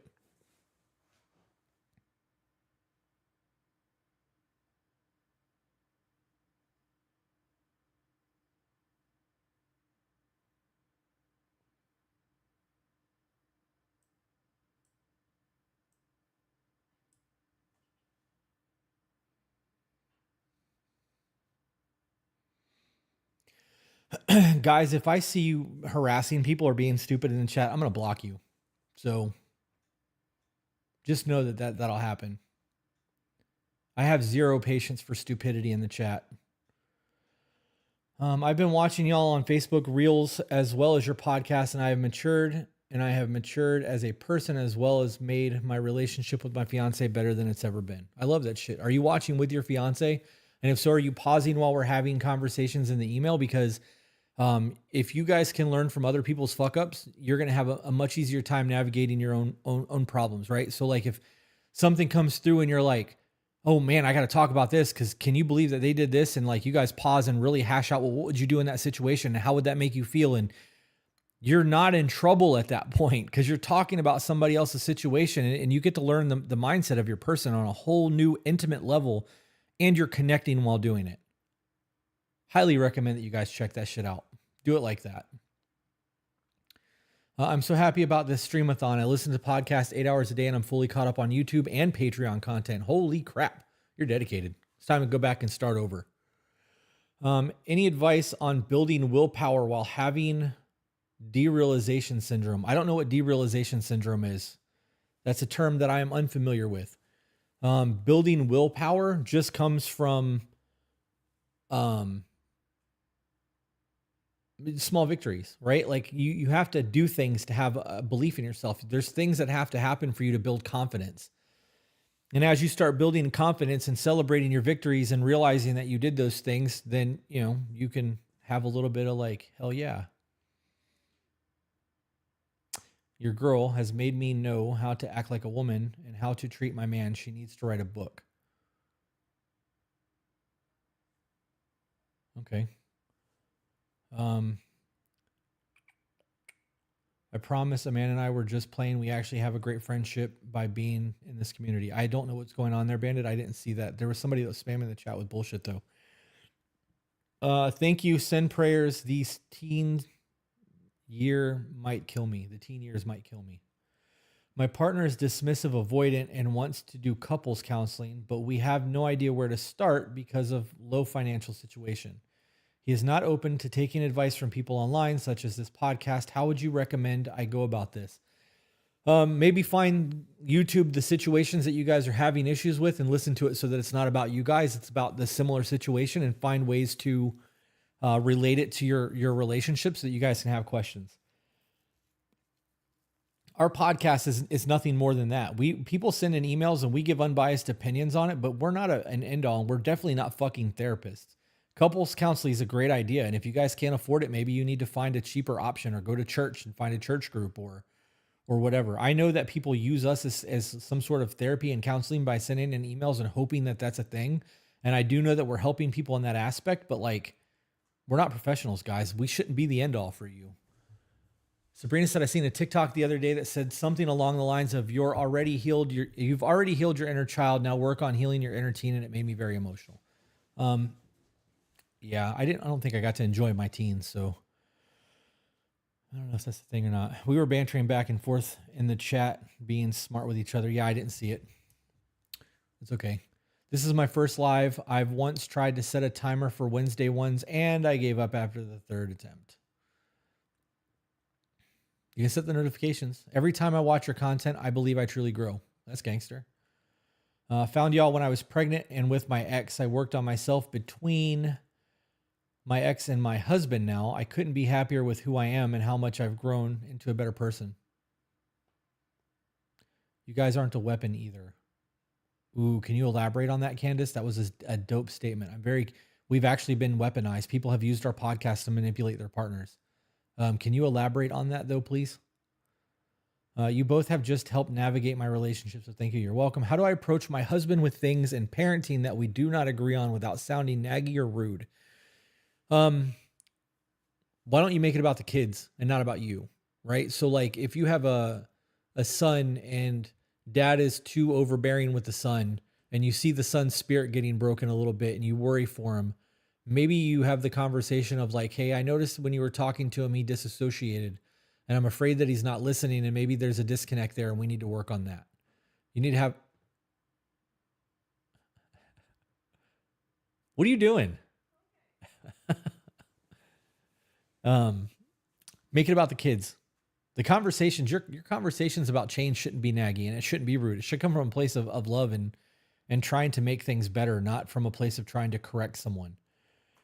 I like your shirt, Chris. Is that one of yours or another company's? This is, I don't know what this is. Valhalla Project, Till Valhalla Project. Their shirts are not textural issues for me, and I like the messages, so I tend to buy a lot of that shit. Them and Relentless Defender. I needed that push. You are right. No one is going to do it for me. That's it. Nobody's coming to save you. If you guys want to do something, you have to start doing it step by step by step. And that's going to be for everything in life. That helicopter parenting shit is the reason why people have no confidence in themselves.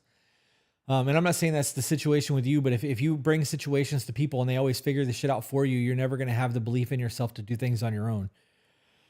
So your podcast could absolutely do a thing. And even if you do 100 episodes and no one fucking listens to it, you did the 100 episodes. Like you need to be the one to take the accountability and get up and get after it. Derealization syndrome is when a person feels like they're seeing themselves from outside their bodies, or that things around are not real as well as people. It feels like at any moment I'll wake up. That sounds like you're aware of your consciousness, being aware of your consciousness. That sounds like a bad psychedelic experience. What book do you recommend to read first as a starter to a new, healthier mindset? Oh man, I'd have to go and look at our list to pick one of those. I guess maybe not. Start with the Celestine Prophecy. It's not a self-help book. It's a small novel. It's only like 300 and something pages. You can read it in an afternoon. It is literally just a fun read, but there's a lot of lessons in there that talks about the control dramas and the way that we take and transfer energy to people. And I think that when you're aware of that, it can start to be a benefit. And then just run through the list of books. I just hopped on and want to thank y'all for helping me. The blame game and victim mentality that comes from mainstream was not helpful to helping me get into my relationship without past trauma, majorly damaging it. How to work through it personally and not blame him or project on him, but also he's supportive and helps me. Thank you is all I have to say. It literally has helped me as an individual and in my relationship. How to ask him for help too and be able to be supportive in his needs as well. Again, thank you. It's crazy because we get so much hate for telling people not to be victims and to get out of the victim mindset. And the people who actually hear that and go, wait a minute, maybe I can improve my life if I listen and not be that person. I love that for you guys. When you are mad at your SO and start saying Peach said this or Chris said, just because you give advice doesn't mean you are the law. That's true. That's absolutely true. Maybe have a conversation about why we were saying those things and what it was that we were saying them in reference to, and then have a discussion about how you can apply those things to your life, or if it's even valid to apply it to your life, because it may not be relevant. Celebrate recovery is another good start to trying to deal with your stuff. It's not an end all, but a great place for community, whether it's relationship stuff or whatever your other hangups, habits are. All are welcome, Christian or not. You guys are freaking amazing, unbiased, and wonderful to tune into. I don't celebrate recovery. Why do I feel like I know that? I don't know. Hello, rocking Relentless Defender Burn the Ships hat currently. We did the Burn the Ship shirts. Do you have advice on avoiding the dynamic of the man becoming a workaholic after having a baby? Because I have not had an experience where that isn't the case. If a man is going to work and avoiding being home, your home is fucked up. If you got a man that comes home and sits in the fucking car and doesn't come in right away and greet you with a smile on his face, it's because he doesn't miss you and he doesn't want to be there. I don't ever sit in my car when we get home. Ever. Ever. I could be gone for 3 fucking days. I could be gone for 3 minutes. I'm not sitting in my car when I pull in the driveway. I get out of the car and I go right the fuck in the house to be near my woman because I enjoy being near my woman. If there was kids involved or the kids are there and the kids are being too much, I may have to leave after a while, right? That means the house is fucked up or I need to decompress or whatever the situation is. But if he's becoming a workaholic, it's because he doesn't want to be in the house, whether that's because of the kid or because of you. That's, undetermined, but that's a huge indicator that he just doesn't want to be at the house. Yep. We had a team meeting and my headphones died, so it was a good break, LOL. I had to take a step back from sending too many clips to my husband because it could come across as me using you two as the final word in marriage. Should be a conversation starter.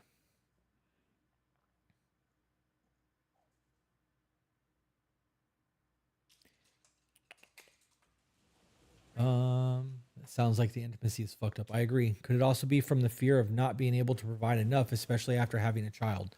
I mean, it could be. Oh, nope. Put her on her place, please. She's way too close to that camera. Fear of not being able to provide enough. Yeah, I mean, it could be. I don't know what your finances look like, but becoming a workaholic to avoid being around the house, I think, is a more likely scenario. How is he when he's actually there? Like that would be a conversation that needs to be had. The only time I sit in the car is if my mind is too much and I need a minute so that I don't bring my mental mess inside. That's decompression. That's a gangster ass fucking thing. It should be. Camera's back on you, Hotness, just so you know, as you stick that paper towel near your face.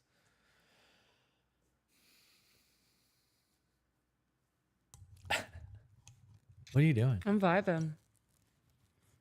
And for some reason, my nose gets runny when I smoke. Yeah, it was probably from all that coughing you were doing. Oh, yeah, probably. The smoke gets hot. Why is it spicy?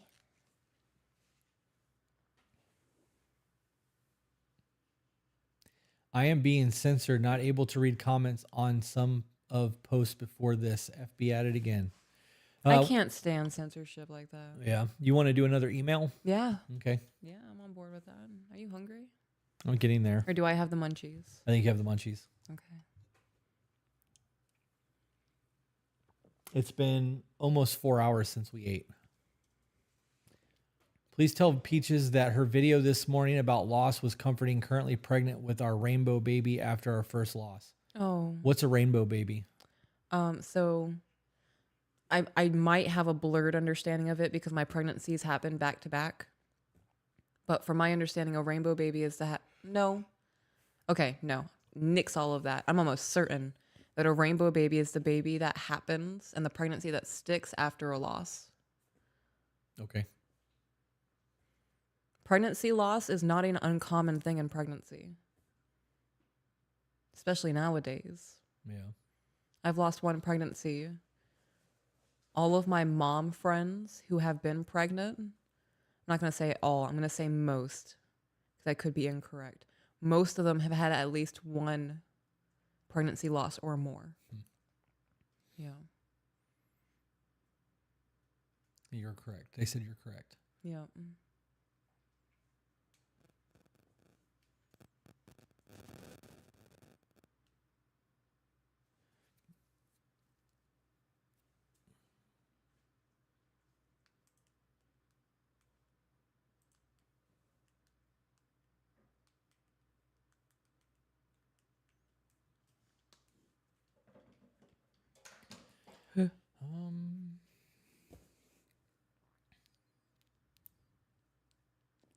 Oh, the email. I'm over here thinking about food and reading comments. Kind of want Domino's. You can order a pizza. Yes.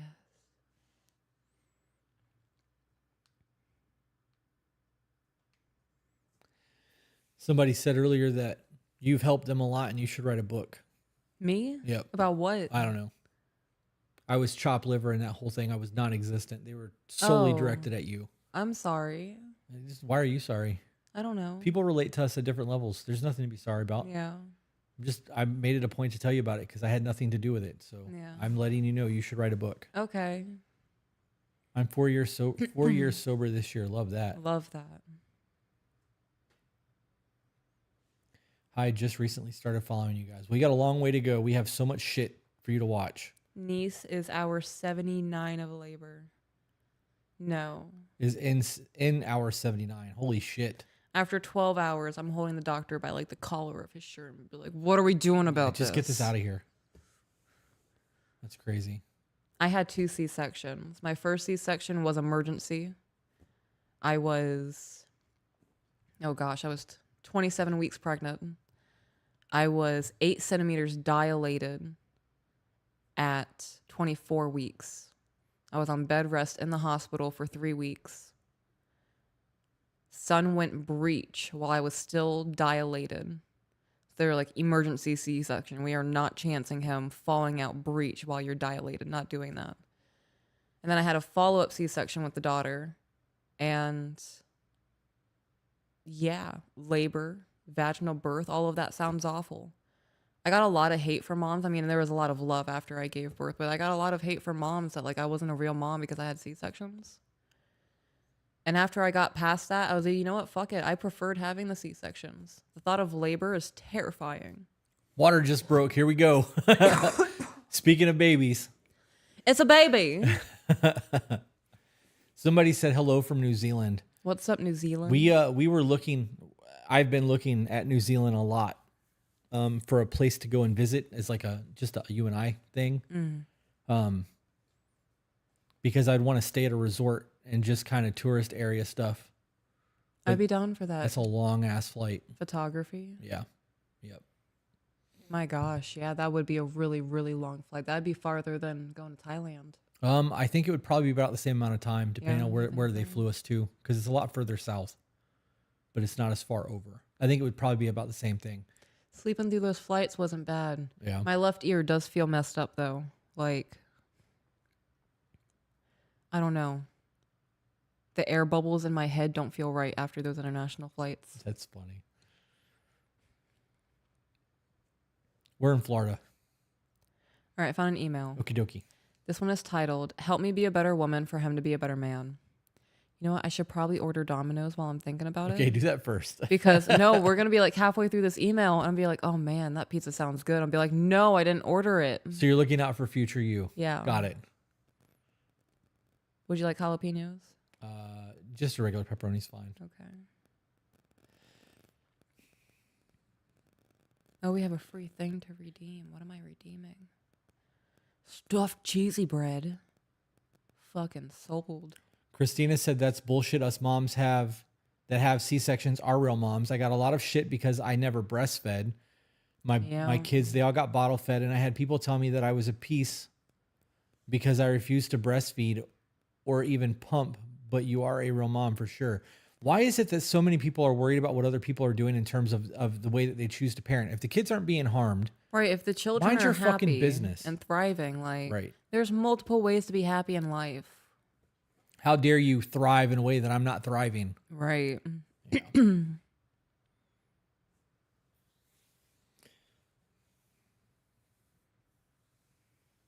Why would everybody I keep seeing pop-up shits about books. Why would we write a book when we have thousands of hours of podcasts?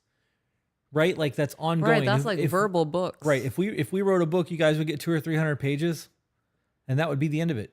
Yeah. We can continue doing podcasts for the next 20 years. Right. And still have things to talk about because relationships and science is going to evolve. Are we doing cash for this? I don't have my money clip here, so you're going to have to put it on the card. Okay. I want cheesy bread. Hey. I actually think that at one point I will write a book about my life, bread. but there are certain people in my life or that were in my life that would have to die before I release that book. Oh, yeah. Oh, yeah. I've thought about that. Yep. I would also have to check statute of limitations on some of the things that I've gone through in my life to make sure that I don't incriminate myself. Yeah, can we actually talk about this shit? Is this okay?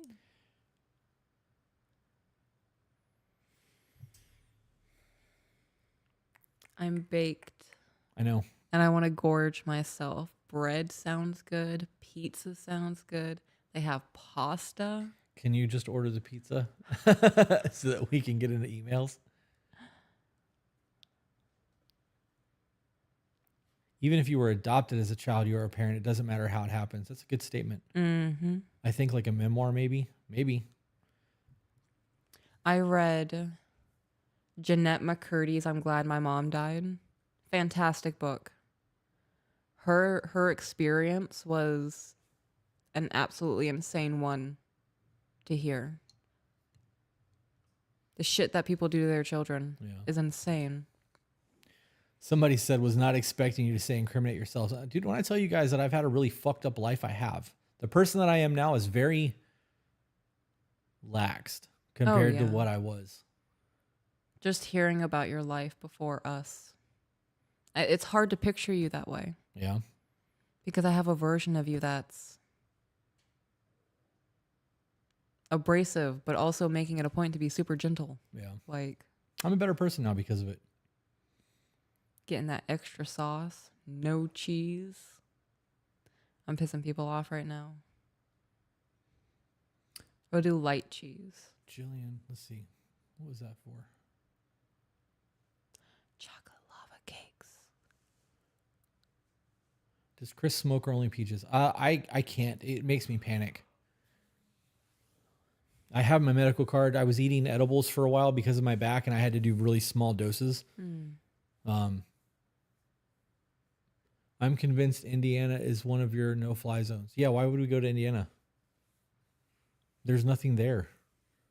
Why would it convince one of your no-fly zones? What? Yeah. That sounds negative. Well, I mean, why would we go to Indiana? If we're gonna travel, I want to travel somewhere where there's something to see and do. See, other than it's super boring here. There you go.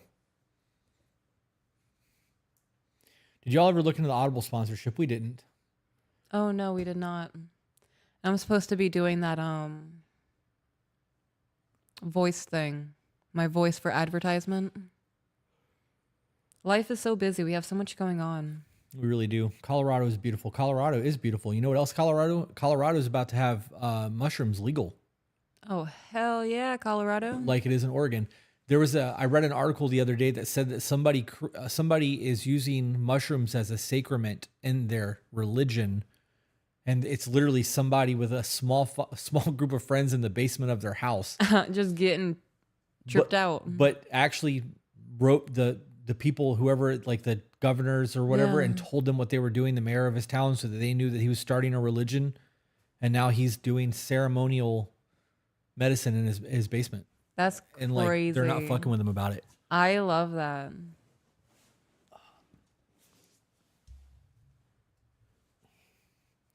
Utah is awesome. Arches, mountains, snow is great here. Utah is on the list. I really do want to go to Utah.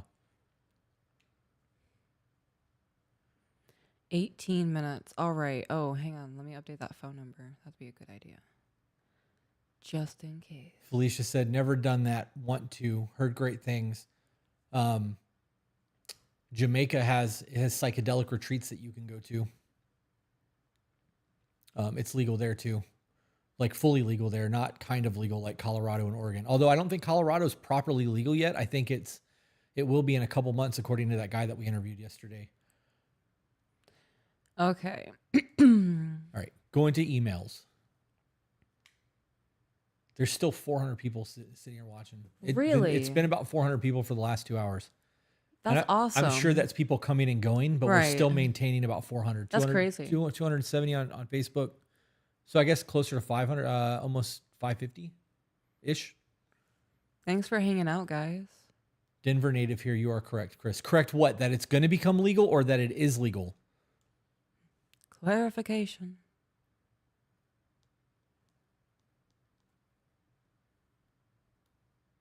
I have to log into the tracker because I'm obsessed about knowing where my pizza's at. Okay. Now we're going into the email. Help me be a better woman for him to be a better man. Okay.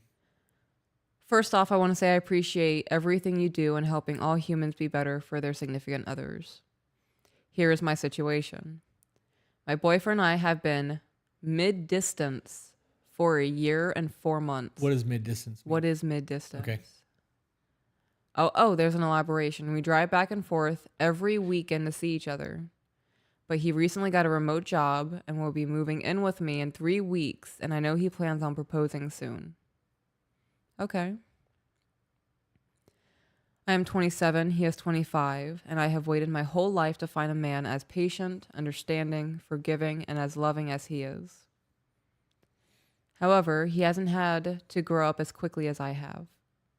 I have had a full-time job since I was 16. I bought a house at 20, and I was working 60-plus hour weeks in a high-stress management position while being a full-time online college student to get my bachelor's for 3 years.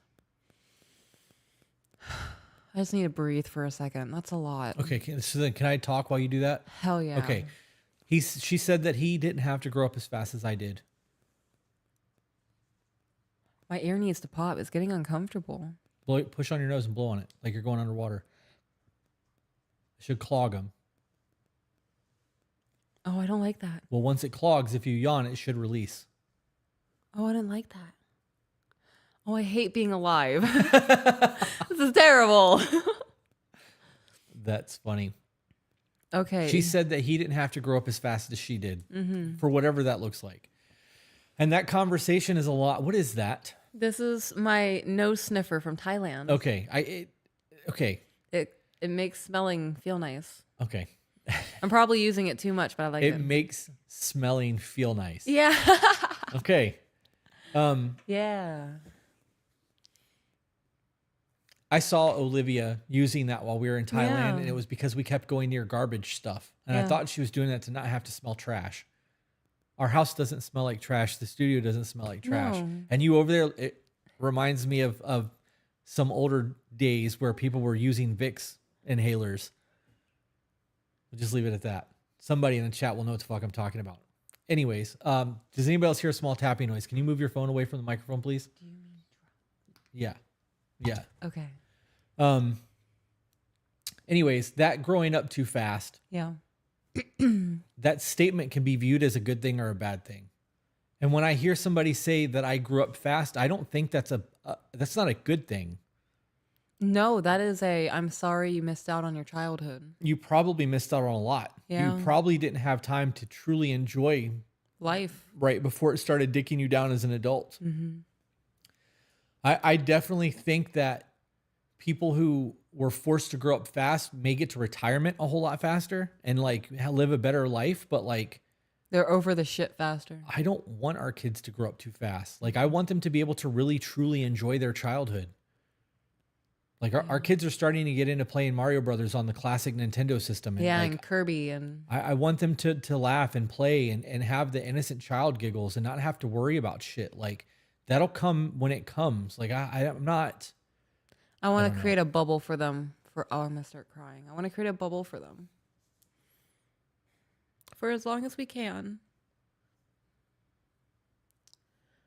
95% of your time spent with your children is going to be in their childhood. Before the age of 12. Now I need to pull that statistic back up because it's multiple.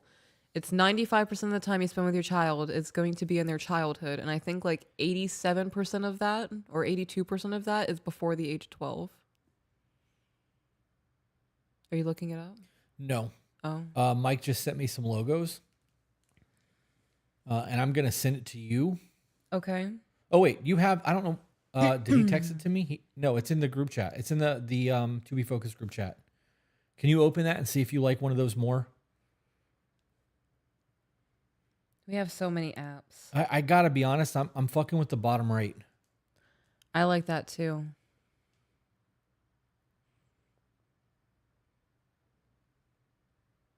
Sorry, guys. We're live streaming, and sometimes that means we have to pause to work.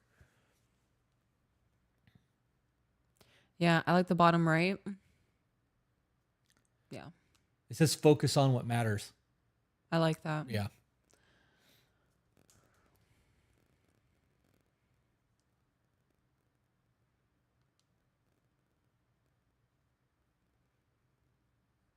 I had to yell at people for trying to put Vicks on me. Jenna said, you saying that as I have a 16-year-old and 11-year-old hurt my feelings. I believe it did. Y'all are the kind of parents kid deserves. I mean, we're fucking trying to be. These are my redemption kids. Okay, it says, so this is from Times Free Press, and this is along the lines of what I was talking about. It says 75% of all the time you will ever spend with a child is complete by the time they reach 12 years old. By the time they turn 18, 90% of your parent-child time together is already spent. Yep. And then when they move out or they go about getting married, the phone calls go from daily to weekly to monthly. Yeah. And it decreases because they're going about their life. Right, because life happens. So with that 75% being under the age of 12, knowing that most parents spend less than 35 minutes of unscreen time or unhomework time with their kids a day, it's really not a lot when you think about it. That's why I am going to do the tea time at bath time. Yeah. We're going to play Mommy Monster. We're going to play hide and seek at night so you guys can wear the little headlamps. Forgot to buy that tent. That stupid big tent that I showed you. I showed that to you so that I could buy it so that you guys could camp out in the backyard. And I priced it all out and told you about it. And you're like, okay. And I just closed the fucking window because something caught my attention. That's funny. You'll have to remind me to grab that tent, to order that tent when we get home. Kids will love that. Camping in the side yard. Natasha said 35 minutes, ? Yeah. There was a study done. Okay, let me pull that up. Well, let's go back to the email. I'll just answer the question real quick and we can go. There was a study done, and you can research it if you want, that said that most parents on average spend less than 35 minutes a day with their children. That does not involve screen time, homework, bath time, things that are necessary for parents to do. It's a lot easier to give your kid a tablet, to go tell them to play a video game, to go outside and play, than it is to actually be involved with the play, the creative mind, because we want to relax. We don't want it. We have homework we have to do later. We have to fucking cook dinner. Right. We don't want to be go all the time. We want to be able to decompress a little bit too. And people feeling that way, they neglect the lives of their children in doing so. Right. Yeah. Our children are 5 and 6, and they help me cook dinner. Yeah. Our daughter is able, so I got them child-safe knife sets. They are not using real knives. And our daughter will cut her own strawberries. She knows how to wash them. We have this washing spray. She knows how to wash her own fruits, cut them, put them on the plate, get whatever dipping sauce she wants. Our son knows how to make corn dogs and chicken nuggets. Supervised. Right. Right. They use the air fryer, supervised. Things will definitely be slower when children are involved, but they're learning how to be humans. Yeah. And that's your duty as a parent. Right. Yeah. Yeah. Let's jump back to that email. All right, back into the email. I have had a full-time job since I was 16. I bought a house at 20. I've been working 60 plus hours a week in a high-stress management position while being a full-time online college student to get my bachelor's for 3 years. During that time, I found myself in multiple I can fix him situations that have left me in a significant amount of financial debt and trust issues. Well, it's because you're mistaken in thinking that you can fix somebody. Right. You don't fix people by making their life easier. It's true. I think a lot of people need to hit rock bottom to find out what they're fucking capable of. Right.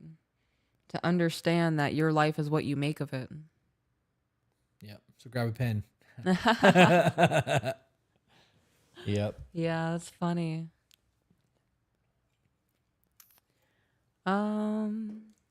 I was in a vicious cycle of working 10 plus hours a day, studying for 3 hours, and then taking care of a man and my home while paying all the bills. I took 6 months off of a relationship to determine who I was without a man. I was planning for a year, but then my boyfriend stumbled into my life, and I knew it couldn't get too serious too quickly because of the distance, so I gave him a chance, and I absolutely fell in love with him. However, he has never had adult problems. We met after he graduated college, but prior to his graduation, the biggest job he had was door dashing. He still lives with his parents. I know somebody who door dashes and makes $1,000 to $1,500 a week. Yeah. I personally know him. Yeah. So I don't want to hear shit about that. That's Yeah. you know, That's a good job. I mean, people make money doing that. right. You could pull $60,000 to $60,000 a year door dashing. That's a hustle job, definitely. Depends on how much you want to work. Right. Yep. Okay. I will never shit on somebody who has a hustle like that. Now, if they do that shit just to say they're working and they're not actually working, they just are employed by DoorDash when they feel Right. like doing it so they can live at home with their parents, it's a different discussion. I just don't respect a hustle. You know, I just want to take a moment and shout out to all the Door Dashers. A lot of the Door Dashers in our area are retired people, and it's an easy job for them to do. Right. It's something to do. Right. I had one gentleman say thank you. He Door Dashes to us a couple times. He's been our Door Dasher a few times, so he recognizes us. And he was like, and we always tip well. We do not skimp on the tip because you are definitely performing a service for us right now to make Making our life life way easy. easy. Yeah. Right. Yep. So I will not hesitate at a $15, $20 tip, especially if it's a big order, right? And he was like, thank you. Thank you for using DoorDash. This gives me something to do. My wife passed away. I have nothing going on in life, and this gets me out of the house. Damn. Right? Like, so shout out to the DoorDashers. We've been recognized by our DoorDashers a couple times too. We Oh my God, have. I love your podcast. Yeah. Amazon guy got us the other day. Yeah. He was like, no fucking way. I was like, whoa, calm down, guy. Like, Yeah. yeah. All right. Continuing on, he's never had adult problems. He was door dashing. He still lives with his parents, which is fine because he is financially and emotionally stable. And if I had the option to live with my parents until I was sustainable, then I would have. The only professional work experience he has is a customer service desk job of 2 years, while I've been doing physically demanding customer service job for 8 years. Food/restaurant industry. Okay, so I don't understand the comparison between your guys' jobs, right? You guys choose the jobs that you have, and if he wants to have a nice, cushiony, air-conditioned job or a job where he can drive around and dictate his schedule, that's okay. Well, she keeps saying that he's never had any real life experience. No real adult problems, she said. Right, but she's listing out jobs. That doesn't equate to me. Right. I'm willing to bet that something major's happened and he doesn't know how to Okay. deal with it. Okay. So continuing on. I keep telling him that I'm ready for my soft girl era. However, I don't know how to introduce him into his strong man era. We have already determined that I will pay the mortgage and he will pay the electric, gas, and internet bills. We have our financial roles determined, but both our parents keep telling us that we should pay everything together and our bank accounts should be one. Thought of that terrifies me. So he's into it. He's into that situation. Your Your parents aren't in your relationship. It doesn't say that he's into it. She said that they have an agreement and her parents are pushing upon them. Get one bank account together. Right. Pay everything together. Her parents aren't in the relationship. Right. Okay. If they have an agreement and what they're doing is working and they're happy, the parents need to mind their fucking business. Right. Yeah. I really, that parental like Overstep. in-law and overstep and trying to dictate life is a fucking problem for me. Right. Once anybody has moved out, unless I call and go, hey, what do you think of? I don't want your fucking opinion about my life. I'm living my life. If I need advice, I'm I'll going to ask ask you. for it. Unless I ask for it, shut the fuck up. Correct. If you think that I'm about to do something that's really going to hurt me, like, hey, don't step off that cliff. Right. Don't touch that hot stove. The exhaust on your car is hot. When you go in there, look, don't touch the exhaust pipe. Like Yeah. There's a bear in those woods. that's helpful. Worrying about what we decide to do with our finances or how we navigate our money is none of your fucking concern. Right. Okay. Oh, hey, right. super chat. Wanted to suggest a book for the postpartum series, Woman Code by Alyssa Vitti. It's all about balancing hormones holistically through lifestyle. If any of our mods in the chat, Jenna, can you screenshot that and send it to me on Discord so that I can get it later, please? I would like to look into that. Yeah. Put it in the post War Feast chat. Thank you. Okay. Thank you for that super chat, Samantha. And for the book recommendation. Yeah.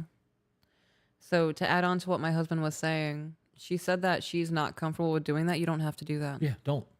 You guys can live life the way You guys can live life. Let me finish that thought before I jump to a new one. Get it together, Peaches. You guys can live life however you feel comfortable. And life, like you, is going to evolve and change. Your boundaries are going to change. The way you feel comfortable in your relationship is going to change. And if one day you decide to have a joint bank account, you guys can do that. You guys can have a joint bank account for bills and then keep your own separate bank accounts for personal spending, right? Personal play money. Personal bills that you had prior to the relationship.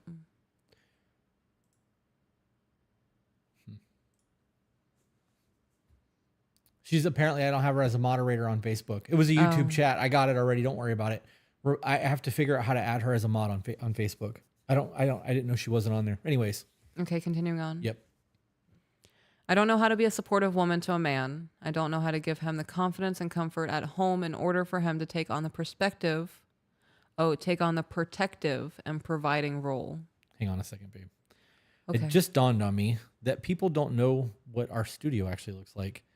Somebody asked what I just took a picture of. I took a picture of the super chat. Yeah. So that I could have that book, because I asked Jenna to do something thinking that she had rules or things that she doesn't. But since you guys don't know what our studio looks like, I'm going to show you. I'm going to try if I can. Oh my God. Do you want me to get up? No, I'm doing it. Oh, just slow moving. Your bullheadedness with yourself is hot. Focus, camera. That's what I took a picture of. We have a 55-inch TV that's got all of our OBS shit in the chat on it. And we have a rug. Yeah, and a rug. So what you guys, when we're looking right now, I'm looking at the chat running through OBS through Restream so that I can see both Facebook and YouTube at the same time. So I took a picture of a super chat that had the name of the book that person recommended and why, so that I could get it. I hope that makes sense. So we're in a living room right now. Yeah. And half of the living room is set up like a studio set, and the other half is all tech shit. Yes, and half put together walls. It's fucking really not. It's done enough. Yeah. It's done enough. Yeah. Okay. Sorry. All right, continuing on. Yep. Okay. We've talked about marriage and children within a decent timeline. We want to live together, enjoy our first few years of marriage, and try for kids when I'm 30. We have found a church in my hometown that we both love and offers the religious support we both need. We have discussed me stepping away from work in order to raise our kids, and I'm ready for that step. I guess this is my main question. Once he moves in and he takes on adult responsibilities, what can I do as a woman to make sure he knows that he is man enough to take on these responsibilities? I don't think it's a matter of being a man enough. I think you guys are coming into an You think agreement. it's being capable enough? Capable, I think, would be a thing. I don't think it's man. Right. You have to survive. This is life shit. This isn't man or woman. This is, we're adults. So do you, okay. So different perspective. What if she wants to encourage him as like, you're not just an adult doing this, you're my man doing this. Like, I have faith in you. Then you acknowledge those things. Okay. I appreciate the way that you go to work every day and provide for us, right? Like it sounds to me like she makes a lot more money than he does. Right. And she still wants him to step up and feel like he's doing the adult thing. So you just make sure that the bills are paid, and like you should have access to all that shit. Like maybe you guys create like a joint email, right? Like chrisandpeaches@gmail.com. And we put all of our bills to that one email, and that's the only thing that comes to that email, so that we can both check it to make sure that we're on top of stuff. I don't fucking know. I'm just making shit up as we go right now. But yeah, everything that we have is on auto pay. Only time I ever worry about a bill is when we get a credit card stolen, which happens a lot. Yes, it does. And they're like, "Hey, you haven't paid your bill in 3 months." I'm like, "Fuck, I forgot that one." Haven't thought about that in a while. Which happens a lot more than I care to admit, because our cards get stolen a lot. Yes. She hears me putting up. She's ready. She heard me moving. Sorry. I got to be honest. I think that just comes down to gentle reminders and telling him that you're proud of him. Like you what was that? What was that? Oh yeah. Oh, the betrayal. The betrayal. The betrayal. that only hurt my feelings a little bit. The betrayal. Just a little bit. I think of it as she spends all day with me. Yeah. She loves her dad. Yes, she does. She loves her dad. Oh God, I hate dog licks so much. Not the face. No nibbles. She's like, but I like the nibbles. No nibbles. Look at that happy face. Look at that happy face. Not the Yeah. butt. Oh man.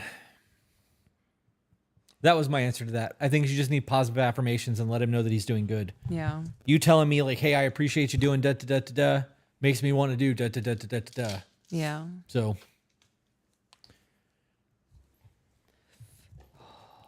are you no, go back over there. Get your butt up. Come on.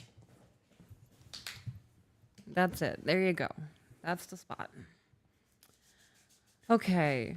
How do I, as an extremely independent woman, make sure that he knows he is the man of the house? Let him be the man of the house. Yeah, don't What does that mean? man of the house. Yeah, what does that mean to her? Oh, that's a good question. You should define that. Yeah. What does it mean to you when you say you want him to be the man of the house?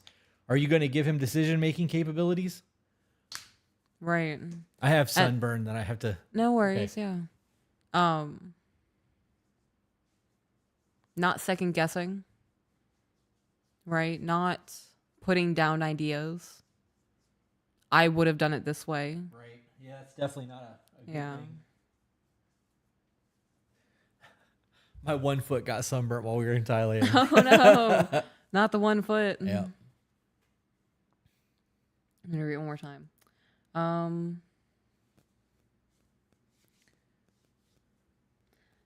Extremely independent will make sure that he knows he is the man of the house. Don't undermine.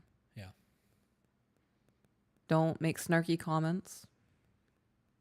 Give him the ability to fail. Right. Right? Yeah. Like if you want him to be the man of the house, be like, I want you to take care of all this shit. Right. You can give your opinion. I think the pizza might have just got delivered. Either that or the ice maker just made noise. Either way, I probably need to get up and stretch, so you can handle this without me for a minute. Yes, it's almost here. Okay, I'm gonna get up and stretch for a second. while That's you pizza. continue. Oh, fuck me.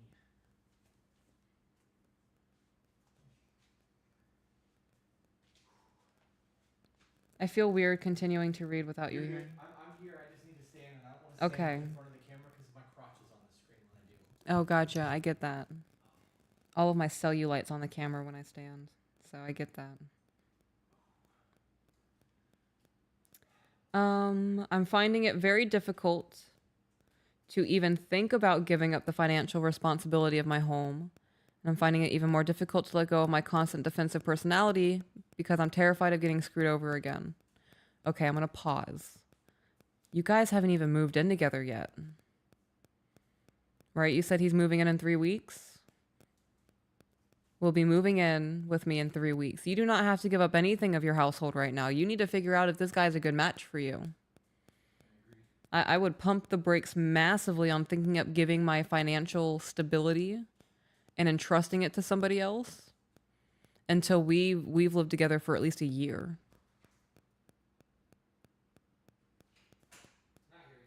Okay.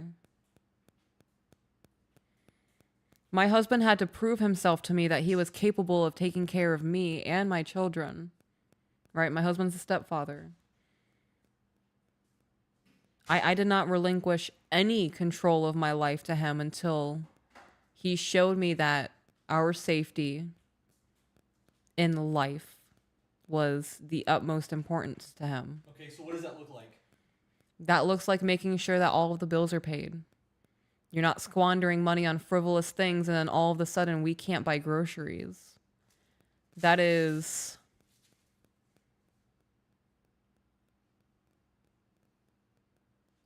Right, so if we're doing good in life, bills are taken care of and we have spending money, it's making sure that we have a little extra play money to do things with the children and you're not just blowing it on your hobbies. Right? Okay. I'm going to go get the pizza. Thank you, babe.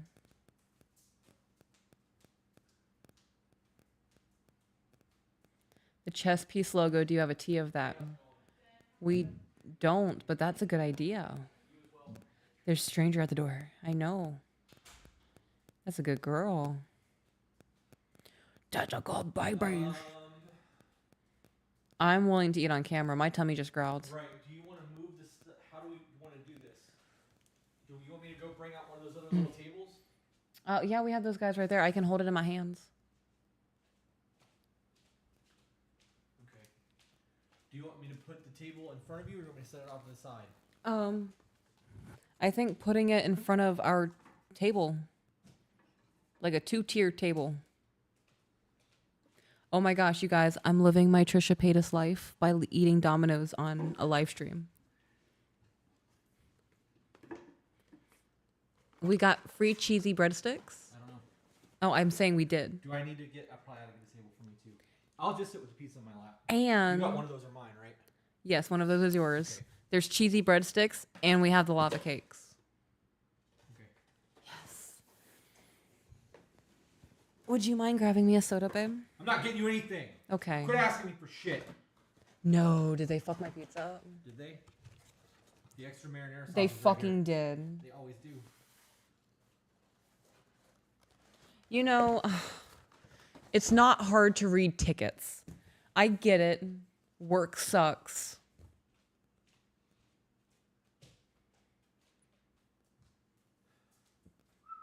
Read the ticket.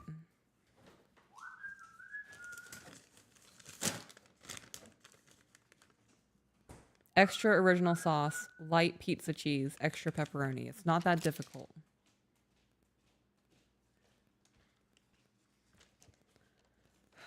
So what's wrong with it? They put extra cheese on it. You asked for light cheese? I put extra original sauce and light pizza cheese. And my assumption is that they see extra and just assume it's extra cheese. That looks like extra cheese to you? Yeah. I don't know how you're eating that. I'm going to have to pick the cheese off of it. That's gross.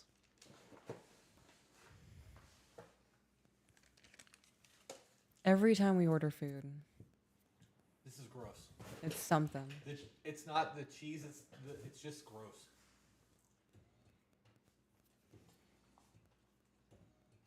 Okay. Okay, we should finish this email. I'm going to finish this email, guys. And then I'll get into the pizza that I'm still excited to eat it. I'm a little disappointed, but I'm still going to mess it up. That crunch sounded fantastic.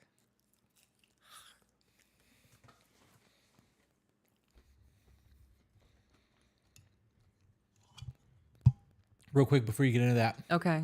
Can you talk about Jelly Roll shouting out you two?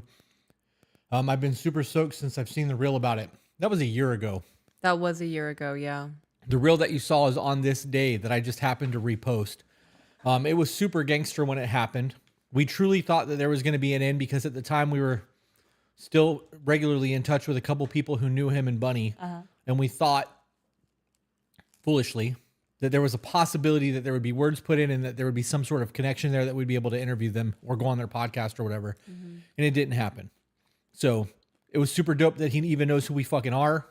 I've been a fan of Jelly Roll since he did that 10-minute freestyle on YouTube. Like, I have been a fan of his music for a long time. Like, when he was doing shit with Haystack and Little White, like, I was a long time fan of Jelly Roll. Yeah. And, like, I love that his career is taken off and he's doing the thing and he's in fucking TV shows now. And Yeah. fucking love that for him. But I don't think that we'll ever end up doing any type of collaboration with them. Yeah. I think that he's probably past that, and we're I think so we low. missed that window, yeah. I think we're so low on the radar of things that he probably will never make time to come on our show, which is fine. Mr. B said Iron John, Robert Bly, or Brothers Grimm, fantastic books about growing from boy to men. All right.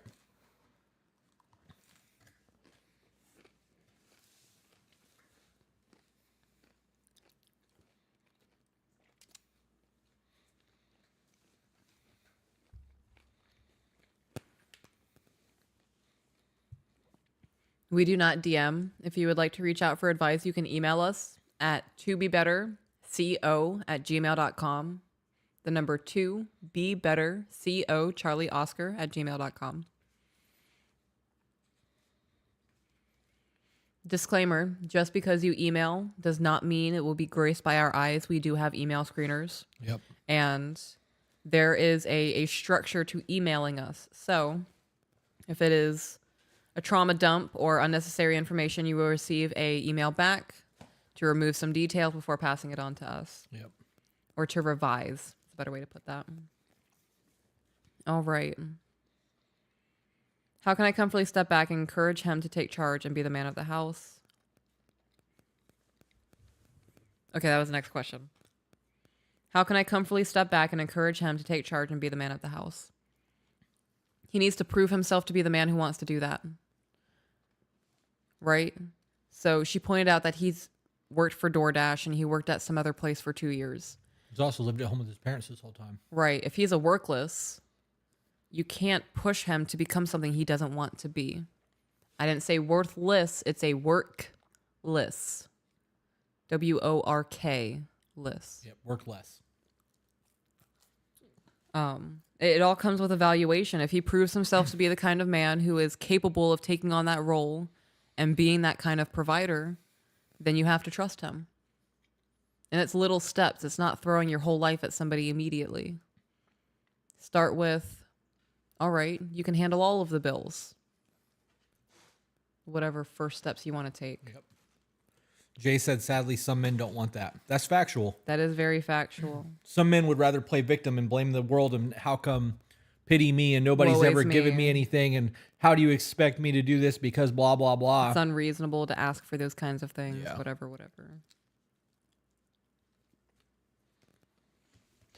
Pizza.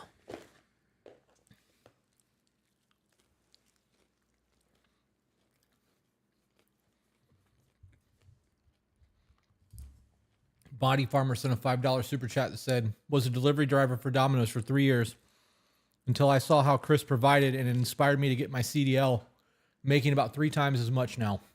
Fucking love that. Mm-hmm. Love that. So, Andrew wrote, the struggle is real lately. I don't know what you wrote that in reference to, but the struggle is real. You're going to struggle one way or the other. You're going to struggle in trying to level up in your career and like make money and build a family and the life that you want. Or you're going to struggle not having those things and at the end of your life, live a life of regrets because of it.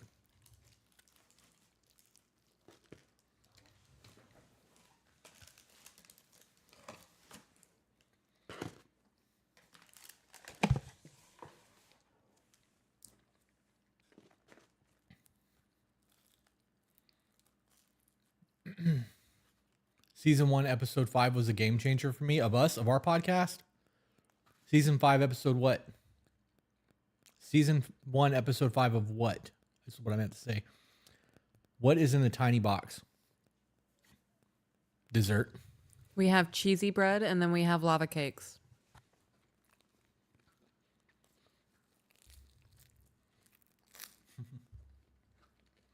What's in the box?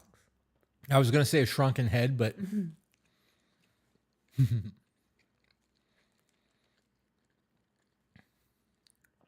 want to watch a movie tonight? What do you want to watch? Mr. Holland's Opus? No.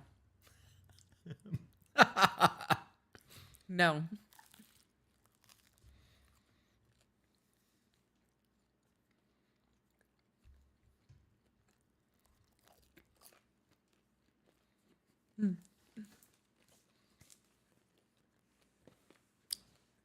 There's currently over 500 people watching us eat. Isn't That's that weird? wild, Isn't that yeah. weird?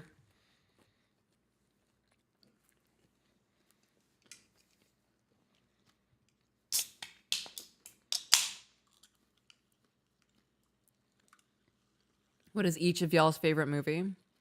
I don't know. There's so many good movies out there. I would tell you, but the first and second rule is I'm not supposed to talk about it.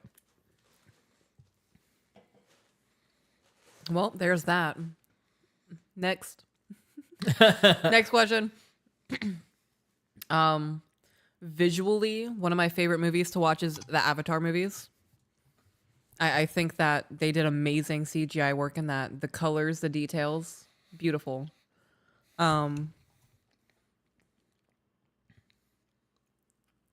Goofy wise, like, I love it because it's a bad movie, the Sharknado series. They hit every time I'm baked. Biodome. It's another one of those. Let's see. Serious movies like I love you just a little bit more because you said Biodome. Free mahi mahi. Free mahi mahi. it's such I'm a good duck-billed movie. platypus. Oh, my sciatica. And he elbow drops him and hits him in the shoulder. I fucking love that movie. That's got to be in my top 10. And every time we say movies and I'm like, that's in my top 10, Biodoom has never been listed in my top 10 favorite movies. I fucking love that movie. It's a good one. For serious movies, let's do love movies. Love movies, What Dreams May Come. Oh, yeah. Fuck Robin Williams for making that movie. That was so good. That was emotional damage. Yeah. Yeah, that was rough.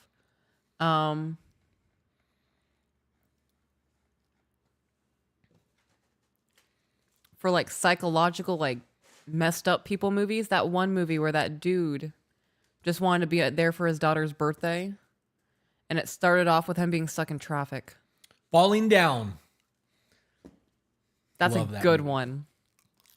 Your pizza looks much more appetizing than my pizza, and that makes me sad. You want it? Can I have a slice? Okay, go. I can give you... Oh, gosh. Okay. But you said this is gross. It's not bad. I'll just take one slice, and I'll give you some pizza of mine. I don't need to trade. Just take what you want. Okay. I'll start with one piece and see how I feel. Sky said for $5 super chat. Thank you. I am currently working on getting a bachelor's in psychology. I have 4 semesters left, and I love this podcast. You guys have enhanced my perspective. Thank you for that. Believe it or not, we have a lot of therapists write in that thoroughly enjoy our show and recommend it to their patients. Yep. What about Bob? It's a good movie. We're sailing. That's a staple of my childhood, is What About Bob?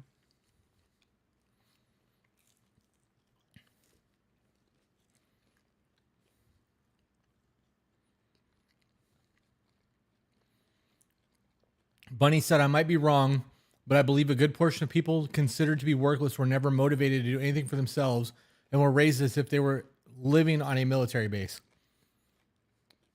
I don't know about the military base aspect, but I definitely think that they were not, encouraged to do shit for themselves.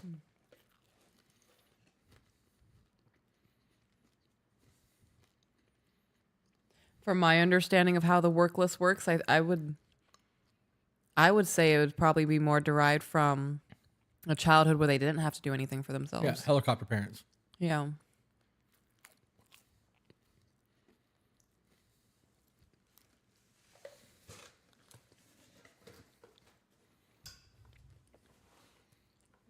I want to read that super chat. My hands are gross. I'm freaking out. I'll be right back. Okay.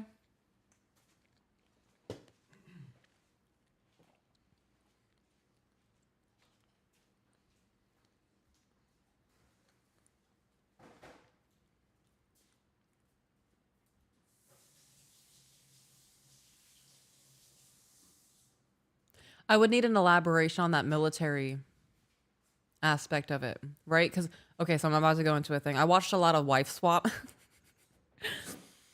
I've watched a lot of Wife Swap. And seeing those families that do have that structured, rigid, will not deviate, we will not accept less than.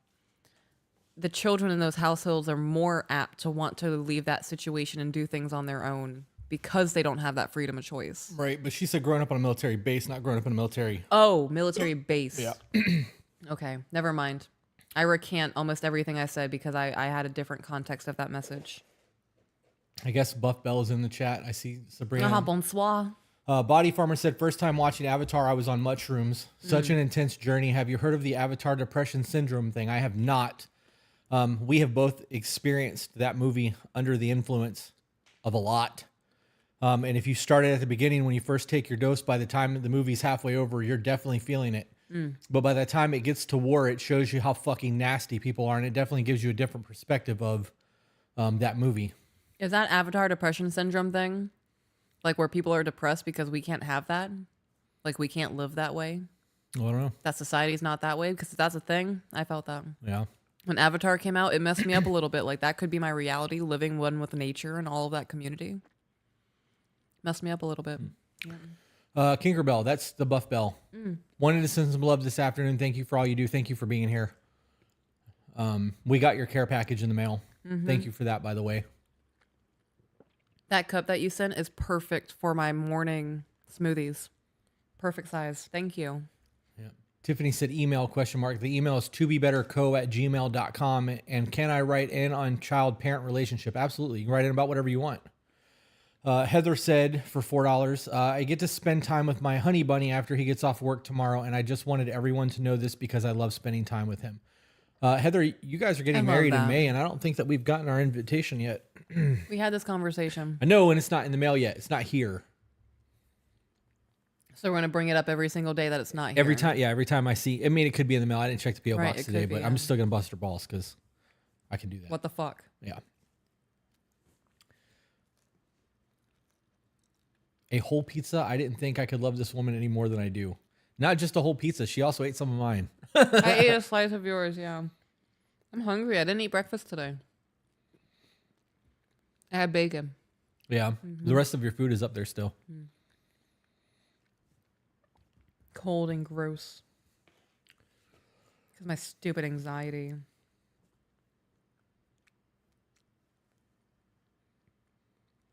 Patience, young grasshopper. It's coming. Well, we have to plan our fucking life around that. So we are going to actively try to make it up there.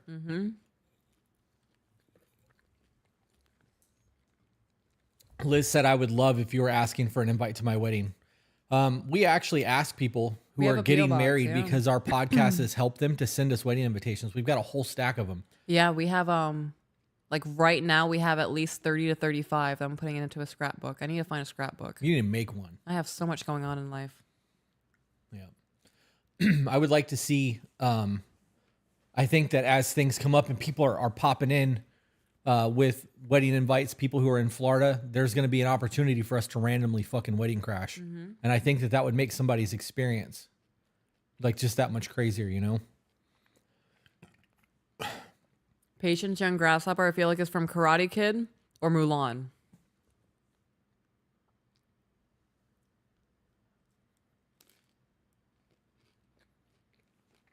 It sounds like something Mushu would say. Yeah, it's definitely from an old kung fu movie. Just wanted to apologize for asking the same question. I didn't get to hear your response last time, and I am thankful I got to hear it this time. You don't have to apologize. Mint Phillips said, Call of Duty Black Ops 6 came out. Are you and Peaches going to stay on the new game? Slay on the new game? I wouldn't go as far as to say that we slay. I am really okay. I'm not good. I shoot things. Yeah, I'm not good at video games, guys. It's something that we do to pass time, and it's enjoyable. And we've already bought it and downloaded it, but we haven't even turned it on yet. Gosh, I want to stay up late and do so much, but I'm so tired by 7 o'clock. I want to stay up. So what? We're going to stream until 8. Then I want to stay here and play like video games for 2 hours. By then it's 10 o'clock. Then I wanted to get some reading in tonight. Then it's 11. My golly. It's you ain't so staying late. Up till 11. Quit lying. I didn't say I was going to. I was just complaining about how I can't. Gotcha. There you go. That makes sense. That's funny. Jenna said I'm playing as I watch live. You guys are going to get ahead of me. That sucks. Ahead of what? The score on the like your I don't want to level. hear that. Jenna just said that she's playing while watching live. That sucks as you played without me and went hundreds of levels above me. I like being up there with the level.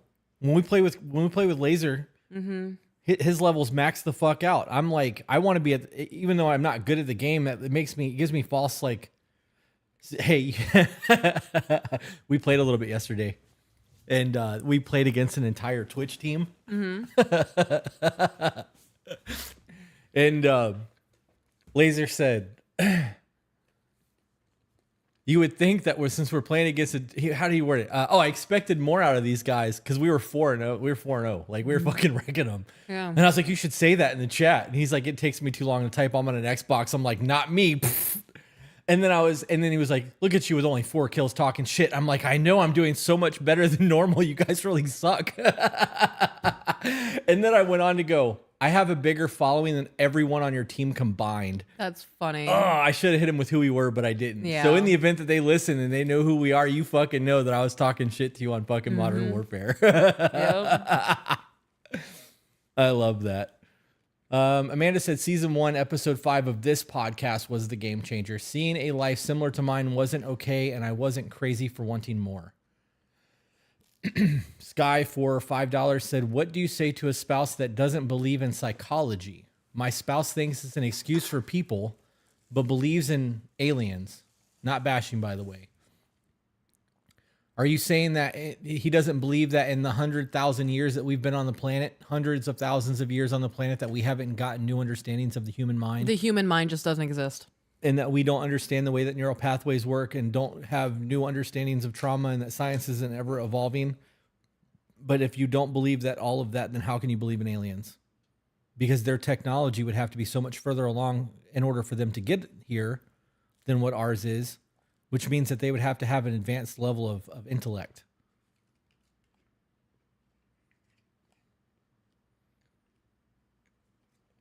What you looking at over there? That was not good. No.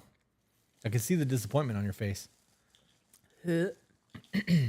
I would like to know what about psychology he doesn't believe. Yeah, that does not make sense to me. Sorry, I don't believe in water. That's what that sounds like to me. I'm going to bounce and binge watch more of the To Be Better podcast. Peace. Thank you for watching. I'm convinced Laser cheats at COD and D&D. Damn, that's savage. He's definitely good as fuck at video games. His whole existence is a threat. Yeah, he's military too. He's such a chill guy though. He is. Yeah. Mm-hmm. That's funny. Not liking psychology is alien to me. I agree, therapy. That's funny. I have breast cancer and now dealing with a divorce with a narcissist. Is he diagnosed as a narcissist, or are you just labeling somebody because he does something that you don't like? How do I keep my sanity without breaking for the sake of my kids? Can we normalize not calling people narcissists that have not been diagnosed with narcissistic personality disorder? Mm-hmm. Or can we normalize the fact that literally everyone on the planet is a narcissist to a degree? We've had this conversation over and over and over again. You guys need to find better words to describe shitty behavior from somebody. 1 in 200 people are narcissistic to the point of actually having a personality disorder. Right. He thinks that me being emotional in any way is some excuse, and that as a society we milk mental illness. I agree with the second part of that. I think as a society we absolutely do milk mental illness. I think glorify it too. I think that it's glorified. I think that people want to fucking use it as an excuse to treat people poorly, and I think that there's a whole lot of problems. Use an excuse to never change. Right. I think that having a label is nothing more than giving you the tools to treat your shit. Mm-hmm. So, Peach's clarity on the military base mentioned above. Military base is in the concept of only doing what you're told and nothing more, or for a lack of a better term, they're viewed as a mere tool. Gotcha. Okay. Thank you for the elaboration. Are y'all really going to do 8 hours? As of right now, we're planning on it. I don't know. What are we at? 5 hours. Yeah. Mariana, I see your $5 super chat. Send your thing. I'm looking. I'm looking for it. I'm actively aware.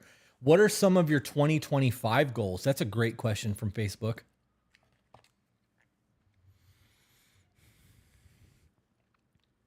Get fit again. I want to prioritize exercising and getting my body back into shape.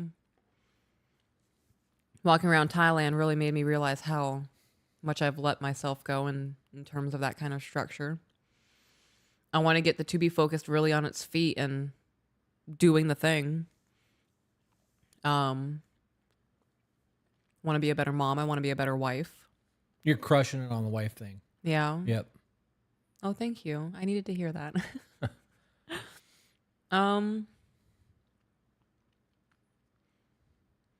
This is a goal for me. I want to decorate more for the holidays. I'm very lazy when it comes to decorating, so I want to decorate more for the holidays and make it more of an experience. I want to make the bath line grow. I want that to be a non-stop and product thing, right? Like, I want it to be a business and not Isn't that supposed to drop soon? Yes, we're working on it. I had to order some more things, so we'll see how that affects things. Are but we going to sell this through To Be Better, or are you going to create a whole new website? To be better. Okay.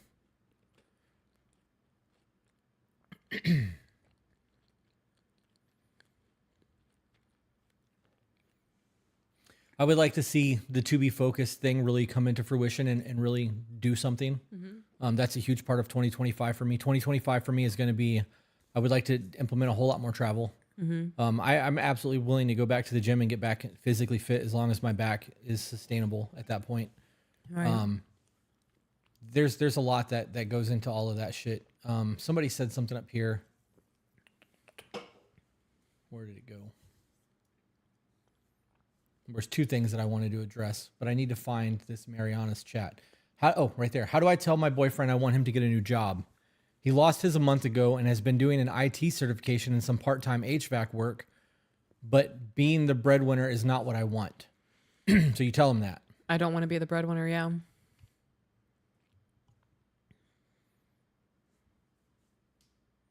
That's what you tell him. Fernie, make sure that you message in the Thailand chat that you want to play video games with us. I'll add you to our video game server in Discord. I would tell him that you're not wanting to be the breadwinner. Like, look, you've been off of work for a month, and I understand that you're working part-time and trying to get this little certification, but that could greatly influence our future, and I appreciate that you're trying to do that. But you not working full-time while I'm carrying the load of us as a burden for me, and this is not how I envisioned our relationship. Right. Be honest. And if it hurts the feelings, so what? At least it's out there and it's known. You're not being vicious. You're not trying to be mean. You're being honest about what's going on.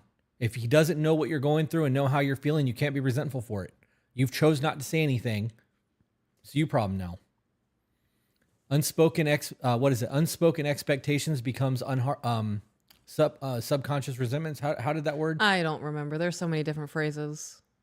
Unspoken expectations are premeditated resentments. Yep. Premeditated. I didn't remember resentments. Yep. And then I saw something else that said, when your kids get older, will you be having them on the podcast for family episodes? Absolutely fucking not. Under no circumstances will we put our kids in front of a camera until they're adults. Yeah. And that's if they choose this life. And even if they're 15, 16 years old and wanted to get into YouTube and was trying to help them do that, there would be no indication that they're related to us at all. There would be no linking. There would be no discussing. We wouldn't be supporting their channel. I wouldn't fucking like their channel. I wouldn't subscribe to their channel. I would want zero information that they are our kids. I know that you guys think that this is a glamorous thing and this has been easy for us, but There's been a lot of safety concerns. there is. We've had death threats. There's been a lot of ugliness involved in all of this. There's been a lot of ugly that has come with the To Be Better podcast because of people's hatred towards us. People believing that I'm abusing you.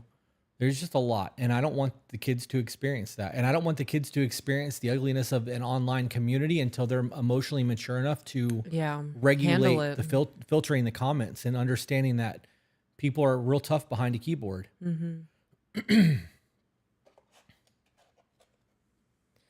Yep. People feel like they have power behind a keyboard.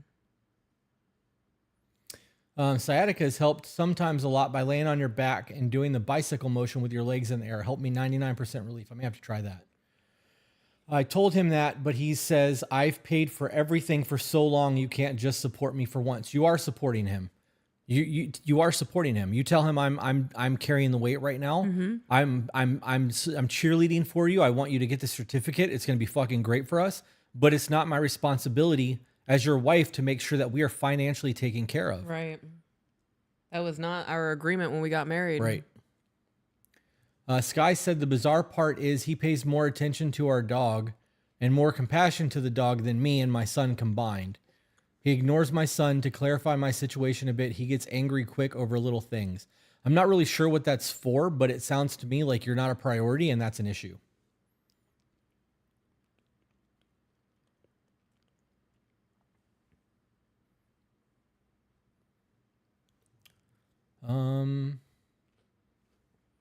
Ugliness happens when you challenge comfortably. Yep.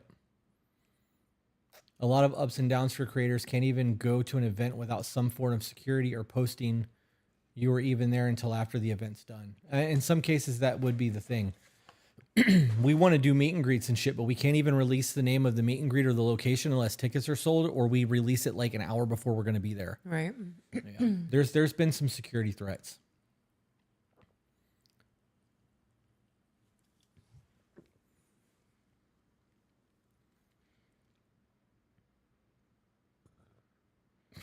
How many times did you fist fight for your woman's honor? My woman is honorable, and I don't have to worry about doing those kind of things.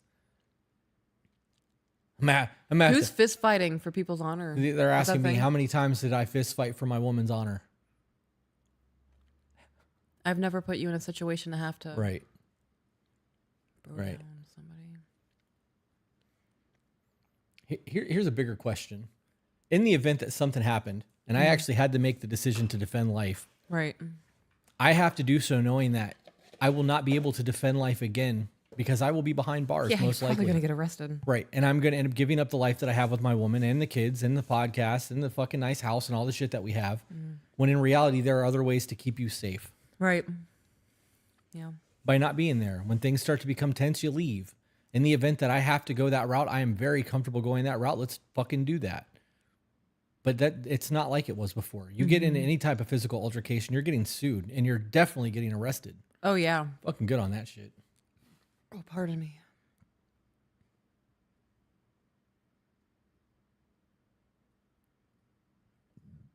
Excuse me.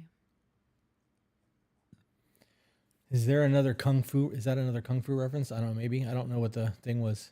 He is a retired vet, but he doesn't believe in trauma either. People act tough until they're jumped by 20 men. Yeah, nobody's tough to 20 men. That was a fucking stupid statement. I'm sorry. That was a dumb statement. What was? Everybody acts like they're tough Oh, until yeah. they're jumped by 20 men. Come on. Yeah. That's something like a 12-year-old would say. Yeah. Chris and Peach explains it better than I do. I don't know what we explain better, but hell yeah. Oh, anger is a cover emotion. People who don't know how to express their emotions use anger to cover it. Yes, they do. It's easy to use anger. It's very easy to go to that because it's something that we can all find naturally, or we've seen it a lot. That behavior's been modeled. If you have a parent situation where anytime things get tense, you see your parents take a breath, calm down, and have an intelligent discussion, you will mimic that behavior in life. Even if you don't adhere to the lessons that they try to teach you, you will mimic the behaviors that you saw in your home. So definitely a good reminder that your children are watching all the time. Oh yeah. Damn. We have 3 more hours. We do. You want to do another email? Yeah. Well, you want me to clean this up a little bit? Yeah, I'm done eating. Are you? Yeah, you can look for an email while I... Okay. Thank you for cleaning up. Moving slow.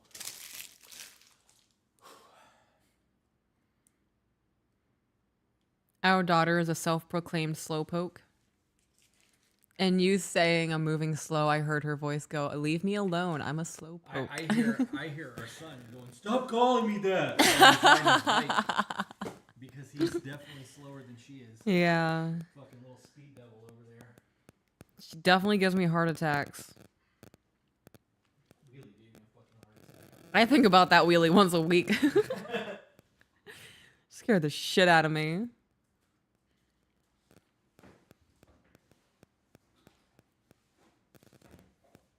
How was the volcano cake thing?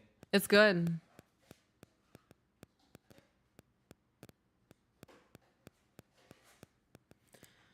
Hello, guys. This is not a scheduled live. This was a pop-up streamathon. A marathon stream? Whatever we're doing. Oh, gosh, babe, you're right. I'm not staying up late tonight. I'm already tired. Oh, no. So this one is titled, "I Need a Second Opinion, Long-Distance Relationship Disruptions." I'm going to try to be brief, but please forgive me if the email runs long. I first want to thank and acknowledge the work you do with your podcast and channel. It has been a great service to me and has even served as God's way to open his door to me after so long being non-religious. That topic will require another email, But nonetheless, thank you for the different and thoughtful perspective you have openly provided. The issue at hand is me and my partner of 2 years have had several bumps and disruptions after we've become long distance. The situation surrounding that is a little messy, so bear with me. We met while she was still with her now ex. I was cordial. Pause. Heather said for $1.99, subscribe, like, and share awesome people. Ooh, good call. Yep. We definitely should have been doing that throughout this entire thing. Totally did not think about that. Right. And if you really want to support the channel, sharing is the free, easiest way to do that by is. posting this shit to your Facebook and like telling everybody about us. And for those of you who want extra content and live recordings of emails when we do the podcast, join our Patreon. Yes. All of that. The popping on audio is her phone getting near the mic. Can you turn your cellular off or put it on airplane mode for a little bit while you're reading? Okay. All right. Let's see here. The issue at hand is me and my partner of 2 years have had several bumps and disruptions after we've become long distance. We met while she was still with her now ex. I was cordial with him, but we could never relate too much. My partner confided in me several times for several months before we got heavily involved with each other. I knew she was trying to fill a gap with me, and I did my best to be a good friend and provide an ear to hear while also trying to respect the relationship she had at the time. I was 22 at the time, 25 now. One thing led to another, and we got more and more involved, and she broke up with her now ex before we fully committed to each other. Oh, pardon me.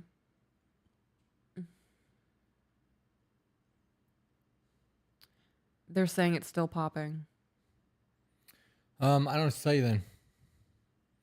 You can just put your phone down. Okay. And I'll do this. Let's see if this will work. Stand by. Oh, the hip.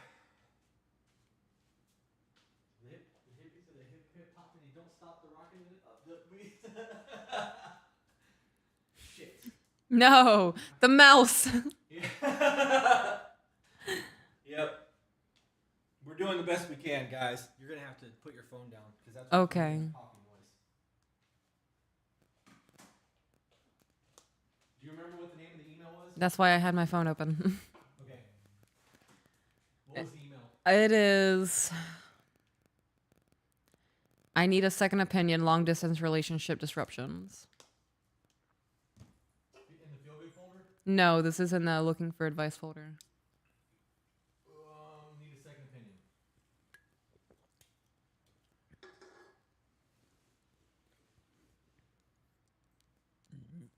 Excuse me.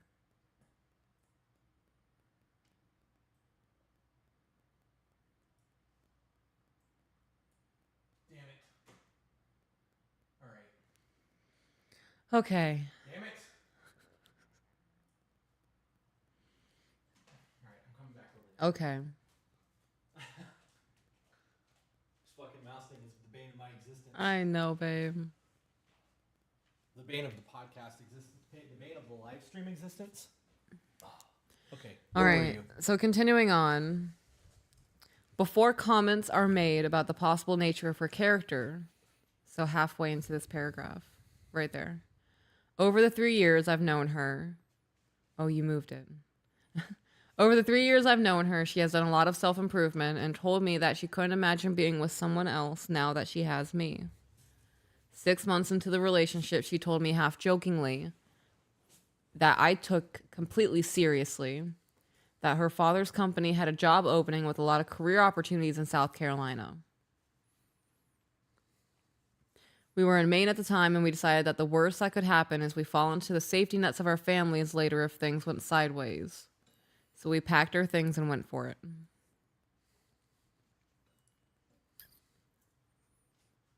The job didn't pan out after 11 months. The company sent me to an out-of-town job, and they gave me a bed-bugged hotel. They made no effort to correct the accommodations and told me to either deal with it or get fired, so I resigned. I will not endanger the health of those I live with and love.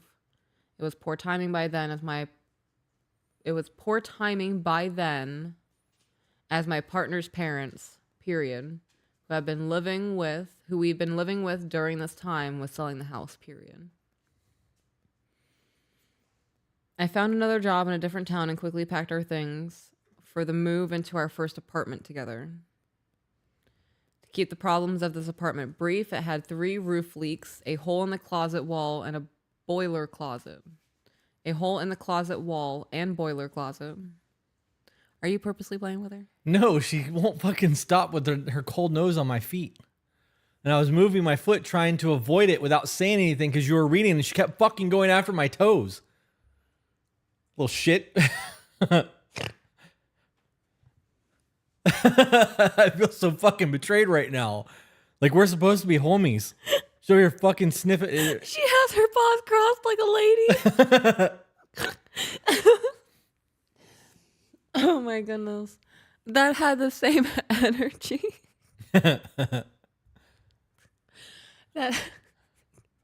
fucking breathe.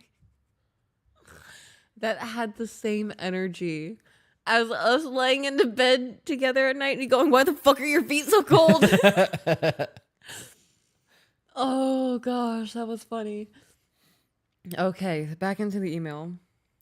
To keep the problems of this apartment brief, it had 3 roof leaks, a hole in the closet wall and boiler closet, broken AC, and fleas in the carpet before we moved in. Gross. That is gross. I'm sorry, I'm thinking about her nibbling on toes. I hate that she does that shit too. She does it while I'm going to the bathroom. You goof. Yes, I'm talking about you. You toe nibbler. We stayed in that apartment for 8 months. These problems revealed themselves gradually. Else I would have picked a different complex if I had known. Well, how would you know? And maybe it's not the complex. Maybe it's just the apartment that you were in. Right. I feel like, okay. Never mind. We're going to move on. Okay. My partner lost her job and we made do with my check, but we both knew it wasn't sustainable. To point out where she was having anxiety attacks, to the point where she was having anxiety attacks almost weekly. So we put our heads together and exhausted all of our options. We had no savings to get another apartment, but enough for us to move back to our respective parents' houses. It was one of the hardest decisions I've ever had to make. I will never forget the tears on her face and the total heartbreak I felt leaving her at the train station. So you guys didn't move together. You left her. Right, they moved into each of their parents' homes. Okay. They went back home. Okay, so they individual. Okay. Yeah, they each went. Okay. I felt leaving her at the train station. I felt then and still now in part that I have failed her as a man in multiple ways. I swore I will never abandon anyone I love like that again. So now we are in a long distance relationship and we are doing okay in a large part considering everything. We have had a few bumps and disruptions on the way that are still partly unresolved. I would appreciate your opinion on these. Come on. She's like, done. Dad wants to snuggle. Oh, pardon me. There was a recent disruption about money. I got a new vehicle through a loan, and before then, I was paying for her vehicle. Her mother made a deal with my partner saying if she helped with the family business and her vehicle would be paid by them. This has not come to pass. I was expecting by the time I got my car that her mother would finally pay in, but sadly not. Without giving too much detail, her business works with insurance companies. The payment medium those companies use got hacked. Okay, can we pause for a minute? Okay. This nobody's coming to save you. Yeah. It's not anyone else's job on the fucking planet to make sure that you have the things that you need other than you. Right. If you are married and you guys have a dynamic where the man is the head of the household and all the responsibilities of the man is on his shoulders, it's his responsibility to make sure that there's a vehicle there and that there's insurance and all of that shit. You guys are living at home with your parents. Yeah. You're not playing your long distance. Why the fuck are you paying for her vehicle? She's a fucking grown up. Yeah. If you guys want to move in together and live together and play wife and house and all of that shit, then do that. But all of this, like her company should give her job and the parents should do this and we're going to stop all of that shit. Right. She needs to figure out a way to get a fucking car. She's an adult. Yes. You're an adult. You need to figure out your life situation. You trying to like maneuver all of this so that other people can give her shit? Right. Fucking stop. Yeah, I'm not, like me personally as a person, I'm not going to hinder my life to have somebody else's life be easier for them when they're not willing to do for themselves. Right. I'm here for being the man, Yeah. but you're not. Right. You have no savings. You ditched her at the train station. You guys are now long distance. The relationship, you weren't able to make it work then. Now you're trying to do it long distance while living with your parents. You can't be the man while somebody else is supporting you. Yeah, that's true. Yep. Continuing on, the payment medium those companies use got hacked, and they have not been paying anything to anyone until they patched the security vulnerability.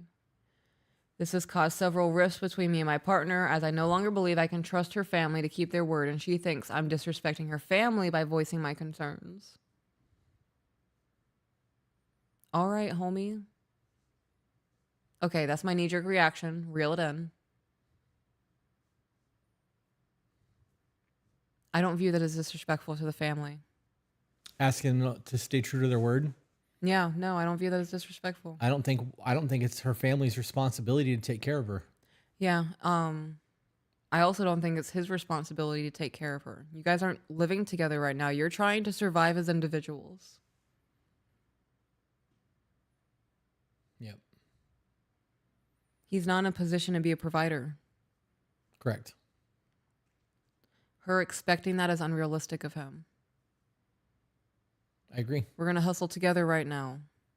I'm gonna get my shit together, get a car, do the things that I need to do, and then when you have done the same, we will reconjoin and merge our lives back together.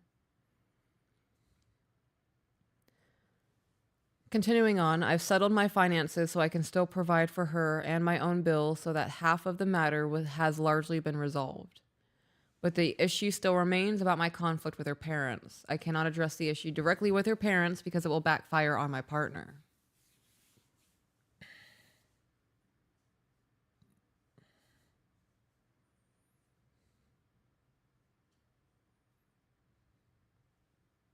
You did the thing. I did do the thing because I've got absolutely nothing here. Yeah. You had to move back in with your parents. Mm-hmm. You both did. Yeah. Because you were not capable of making things work on your own, which means it's back to the drawing board. Right. And if she's back at her parents trying to do the thing and you're at your parents trying to do the thing and you're giving up half of your income to make sure that she's okay while you're living long distance, you're still living with your fucking parents. Right. What are we doing to get out of here? Right. How long is this going to continue? You guys going to live forever at your parents until you decide to break up because neither one of you are capable of stepping up and making it work so that you guys can live together and go about that life? Mm-hmm. Because I guarantee you're not saving money if you're giving up everything that you've got over what you need to make your fucking bills so that she can survive while living with her parents. What is she doing for herself? Right. Yeah. And if they're using her for free labor at the business, that's a problem. Well, that could be the case. Right. Maybe. If they're promising her a paycheck or all of these other things, if you work for us, we pay for your car. Yeah. But they're not upholding that. She's not receiving a paycheck and she's free labor right now. That's a problem. Yeah, she should fucking go somewhere else. I have a whole lot of issues with that. Yeah. Somebody said, why is he the one dealing with her parents? I don't think he should be dealing with any of it. I think the discussion needs to be like, look, we couldn't afford to do this on our own. I'm going to not pay for your life for a little bit. I'm going to stack my fucking paper and get an apartment. When I have an apartment, you can move back in with me and we'll make this work. Right. You should be doing the same thing and save up as much money as you can because we're going to need furniture when we move. Yeah. Right? Like, we're both suffering right now. Let's fucking put a plan together to make this work so that we can get out of our parents' house. Mm-hmm. Yeah. Tattoos suck. Thanks, Larry. Fucking saying it. Larry. Scumbags with tattoos. I couldn't imagine. Right? You fucking heathens. You're all going to hell. Yeah. Us over here with our pristine skin. Yeah.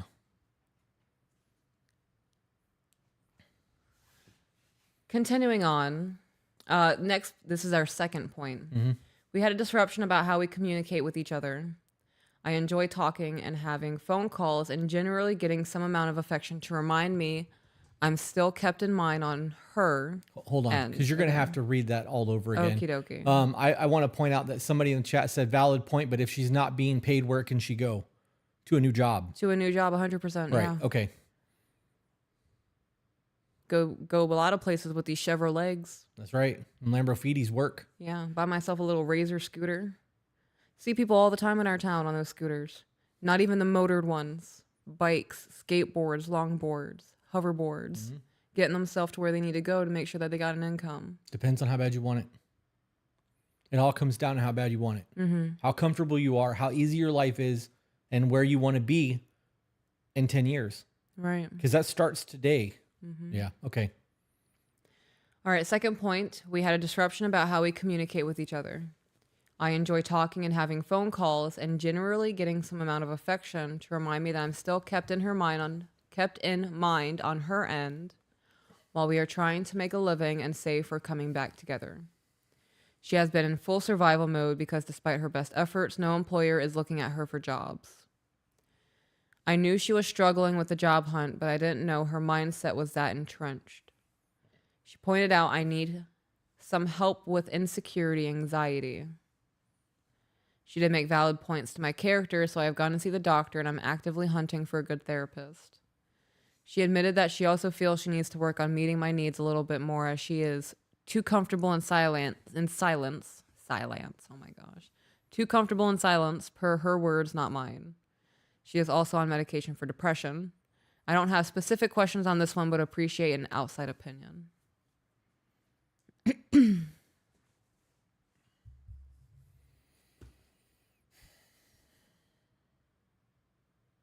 I don't have anything on this. I don't either. Okay.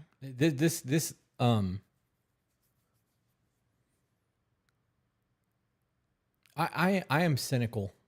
Yeah.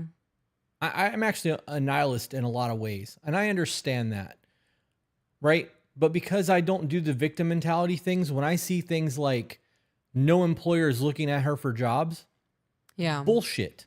I can leave the house right now and have a new job by tomorrow. Yeah. And I haven't been employed in 15 years by another person. 15 years, I've not had a job. I have Right. been the boss, employed, self-employed for 15 years. I could go get a job right now. I could make phone calls, not even leave the house and have a job, Right. right? I'm willing to do what other people aren't. Mm-hmm. I'm willing to break my back to make sure that my family has what my family needs. This whole I can't find a job. No, you can't find a job that you want. You can't find a job that you're going to enjoy. You may not be able to find a job behind a desk or on an air conditioner or doing whatever it is that's going to make you happy. But being happy and making a paycheck are two different things. And sometimes you need to make a fucking paycheck. So you get a job that you hate and you Yeah. do the job and you do it well until you can find another job. And while you're doing that job that you hate, you put in applications for all the things that you want to do and you hope you fucking land one. Yeah. And then when you land that job, you work your way up in the career and then you find another job and you continue that cycle until you get to the point where you're fulfilled and you're making money. I don't believe that you can't find work. Right. Someone in the chat said McDonald's is always hiring, and they are. Yeah. They are always hiring. There is never a McDonald's I pull up to where they don't have that "we're hiring." Right. Here's how to contact us sticker. Wendy's is always hiring. I mean, in our area it is. Goodwills seem to be always hiring. There's other ways to make money. Right. My moral compass is does not point true north. And I'm okay with fucking doing things that I shouldn't be okay with doing to make money. And I don't mean like OnlyFans. Right. So get your minds out of the gutter, you fucking scuzzy bitches. Like that's not what I'm getting at. She shouldn't be trying to sell pictures of her feet or anything. Right. Like, you could do fucking odds and ends side jobs. You could Really good at math. hustle, right? As long as you know your weights and measurements and have a connect, right? Like there's a whole lot of things that you could be doing to make money.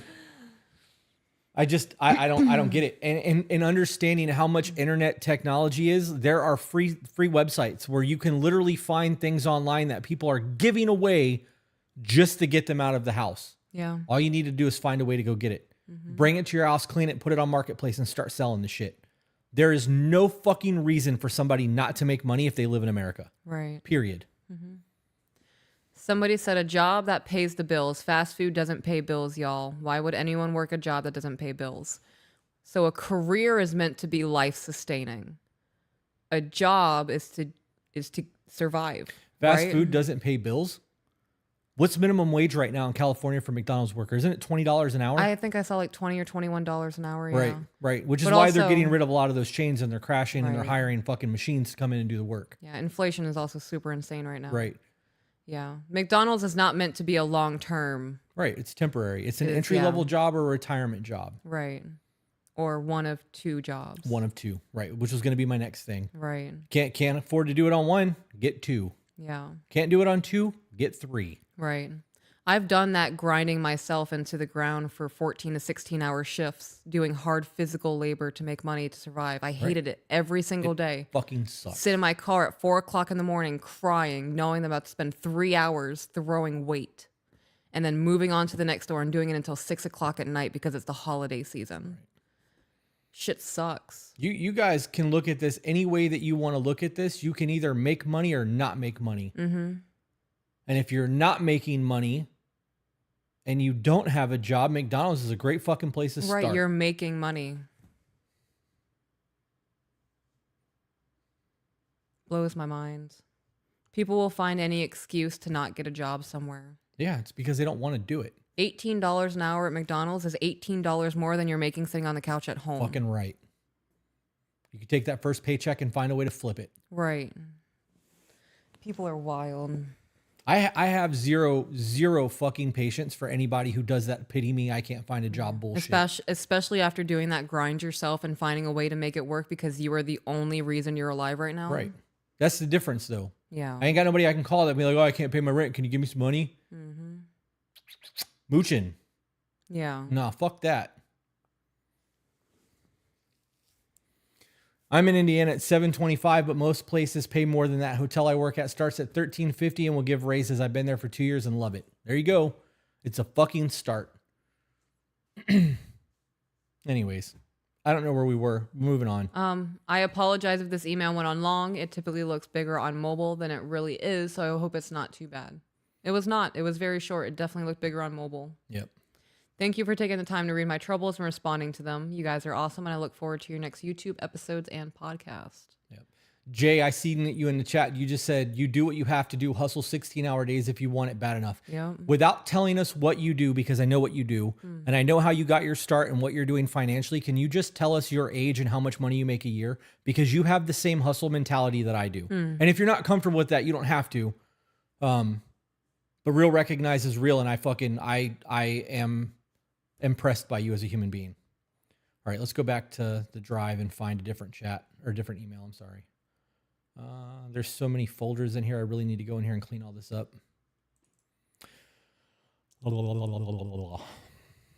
Let's do feel good because I would like to feel good.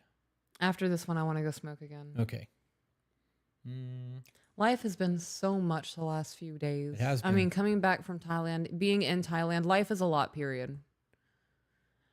Okay. This one is titled Reply to Wrong Metaphor TikTok. Hold on. Kinkerbell said FedEx starts at $18 an hour and does increases every 6 months. I was making $34 an hour in less than a year with insurance.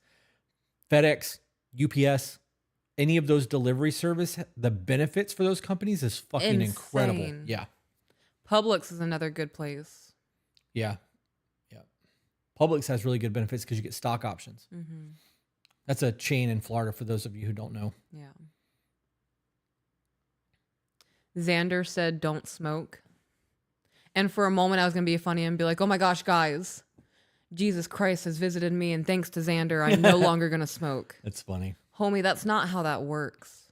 Maybe they don't want you to leave. Maybe they think you're going to smoke tobacco. No. Danielle asked if we were able to smoke in Thailand. Yes. You smoked a lot in Thailand. Yeah, there was a lot of... One woman was like, it's an honor to be able to smoke with you. I'll go buy more if I need to. And I was like, stop. This is a lot. UPS is putting AC in their trucks. I didn't know that. Good. good. My husband works at FedEx Ground. He's making almost 30 an hour after 5 years. Okay, sorry. Let's email. All right. Hi, I'd like to stay anonymous, please. I just watched one of your TikTok videos, the wrong metaphor one, and really loved how y'all wanted to hear from the woman's side. I feel like we read this. I feel like we did too. All right. And just scroll. I'm now with a man who respects his parents, his family, and he's very looked up to because of his respect for people. He refuses to let me pay for things, always opens the door, compliments me all the time, and offers to do things for me, and I have not asked for more of him. Oh. Does that sound familiar? Does It does. Okay. All right. We'll go to a different one then. Okay. I'll drag this into the red folder just so that it's not. Oh no, is there not a red folder? Okay, so what you're gonna have to do, babe? Scroll down to it. Click the 3 dots. Yep, move. Red emails. Z and J. Yeah, move. Hell yeah, look at me doing this.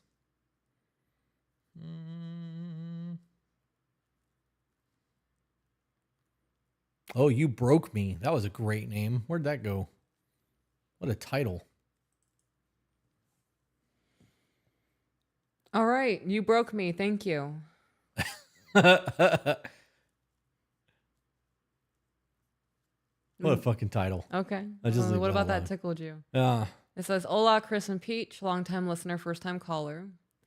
This is a thank you for being an integral part of my monumental growth as a mom, partner, and overall human being.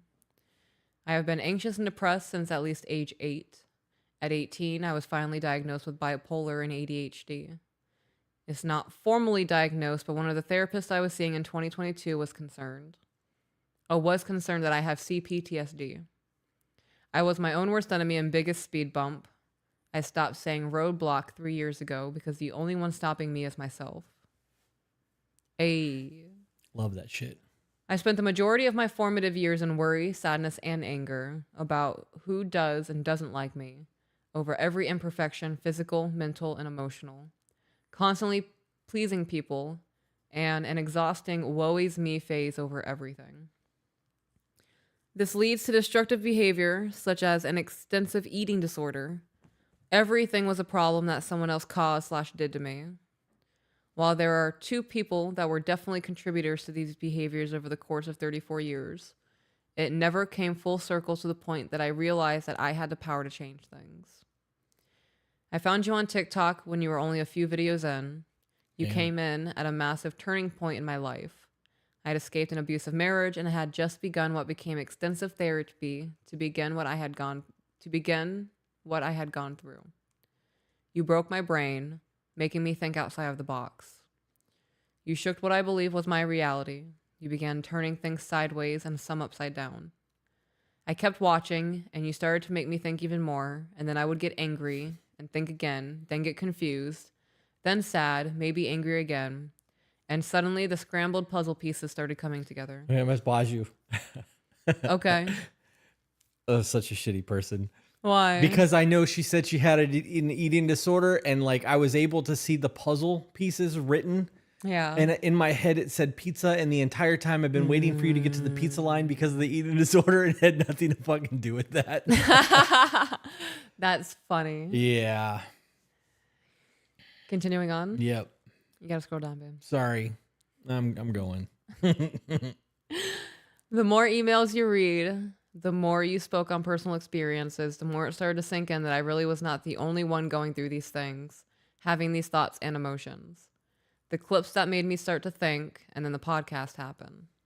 I was envious of you both for about 3 months, as I was the little girl that wanted to be like the Disney princesses in the movies, with a happily ever after with my Prince Charming. I gave up on that dream within 2 years of marrying my ex-husband.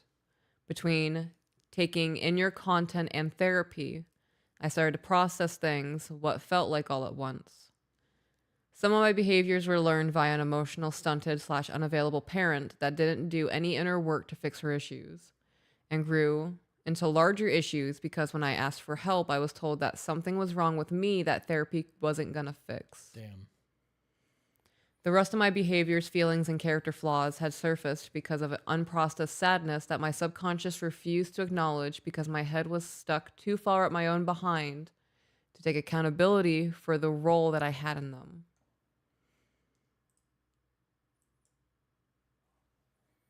Sorry, I blocked somebody. I listened and re-listened every chance I could. Rush hour traffic, lunch breaks, grocery shopping, you name it. I would pause to cry, scream, filter through the sentences that hit the hardest. Since discovering your content, I have realized so many things, and to name a few, I had more control in my past experiences than I ever thought I did. I should have set up boundaries and held to them. I did not need to make myself smaller to bring up people that were only looking down on me and wanting me to fail. I was more comfortable in the discomfort because I was terrified of change. Now, I have an active role daily in how I process and think about things. I realize that many times the things that occurred in my life are because I made a boneheaded move and should think a bit more next time before taking the next step. I think about how the way I spend my money, the words that come out of my mouth, and the other daily decisions not only impact myself, but now my partner and kids. I am beginning to work with the kids to teach them that their words and actions have consequences that can impact not only themselves, but others as well. Mm-hmm. My marriage failed because of me. I did not set up boundaries. I did not ask the questions that you would normally ask, and to ensure that you are compatible with the other person and your values align. I never said no, regardless of how dangerous or uncomfortable the situation was, because he was hurt just as much, if not more, as I was. And I felt it was easier to placate the situations in the moment. I put all my efforts into his happiness so, in turn, I would be happy. I did not have the guts to hold them or myself accountable for any of our actions or lack thereof. I held myself back and never invested in myself. I was too afraid to spill all of the details and my true feelings in our 3 failed couple therapy attempts. Hold on, let's pause for a second. 3 failed couples therapy attempts is not a lot. Oh, no, it's not. 3 attempts is nothing. Yeah. There is a grace period that you need to have with a therapist. If you are somebody that's looking for therapy and you go from therapist to therapist to therapist to therapist and you never get more than a couple sessions in, you're not going to ever get any use of your therapy. Right. It takes time for your therapist to like Get to know you. Right, to understand what's going on with you. And it takes you time to truly become vulnerable enough with your therapist to let them know what's actually going on in your life.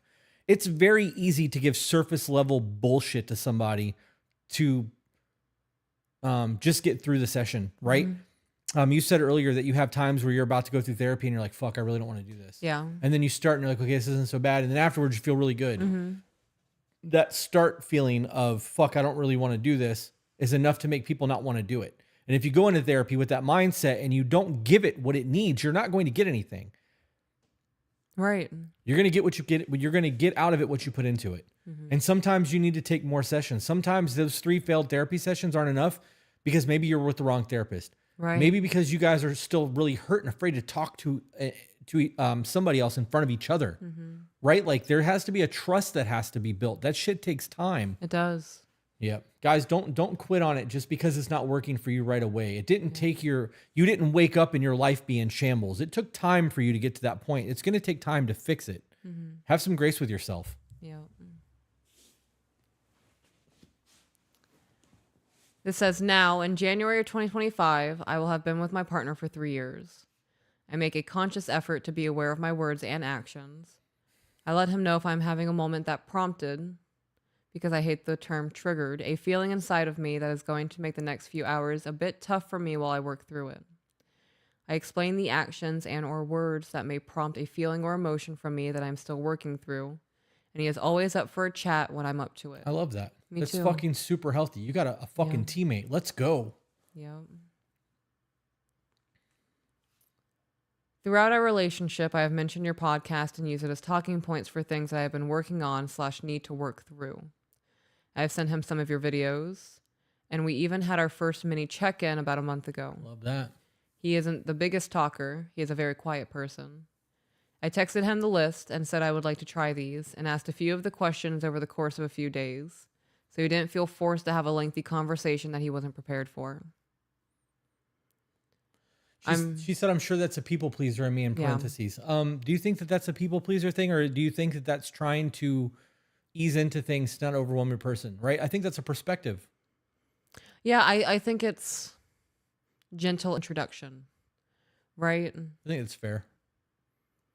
I don't want to be hit with a tsunami of information because like she said, she has had the time to absorb our information, and there was a lot of emotion there for her taking it in. I think a gentle introduction is a good idea. Yeah. Some people need that. Some people need that easy. So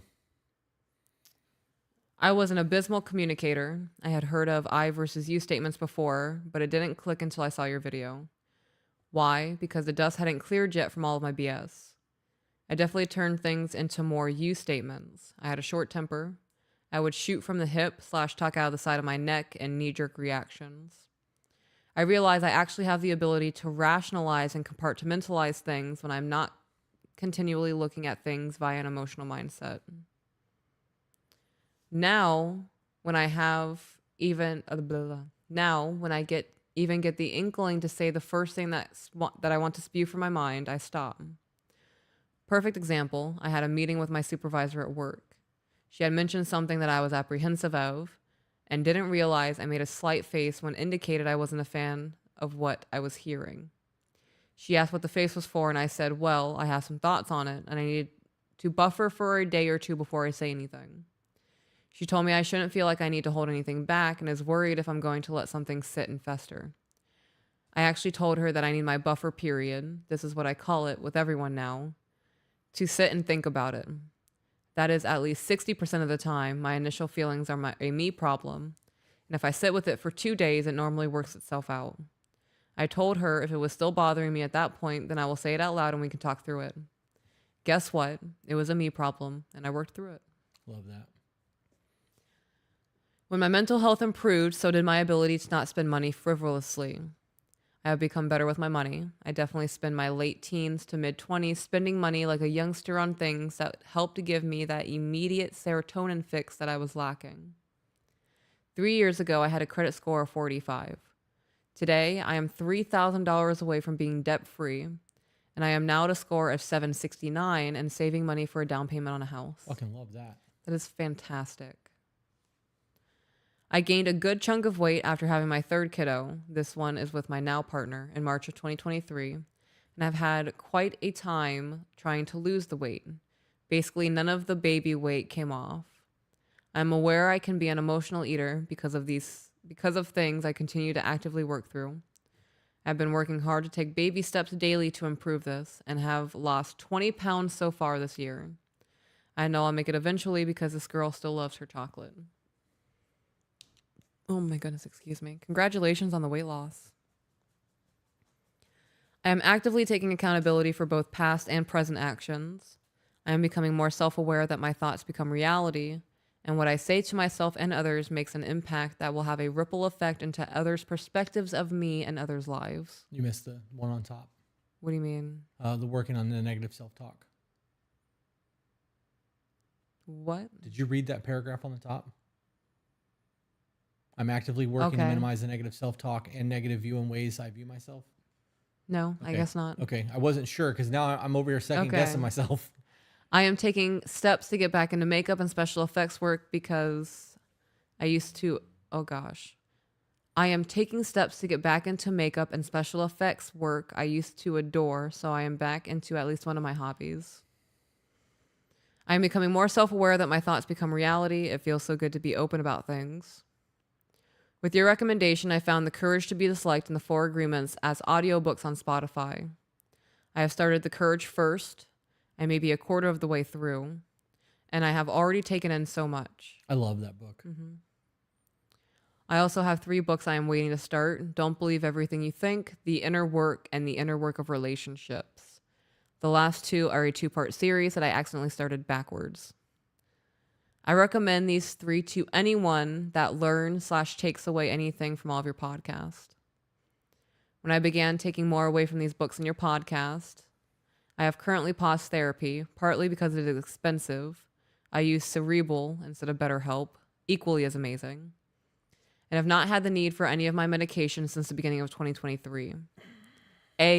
Fucking love that.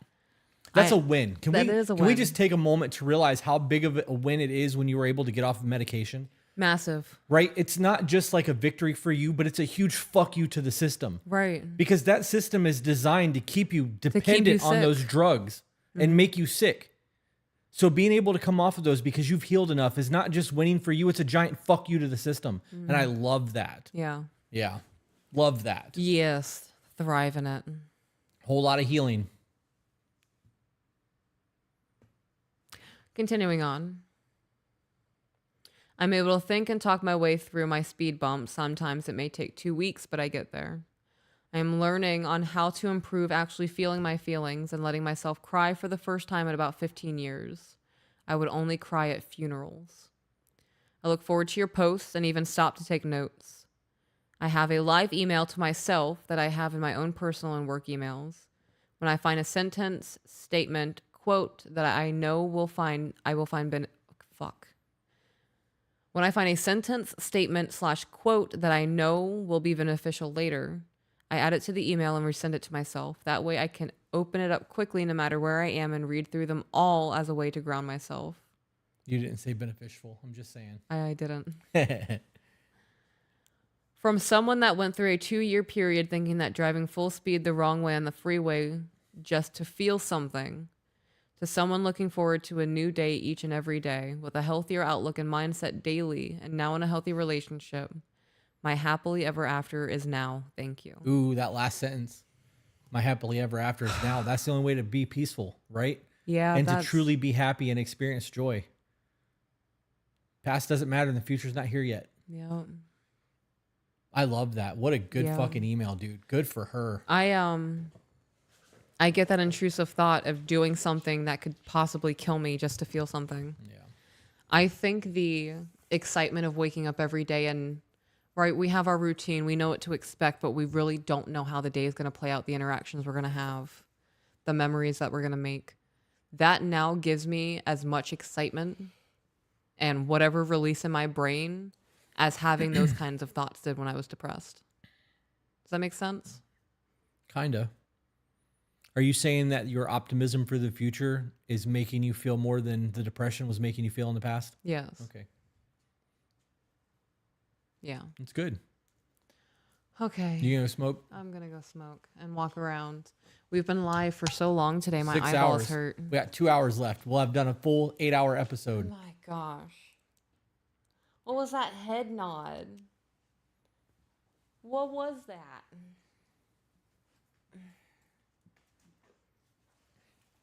All right, you guys get me for a little bit while she goes and smokes again. I don't know if there's been stars saved and posted to Discord. Let me open the Discord and see if that's a thing. Break. Break. Good girl.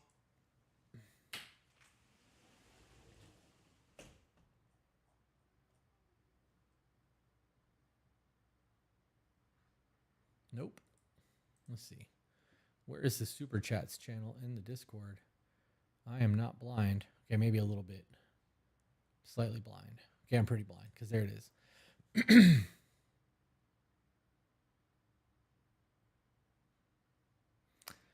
Oh, man. It's day the 25th. Today's the 25th. All right, let's see what this one says. Nope, I read that one. Read all the Super Chats. Definitely caught up on that. Chris and Peace, thank you so much for everything you do. You both helped me see that I need to be better, and I have taken more accountability for my actions due to you guys. I have so much love and respect for you both. Thanks for being the Home Depot for the tools I needed to work on my relationship. That was from Thomas. Thank you, Thomas. That was super gangster. I appreciate the stars. All right, I can minimize that because there was only the stars ones are the ones that we didn't get read yet. Matchmakers, Chris and Peaches, y'all should make your own dating app. Absolutely not. I would never want to make or be the reason for somebody's heartbreak. Right? Like, I understand that I can only do the best I can do to not hurt people in the relationships that I have. But if we ever created a matchmaking app and somebody fell in love and had their heart broken and ripped apart because somebody misused them or tricked us in some way or shape or form, I don't know how I would be able to handle that. That would be very hard for me. I don't know if I could handle that, to be honest.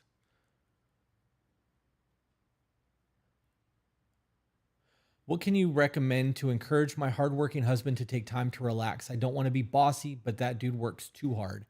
Why don't you schedule, plan a vacation?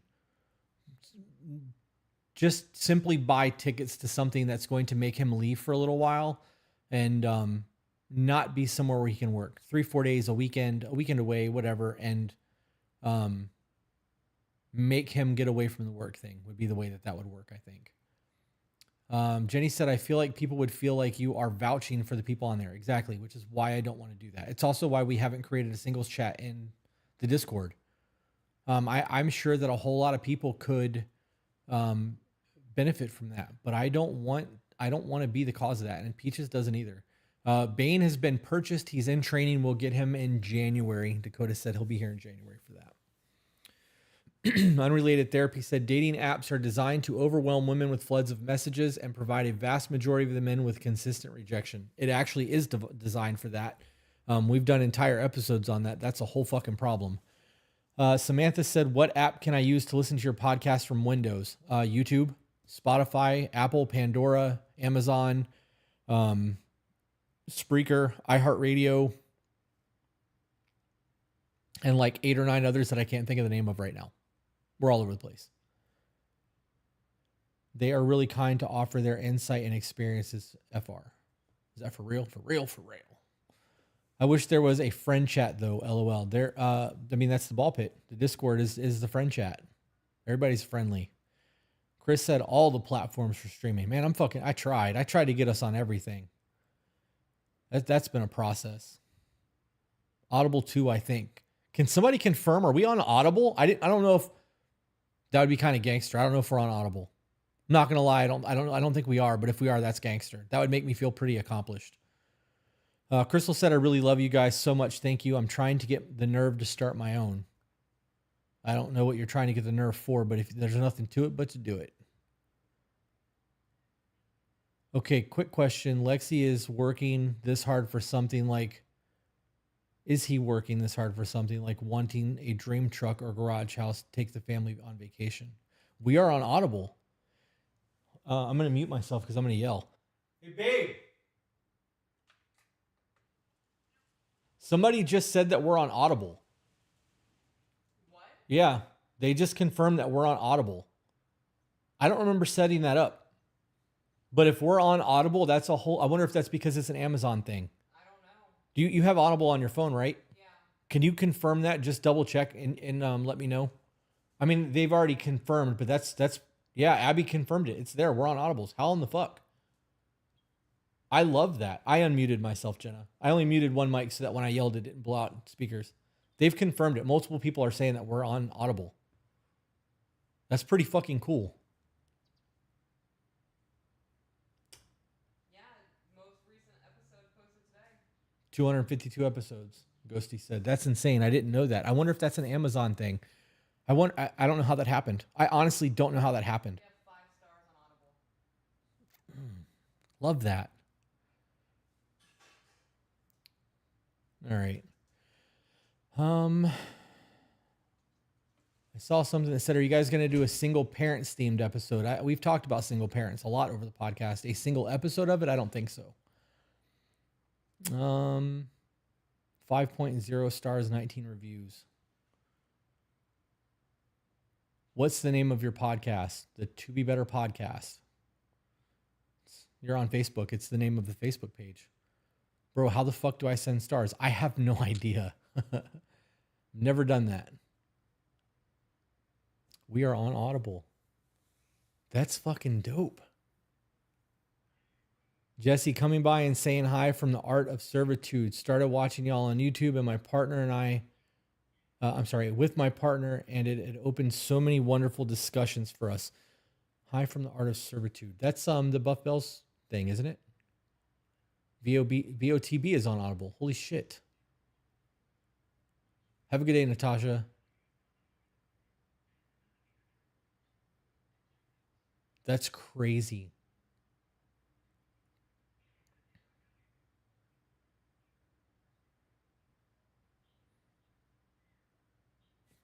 Audible is Amazon, right? But is that their podcast stream? I don't know. I know that I was able to get us set up on Amazon, so I guess maybe Amazon just transferred it over. I never equated the two for podcasting though, because I've always used it for books. My Audible library is extensive. Chris, what mics do you and Pete use? Would love into having one. These are, I don't know.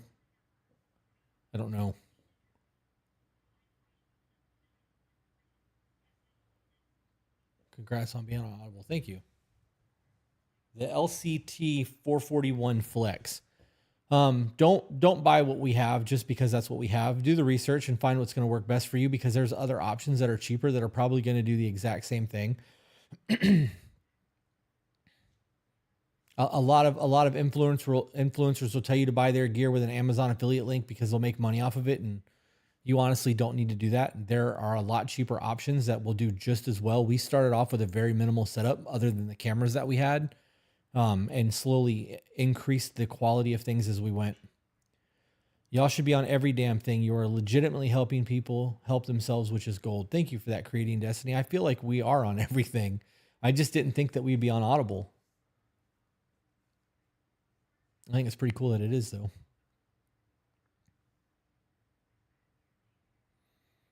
What's everybody reading right now?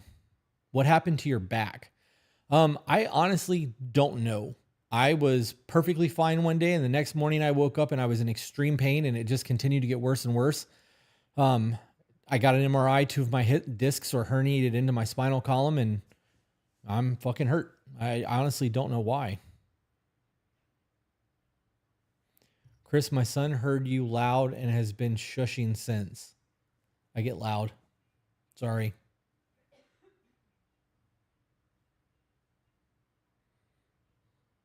Put you guys on while my hubby is in the room. So even if he's not actually listening, he's listening. I love you guys so much. That's awesome. I hope, we have actually had people write in saying that they do that shit, and then their people start watching and getting hooked.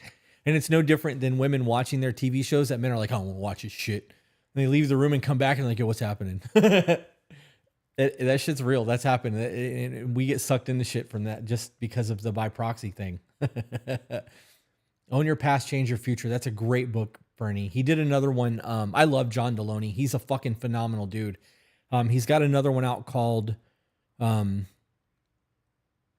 something anxiety. And it's all about the way that your body is, anxiety is an alarm system. I don't know. John Delaney's got another book out about anxiety that I recommend you read after that one. It's on our reading list. Dakota Payne, I found myself getting better whilst watching all y'all's podcasts. Well, thank you. I'm glad that you're improving. That's the whole point. Hello, been watching you guys for a while and has really helped our relationship and how we handle things with one another. Love that.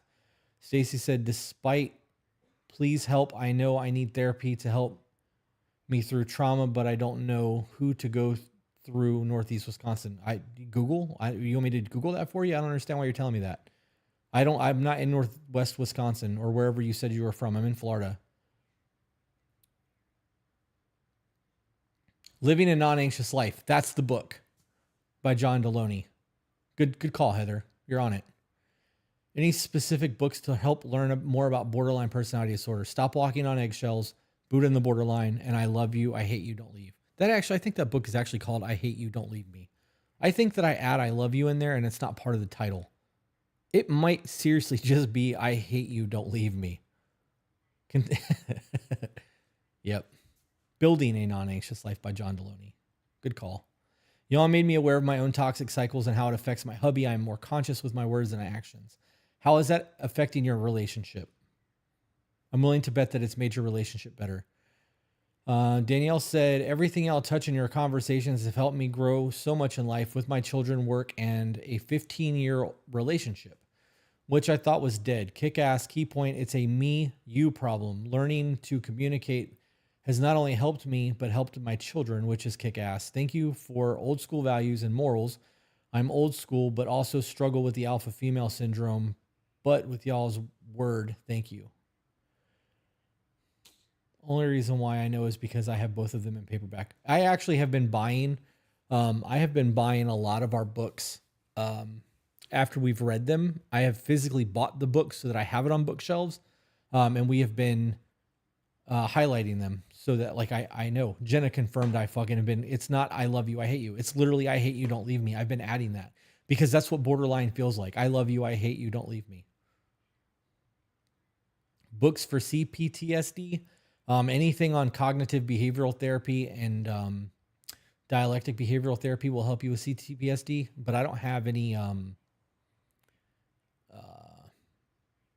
specifics. Heather said, I also listen to his podcast. I can't wait until y'all start with the live calls. We really want to do it, but we want to be able to screen people first. So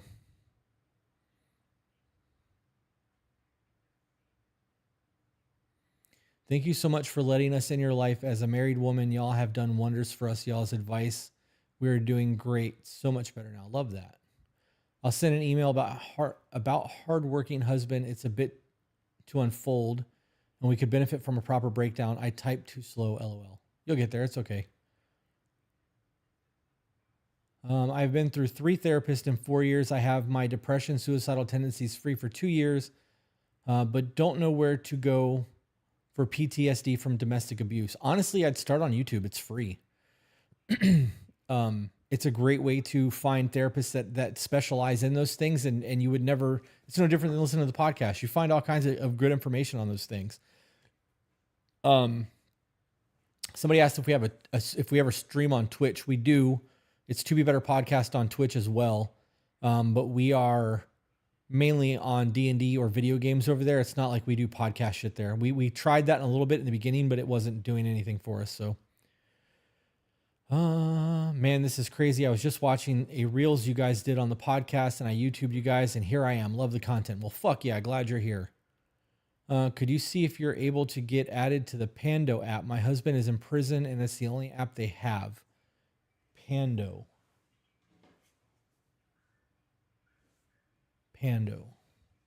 Let's just fucking take a photo of that. I'll look into it. I can't make any promises, but I'll look into it.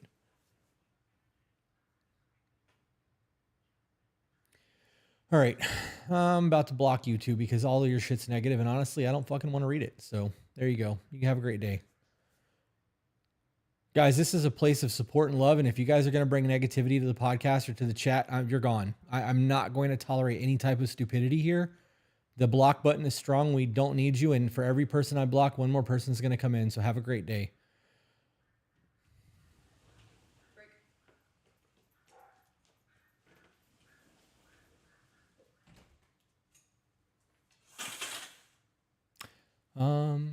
Thank you both so much for what you're doing, boyfriend. Hey, don't bite my toe, you little shit. That hurt. Boyfriend and I are working through your podcast from the start right now, and it's really helped me change my perception on communication and accountability. Has it helped him too? Are you guys pausing and having discussions about what's happening? Heather said, okay, time to head to the part-time job and talk to my honey in the car. Sorry, I can't stay the whole time. Y'all don't forget to like and subscribe, share. Have a great night, everyone. Have a great night, Heather. Enjoy your night, Heather. Oh, hey, you're back. Bloop. Get your butt away from that. It's not for you. Do you have any tips on striving in this economy when starting fresh? By the way, love you both. You guys spread so much love and don't deserve all the negativities people try to bring into your podcast. Don't spend frivolously. Yeah. You do not need to DoorDash things. You're going to be tired. You're going to be too tired to go grocery shopping. You're going to be too tired to take a shower. Do all of it anyway. Yeah. Struggle now so you don't have to struggle in 2 years. That's it. Renee said, I'm scared to make jokes. I don't want to get blocked. There's a difference between making jokes and just straight up being negative to be negative. Oh, word. Speaking of domestic violence, would you guys ever be willing to do a podcast on the signs? If we had somebody that was an expert in that field, absolutely. Tasha sent me Bane video when damn it, it jumped. Being a goofball, you're going to have your hands full. No, I'm not, because they're going to get that all out of him before I get him. I'm gonna fucking get that dog and try to get him to do like walk backwards with me and all kinds of crazy stupid shit. Hell yeah. Yeah, I'm gonna go hard with the training. Gabriel said, has this been going since noon when I started watching? LOL, I went back to work and you're still here. We are still here. We're gonna be here until 8 o'clock. Yeah. Streamathon. It's 5:30. We've been on for an hour and 6 hours and 7 minutes. We want 8 hours. So that's what we're going for. which would put us at 6:30, 7:30. I can count, I promise. Started my therapy journey because of listening to your YouTube. You guys are awesome, and thank you so much for sharing your experience with the world. I hope your therapy's helping. Me too. New Zealand in the building. Hey. Have the face tattoos hurt? All tattoos hurt. Anybody that tells you otherwise is full of shit. They don't feel good. They're not like excruciating, but every tattoo hurts. Somebody's listening from Sydney, Australia. Oh, hello, Australia. I love that you guys call flip-flops thongs over there. I get a kick out of that. What do they call it? Thongs. Sandals, flip-flops. Right. Are called thongs. Oh. And it tickles me. Farewell, aloha.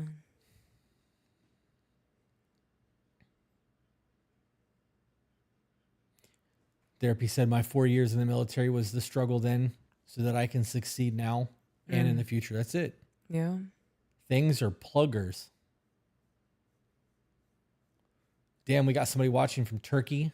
Oh, wow. That thong.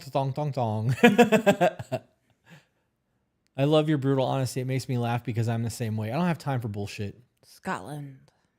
Scotland's on our list of places to see. Yeah. You know what? It's actually pretty expensive to go there. Really? To like do little believe that. vacations. I looked into that recently, and it was more than I expected it to be. Do you want to go to Scotland, Ivy?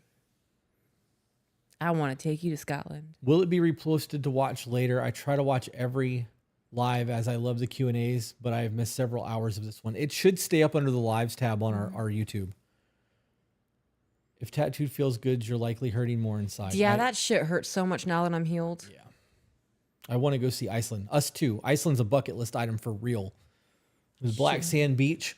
You know what would be really fucking dope? What? Is if we did like a gothic. Gothic's not the right word. Victorian style vowel renewal. Vowel. Why can't I say that without the EL? Vow. A vowel renewal. Like bow. Bow. That's a struggle. Because my brain wants to add that EL at the end. Yeah. But if we were to do that Victorian style on a black sand beach where like we were pristine, like cane, top hat, suit, big Victorian fucking style dress. Done. That'd be Let's gangster go. shit. Iceland love is seeing you green and dressed Greenland up. is ice. That's true. Iceland is also the size of Kansas. It's not very big. Did you know that? What? The country of Iceland's no bigger than the state of Kansas. No way. Yeah, it's tiny. Ooh, I bet there's so little people there. Oh no, not no. What? You're my blanket. Come back. No, you're fine. You can do your thing. Don't worry about it. I don't want you to come up here just out of guilt. Steampunk. That would be even cooler. That would be dope. Was a body piercer for 10 years and the tattoo on my thigh tickled, which is worse, harder to stay still. Ooh, we got somebody from Ireland. Ireland. Shout out. Seriously, I thought it was Texas size. Google it. I might be wrong. Yeah, you could be. I have been wrong before. Maybe I intentionally gave you a wrong stat so that you guys can be like, oh, he's fucking wrong. Yeah. And can be in the comments telling me how wrong I am to engage with us just to make sure that you're being heard, which would drive the algorithm and make us more relevant in the feed right now. So you should Google it. And if I'm wrong, come back and tell me I'm wrong. Do it. The microphone's so in my face, I don't know how to find the hat. Is that okay? Sure. Okay. Very close to your face, but that works. Well, can they still hear me? Mm-hmm. Yeah. Okay.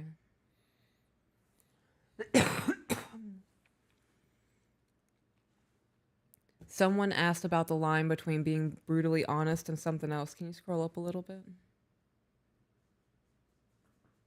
Where is the line for honesty and being hurtful?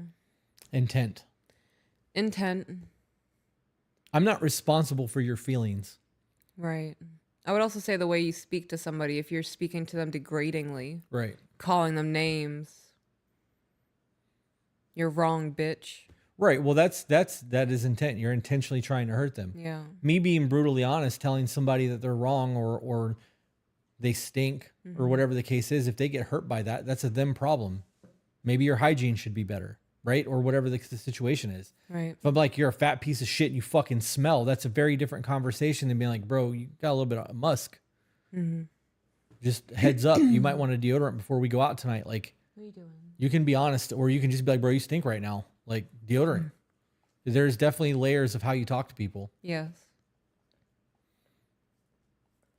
Have you been to Monument Valley in Arizona? I think so.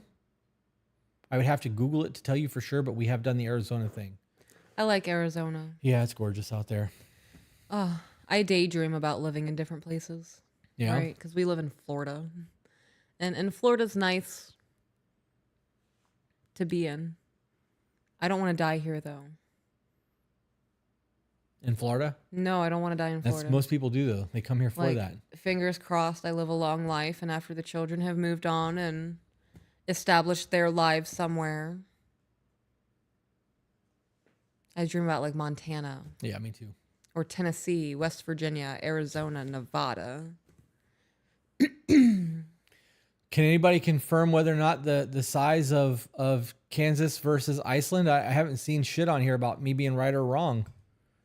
I feel Someone like correct him, please. I feel like there's just somebody dying to correct me, or tell me I'm right. Either way, please. That's funny. Somebody's asking stuff about dog. Any dog stuff should be asked to Better Built Dogs. We don't dog. We own them and we do what he tells us to do. And so far it's worked out. Kinkerbell is asking for a banana bread recipe. So it really, which one are you asking about? Because I have a homemade one that I make.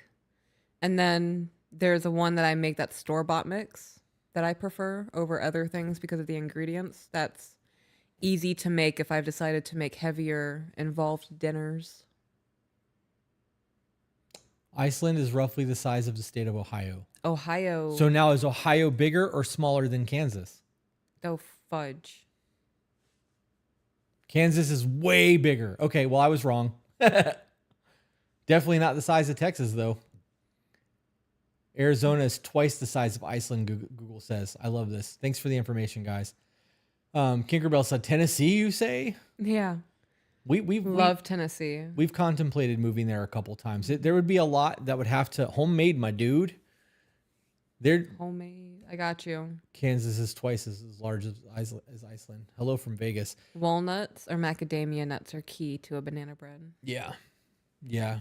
Fresh ones. They can't be the stale, chewy. Yeah. They have to be the crunchy nut. We've talked about moving to Tennessee quite a bit. I think that's something that we will end up doing eventually. There's a whole lot of cogs in the machine that would have to fall into perfect alignment for us to be able to make that move and make it work in the immediate future. But long term. But long term, I do think that is the goal, unless something changes. I read something last night that said that there's a bill on the ballot in North Dakota to make North Dakota another non-income state income tax state. Isn't North Dakota a really beautiful state? It's amazing. Never But been there. There's a very small population. It's very undeveloped. So the land's not overly expensive. And if they make it a no income state, it's very appealing to people who own businesses because like you're not that. paying extra income tax to live there. Right. Yep. Get that sense of small town community. Right. My husband and Dakota are plotting. Plotting what?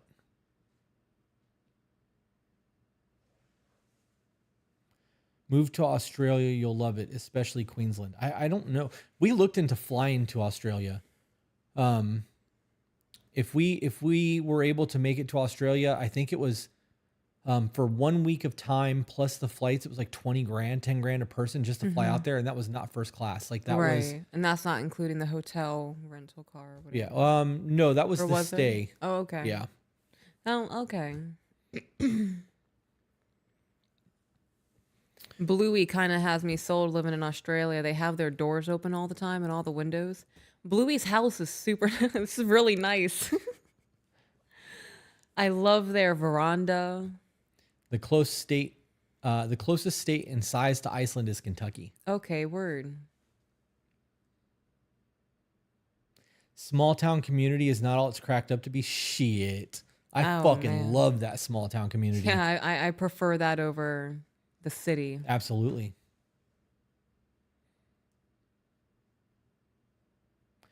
My partner and I need some assistance from you guys. Do you do private sessions? Not yet. We have coaching things coming. It'll happen probably in 2025.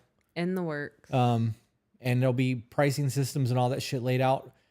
For those of you who are listening right now on TikTok and on YouTube, there is a new To Be Focused.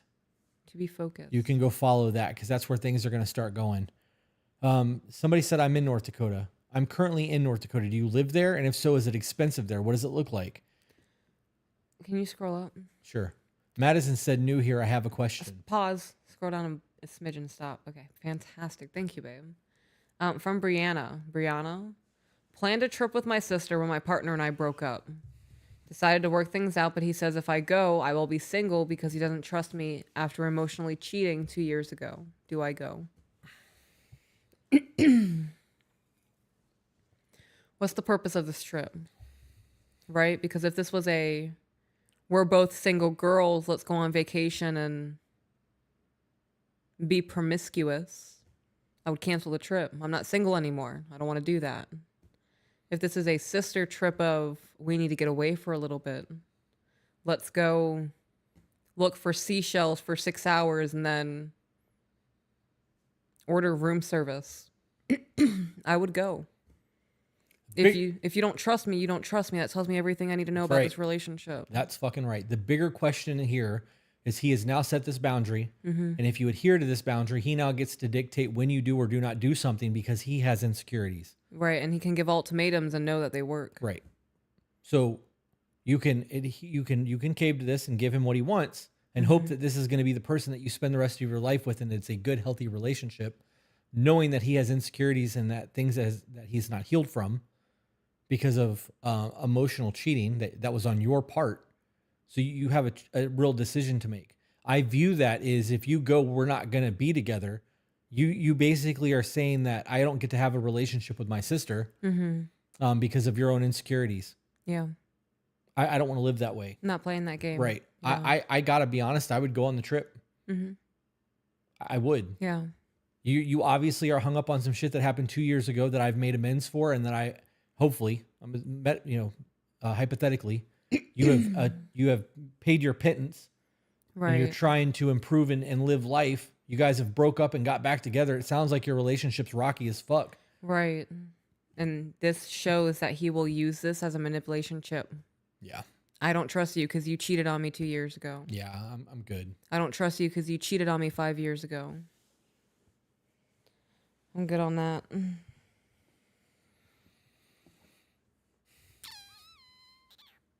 I have pictures from my drive-throughs through yesterday of South Dakota. Cool. I am very thankful for you two. All have helped me grow as a person, not just as a partner. Thank you for being such inspiring and well-spoken couple. Thank you for giving us a chance and actually supporting the content. 2025? Yeah. Would love to sign up for personal sessions. Hey, Buff Bell, since you're still in the chat, make sure that you're paying attention because we have the link for the Costa Rica 2.0 trip. I know you and your husband were interested in going to that. Looked up To Be Focused and can't find anything. It's on YouTube. It should be. It's definitely on TikTok. Maybe because I haven't posted anything to it yet, it's not available, but it's been claimed. So. Oh, gosh. Okay. This is how I broke a nail. Okay. My feet are hot. This is stupid.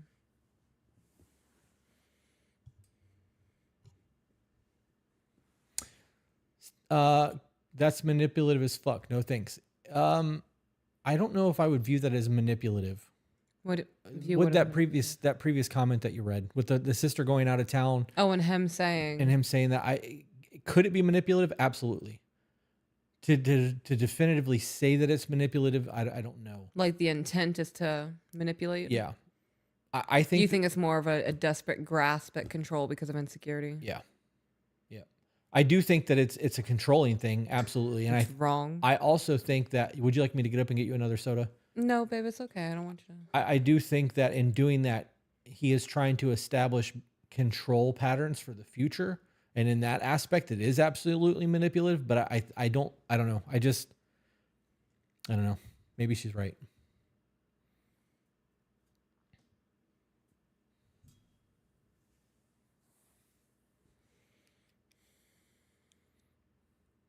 North Dakota is very empty and flat. It's definitely cheaper than New York, where I used to live. It's pretty in its own way. Definitely lots of land to build on. Oh, is it like rolling land, like prairies and whatnot? Maybe. Like big sky? North Dakota, right? Up there next to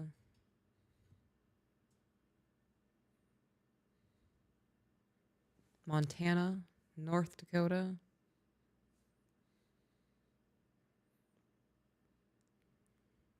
Right?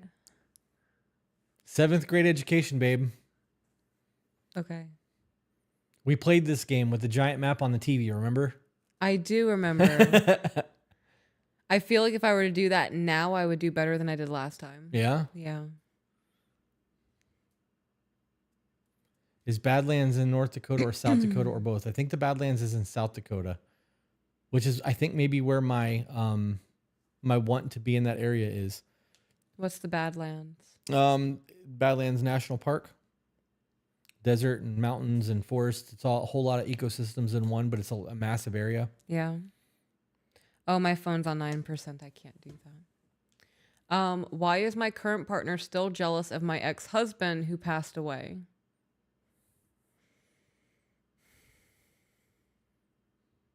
Do you compare them?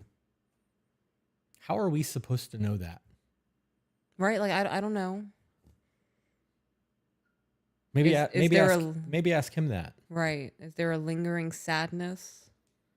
Like, Do you hold his photo at night when you go to bed? yeah. Is there a picture of him still hung on the wall that you admire and look over? Like, Are there things that you refuse to do with him because you did it with your ex? right, there's a whole lot of, Yeah. we have no idea. You guys got to keep in mind that when we get these emails and these comments, you're giving us a pinhole of your life. Yeah. And it's a very skewed pinhole. So we're looking through that tiny pinhole based off of what you said and your opinion of the situations. So it makes it very difficult. Peaches, you'd love the Badlands. I believe it. I believe it. You know what I just realized I can do? What's that? Yo.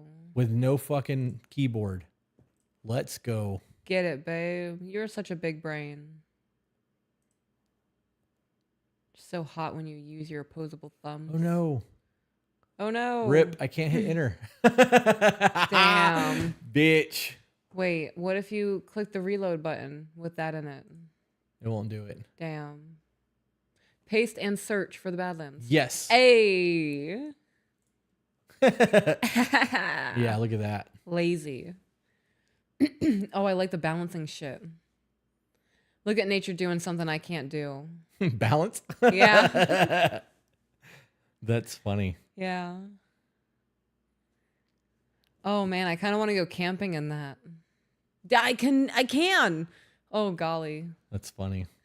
Badlands fossils. Oh, you know we're going to have to take the kids out there. If you haven't been to Montana, y'all need to check out the small towns there. Can't beat the views. We fucking love Montana. Beautiful.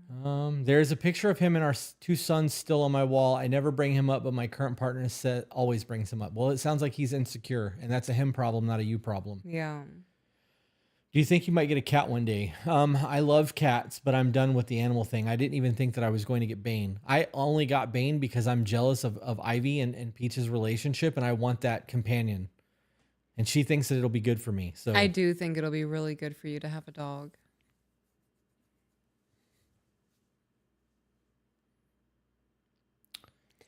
I also, if I were to get a cat, so my husband is allergic to cats. it'd have to be a Sphinx. It would have to be a Sphinx. And I don't like Sphinx. I feel weird about petting them. I'm so scared of hurting them because they're just skin and bone. And I don't want to be too aggressive. I feel like they're very fragile beings. You feel like a shaved nut sack. I love those cats. Yeah. I would want like a Mancoon. A Maine Coon? Maine Coon. Maine Coon. Is there an I in that? Is it spelled like Maine Coon? Is it really? Mane? like Gucci Mane. Lion's mane. Maine Coon, Okay. yeah. Yeah. Okay, that makes sense. I can correlate that. I think it's spelled that way. It might be Maine like the state. Now I'm fucking confused. Oh, it is like the state. Damn. See? 7th grade education. There are hypoallergenic cats. Yeah. Not getting any cats. The dogs are enough. They said that Zach said that we should take the kids to Dinosaur World and Mammoth Cave. It was awesome as a kid. Oh, okay. I'll have to look into that. During the summer, I kind of want to do a little road trip somewhere. Take them on an adventure for a little bit. Okay, can you read this one? What do you think of this? I've been interested in signing up for one of your trips you offer in the future, but I do OF, and knowing how you two view that, I feel like I wouldn't be welcome because of that. Is that the case?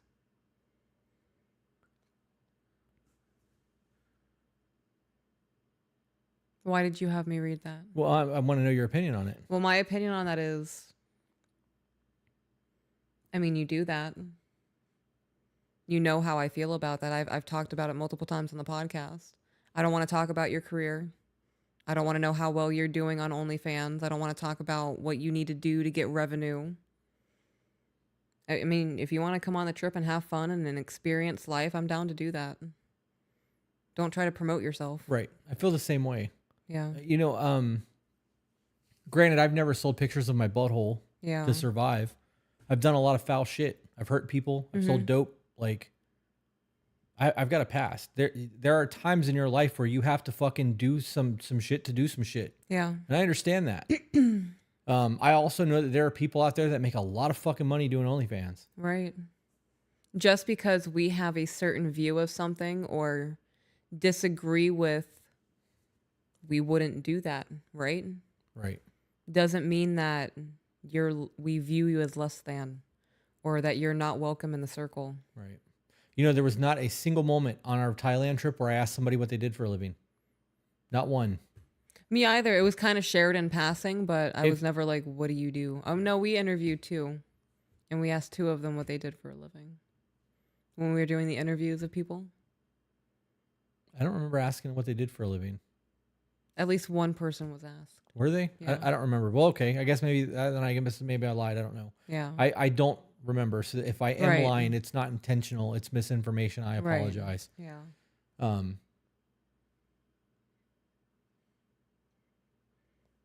Jay said, I feel like they aren't going to judge you, but don't make that every facet of your life or who you are. I agree with that too. Yeah. I view that on the same, right? So I don't want to talk about anybody's sex life. Right. Period. Period. Yeah. Right? And sex work, I view that as sex life. Right? It might be a separate emotion, but it's all one act. Yeah. I don't want to hear about it. Yeah, I agree. I think that when it comes down to it, though, there are people who are doing OnlyFans that aren't doing sexual acts. Mm-hmm. And if you're somebody who's literally just selling pictures of you in underwear, Yeah.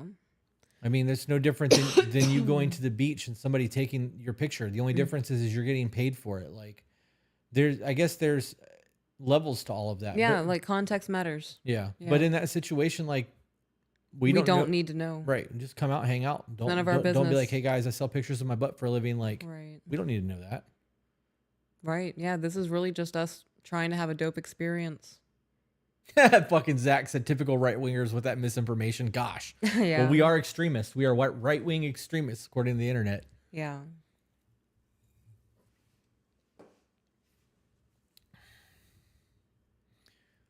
Jenna said, your income is your income. It's completely different if you do it behind your man's back or you are scammy about it. Otherwise, who cares? It's your life.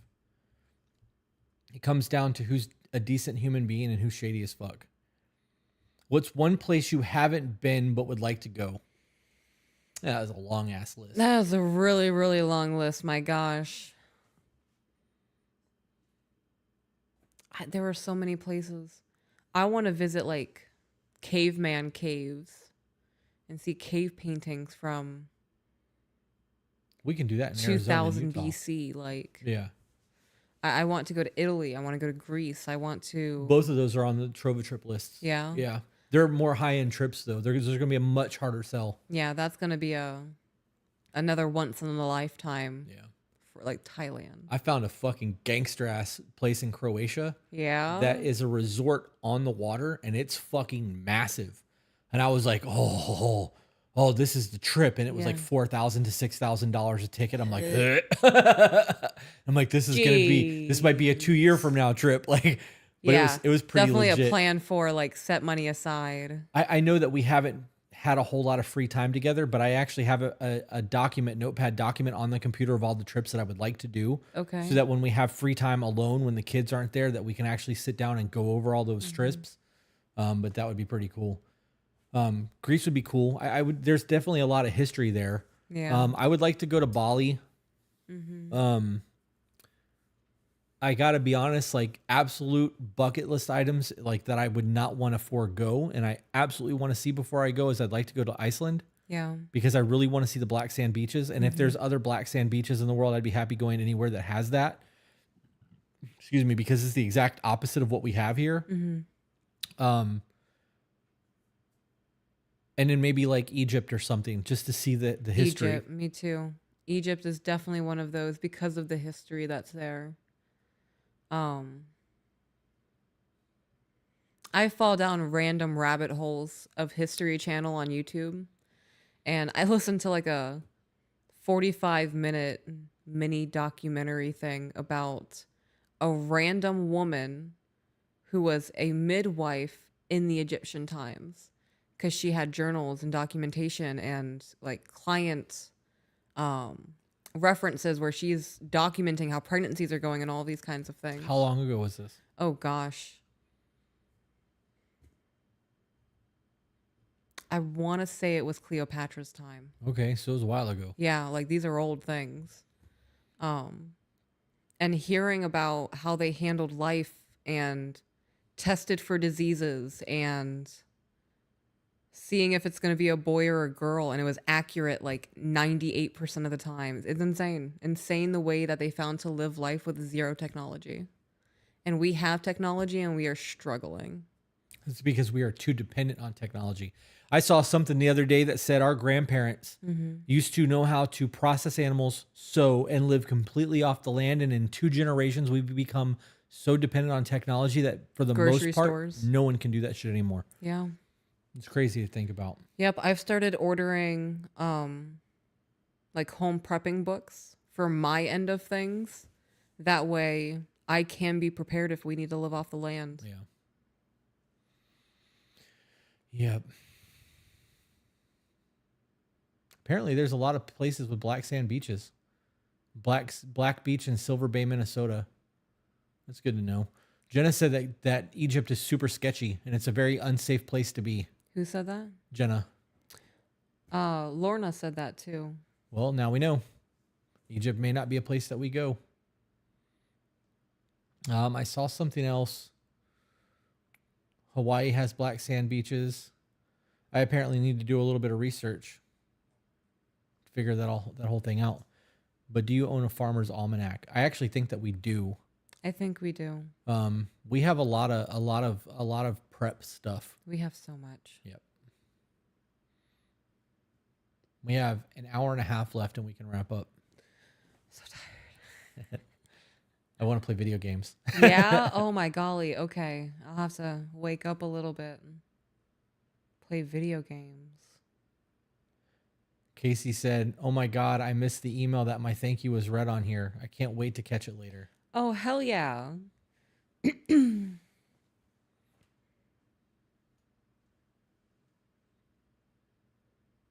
Is that Cassie? Let me know if it's you. You know what I mean.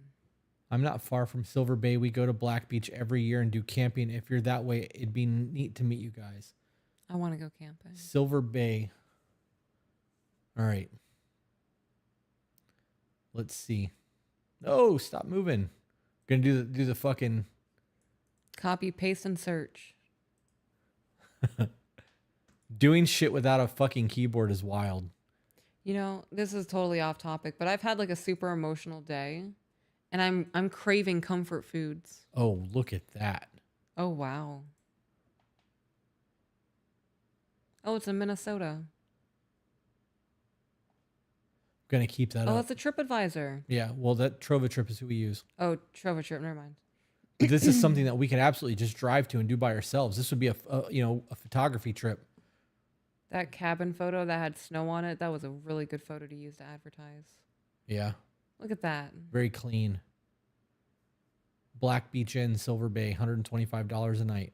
We could do a retreat there, and That'd be do dope. like a one weekend retreat and fly in 2 days before and do some photography shit. Oh, do the retreat, heck leave, and write the yeah. entire thing off on our taxes. I'm very down for that. Are you? Somebody asked if you're still doing the apothecary. I am, yes.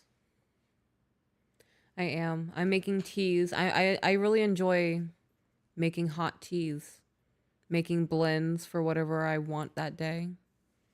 I enjoy the taste of them. I notice a difference in me. I don't know if that's the placebo because I'm doing something or if I'm actually feeling the benefits of the herbs or both. All of the mushrooms that I ordered for us should be here today or Monday. What is today? Word. Friday. So today, tomorrow, or Monday.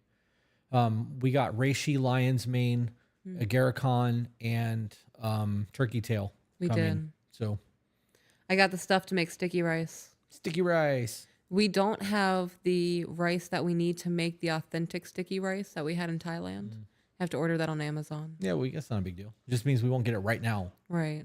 I bet we can order sticky rice on DoorDash though. Ooh. I bet we could. Ooh, we can. That's funny. Somebody said that we should do a camping retreat. We not doing that. The idea of having to hike somewhere with a tent on my back and sleeping outside doesn't do it for me. Yeah, y'all, I'm gonna be honest. I need walls. Glamping, I need air conditioning. I'm spoiled. Yeah. I could forgo air conditioning. Right? Like if I don't have to lay on a hard surface, if I have a comfortable place to lay, I can sleep without air conditioning. I need walls. I need separation from people. I could do a tent if it was cold outside. As long as it's under like 65 degrees, I'm fucking golden. Yeah. 65 to like 40. Anything under 40, I ain't sleeping outside. Yeah. Unless it's in a van with the heater on. What if they hear us like giggling at night or something? What if you hear giggling at night? No, what if they hear us giggling Who at gives night? a shit? They could hear you moaning for all I give a fuck. Oh my god. That's a them problem, That's not a me where problem. I was going with this. Zero fucks. Holy shit. I'll hang a bucket on the outside of the tent. Tip your host. Holy god. Give a fuck.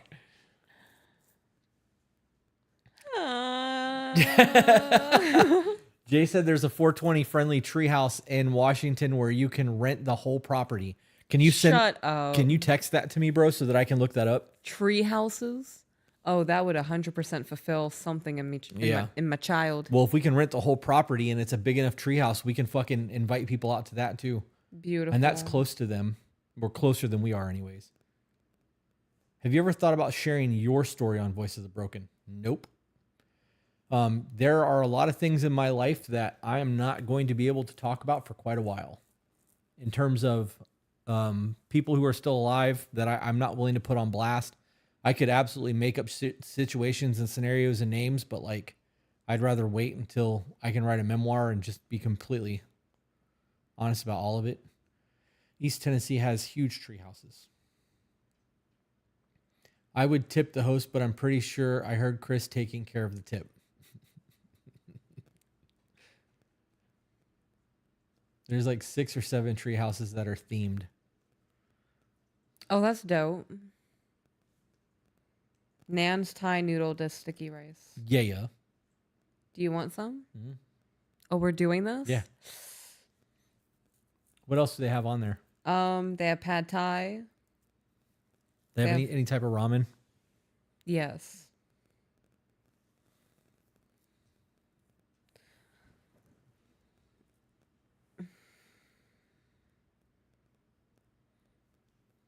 Maybe.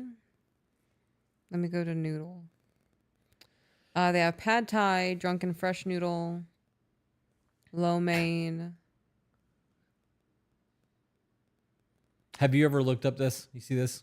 Look up the red room cabins. Have you ever looked that up? No, I have not. It's just a kink cabin that you can. It's got bondage rooms and shits in it. Oh, word. I feel Yeah. like that's filthy. Yeah, I mean, why would we look that up and go do that when we have that all on our own, anyways? Right. Maybe it's for the vacation of it. I guess. So you can fuck in a random spot. I don't know. You can do that anyways. I mean, I think that's dope, right? I think it's cool as shit that somebody made a fucking place that you can rent to do that. Yeah. I would be worried about germs. Like, how well you guys Yo, you disinfecting being this like shit. everything in this yeah. bitch. I don't want to hear my feet sticking to nothing when I walk in there. Yeah. I don't want to see bite marks. I don't want to see. That's funny. Have you seen that video of the bite mark and the pad at the gym? Have you? Fucking animals. Peaches would love the tree houses, bro. There's so many animals like sheep named Mary Jane and a flower pot. 2 alpacas named Bong and Dab. Oh, hell yeah. Lysol the world. Lysol wouldn't even begin. They didn't even have to purge that bitch with fire. I need to see a cleaning policy for the red room cabins. Sticky feet instead of sticky rice. Oh my God. I'm calling the cops. That's funny. They probably have hidden cameras from either the host or past guests. I would believe that. Oh, I'd believe that too. All right. I have to pull this thing up real quick because Jay sent it. I wish I could just flick it over. It's called Cannabis Tourism Mountain Views. MountainViewsBB.com. Okay, I don't see ramen. Sticky rice will work. Mushrooms are illegal in Washington. I'm just saying. If you end up doing this thing or wanting to do this thing where we go to this fucking cannabis treehouse, Yes. there will be mushrooms involved. I would love that. Let's go. If you want it, you can get it. Let me know. Oh, it's sticky rice with custard. Can you put on there no custard? No. Do you want to get it anyway? Yeah, I don't know. There's not a place They in have there. fried banana. There's not a place in there that you can put like no custard? No. That's bullshit. Asia also pulled up. Let me see if they have sticky rice. Sticky rice. Sticky rice. I miss Olivia.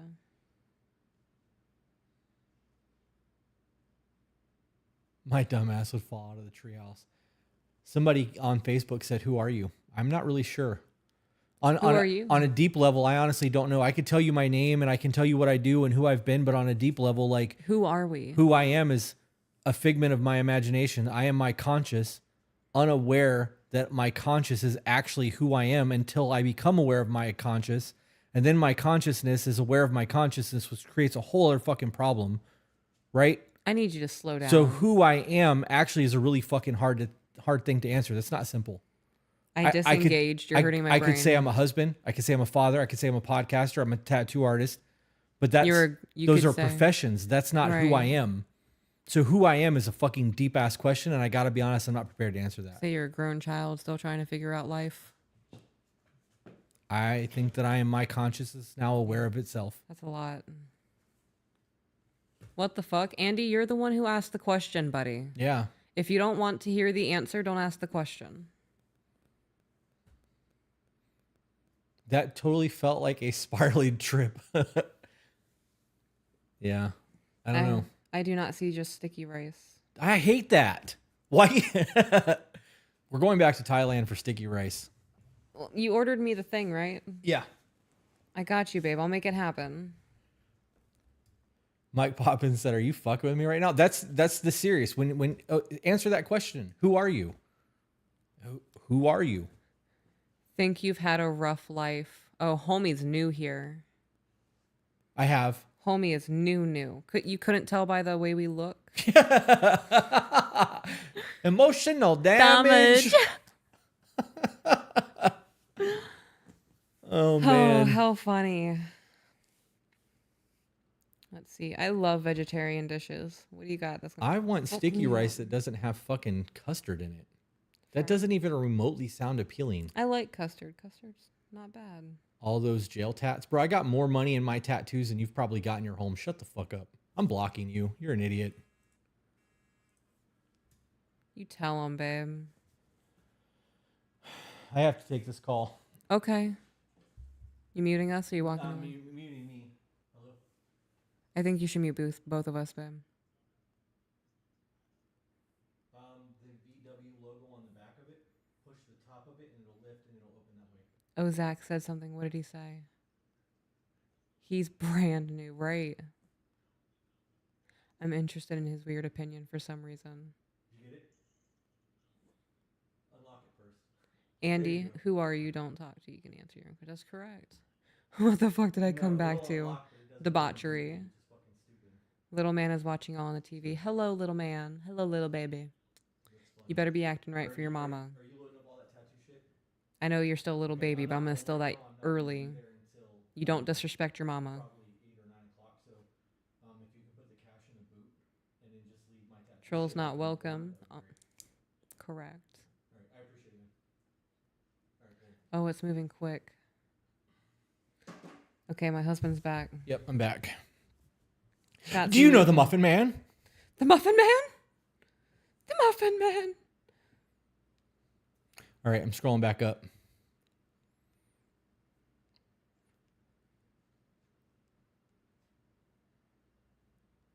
All right.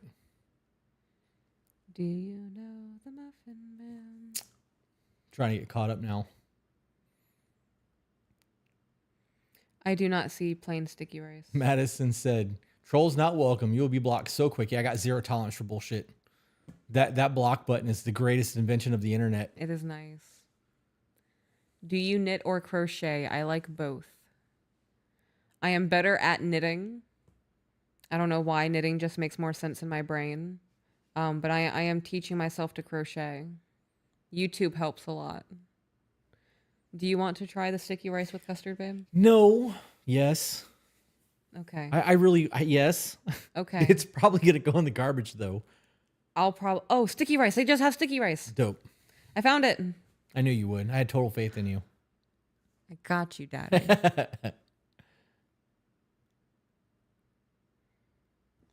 I crochet professionally. Oh, nice. I have seen people like crochet t-shirts and shit. And like, I know that people can wear that, but the texture of that would like thinking about that is making my heart race.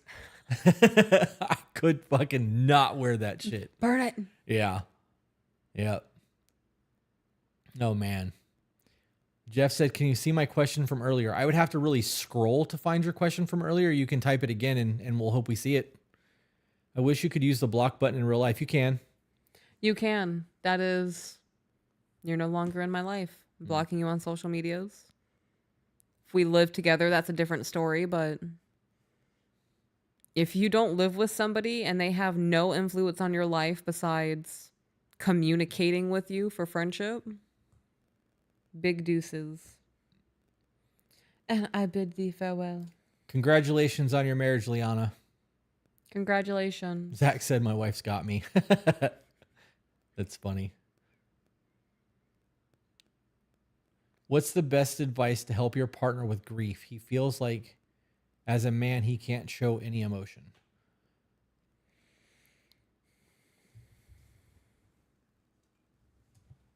What is it? He feels like he can't show any emotion. What's the best advice to help your partner with grief? He feels like as a man, he can't show any emotion.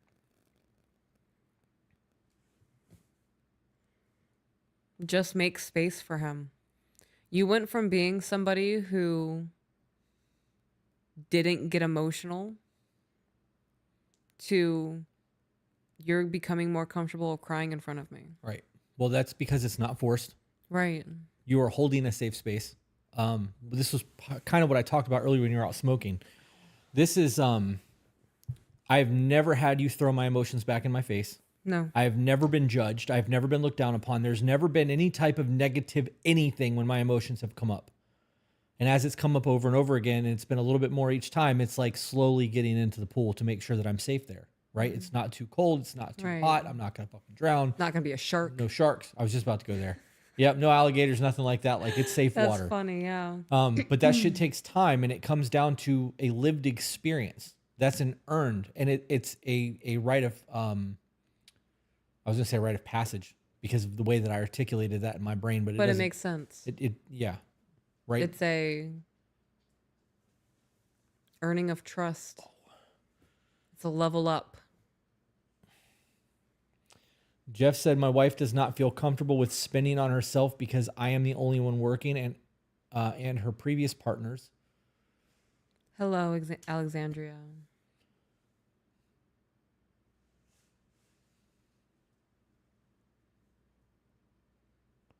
I'm waiting for the rest of that. How do you both overcome this, and how long did it take? I still have a hard time spending money on myself. I will make sure that I spend the least amount of money on myself. If I have to ask my husband for money, I will make sure, like, this is a guideline that I have for myself. I still have to get over of not spending more than I think is acceptable. I think I am more likely to spend on you than you are to spend on you. I agree with that. And I don't know if that's because I handle the finances. Like that's my responsibility is to make sure that we're taken care of. Or what the reason for that is, but I do enjoy spending money on you and spoiling you with the shit. It's like it makes me feel good. As for your wife not feeling like she can spend money, those are conversations that you guys honestly need to have, like in-depth conversations of what it looks like for your finances. Maybe you create a secondary account for her. This is your account. This is your play money. This is how much we have for bills. This is how much is going into savings. This is how much we have left over for the month. This is how much I'm comfortable with you spending on whatever the fuck you want to spend it on. Have at it. Maybe that's the answer. That's a good idea.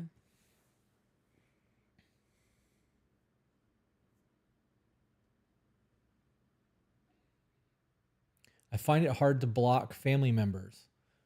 My grandmother, etc., who doesn't, mom, grandmother, etc., who doesn't respect my family now, husband and kids. I don't see why that's a hard thing.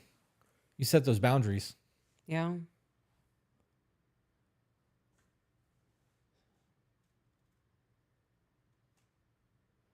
Listen, woman, I'm putting this money in your account this month and you better fucking spend it. That's funny. The aggression, I'm here for it. How would you handle it if the person you idolize didn't like you, especially when you want to be more like them? I don't idolize anyone.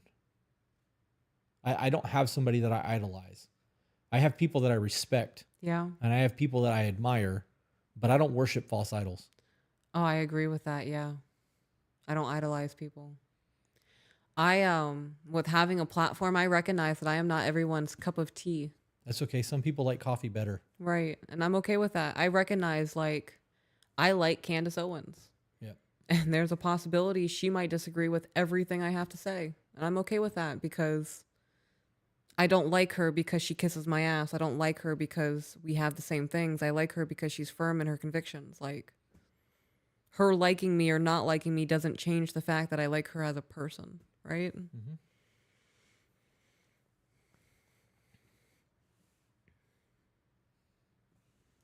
Jacqueline said, first time mother here. Well, I'm due any time now. Peaches, any tips on preparation? And what is one lesson to teach young babies in a world like this? Hope I made sense. Love you both. Oh, good. So sorry, I didn't mean to yawn. It's getting close to my bedtime and I'm up late with you guys. Let's see. Any preparations, any tips for preparation with a baby? Cold compresses, if you're breastfeeding, is fantastic, a lifesaver. And buy multiple of them. Do not just have one set. Use them and have to wait for them to freeze again. Get a couple for rotation. Keep a journal. Remember that you are a new mom going through a massive hormonal dump whose body has been through a massively traumatic experience. And everything that you feel is not fact. Right? Very emotional time. We have to keep ourselves regulated. Do not feel selfish if you walk away from a newborn baby who is crying for 5 minutes. Right? I remember the days of cluster feeding where I sat in a chair for 16 hours at a time and it's just back to back feeding nonstop. And it was for days on end. There was a lot. And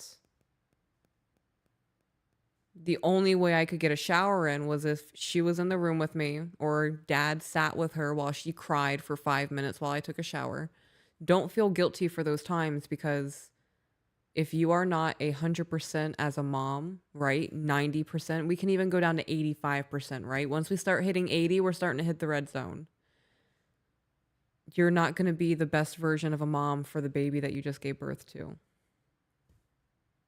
I hope all of that makes sense. Cluster feeding almost made me lose my mind. Yeah, it was rough. My mental health was the worst during my pregnancies and then postpartum with the newborns. I remember like day 3 or 4 into the cluster feeding, all I could do was sit in that chair, right? I'm fresh off of a C-section. My daughter's cluster feeding. And I want to get up and walk around, but it hurts. So I'm not trying to do strenuous things. The house is a mess, but I can't clean it. Oh gosh, my nipples were so sore from the cluster feeding. And at one point, felt like a really shitty mom for having this intrusive thought. But the thought was that this child is a vampire. All I do is sit here and feed her. I felt like a cow. And you are not your thoughts. And that's something that I had to remind myself for a while. Still have to remind myself of that. And you are not your intrusive thoughts.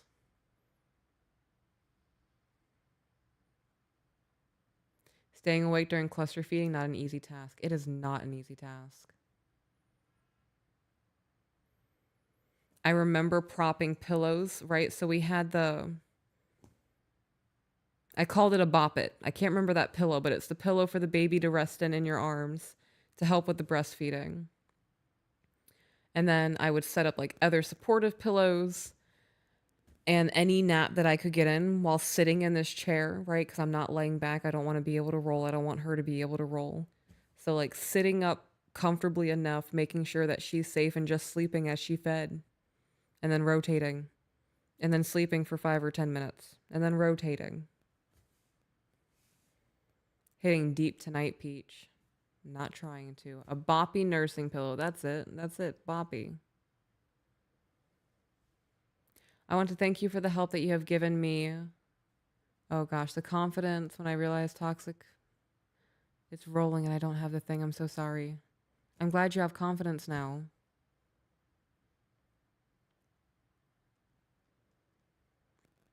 Pregnancy is not what everyone glamorizes it to be. Well, not by everyone, I mean like social media, movies, celebrities. I hated being pregnant.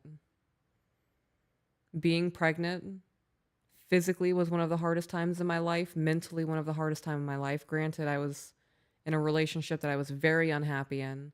I knew I didn't want to be in, but I committed to anyway out of people pleasing and not thinking anything would change and all of the other excuses I gave myself to stay in a situation I didn't want to be in. And pregnancy sucked. My first pregnancy ended in a miscarriage. My second pregnancy, I went into preterm labor.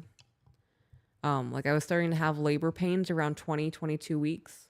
I went to a local ER. They did ultrasounds. They did like, they had a thing on my stomach to measure contractions.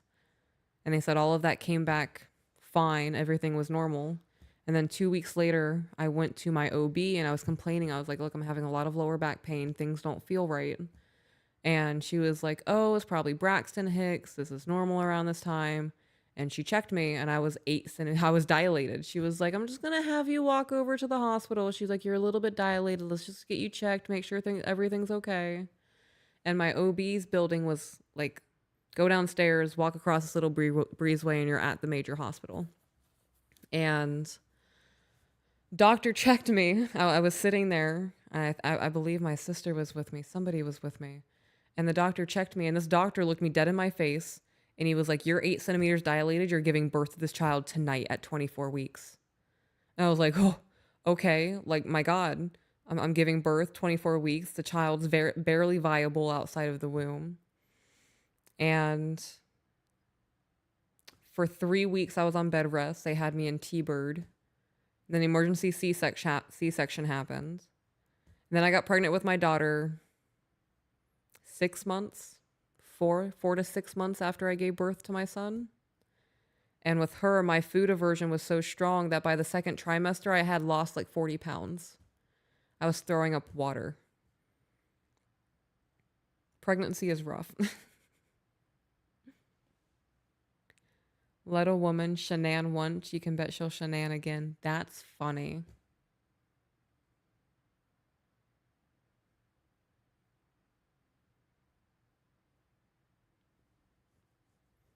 Wish that would have been my experience. Inductions with both. Wish what would have been your experience. I was induced 72 hours later. He was here. Oh, you guys are talking back and forth. Okay. Would you like me to get you a soda while I'm up? Yes, please, babe. I gotta be honest, I'm moving okay right now. That's good. I can tell you're not Just it's slow locked up. Once I get up and move, I'm golden. I will also say that my stretching hurt more today than normal. Yeah. I wonder if they undid that. And my back is starting to recover from it. Oh, maybe. Because I probably shouldn't say that out loud. I don't want to jinx myself. Knock on wood. Housekeeping. Housekeeping. We're running low on soda. Stop it. Peaches reminds me of the perfect cup of jasmine tea brewed by Uncle Iro. Stop. Shut up. Keep going. What a compliment. Shut up. Keep going.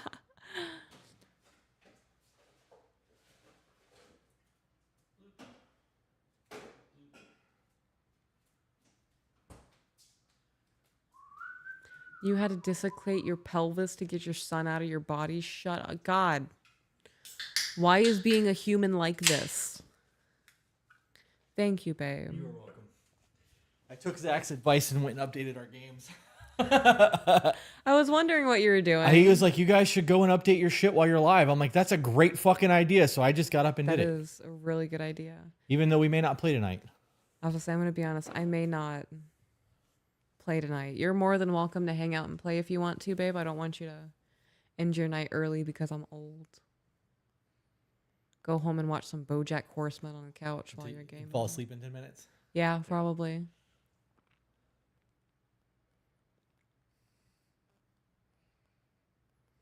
If I had to dislocate to give birth to someone, I would never let them live it down.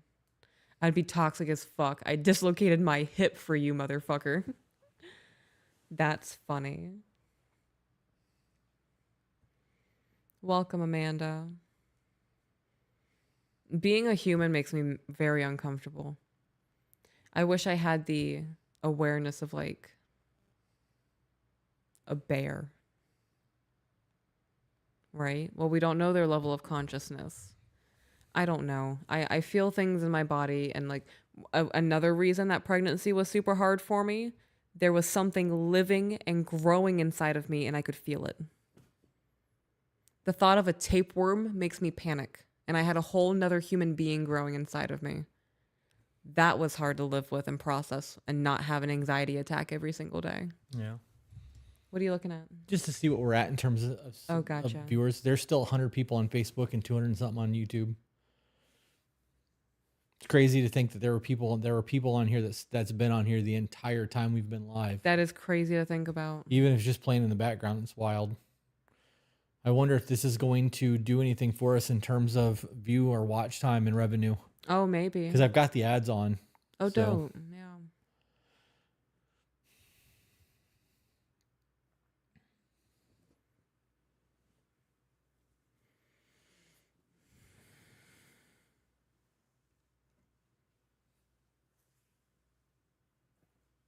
What games you play? I think if we jump on tonight, it's going to be the new Black Ops.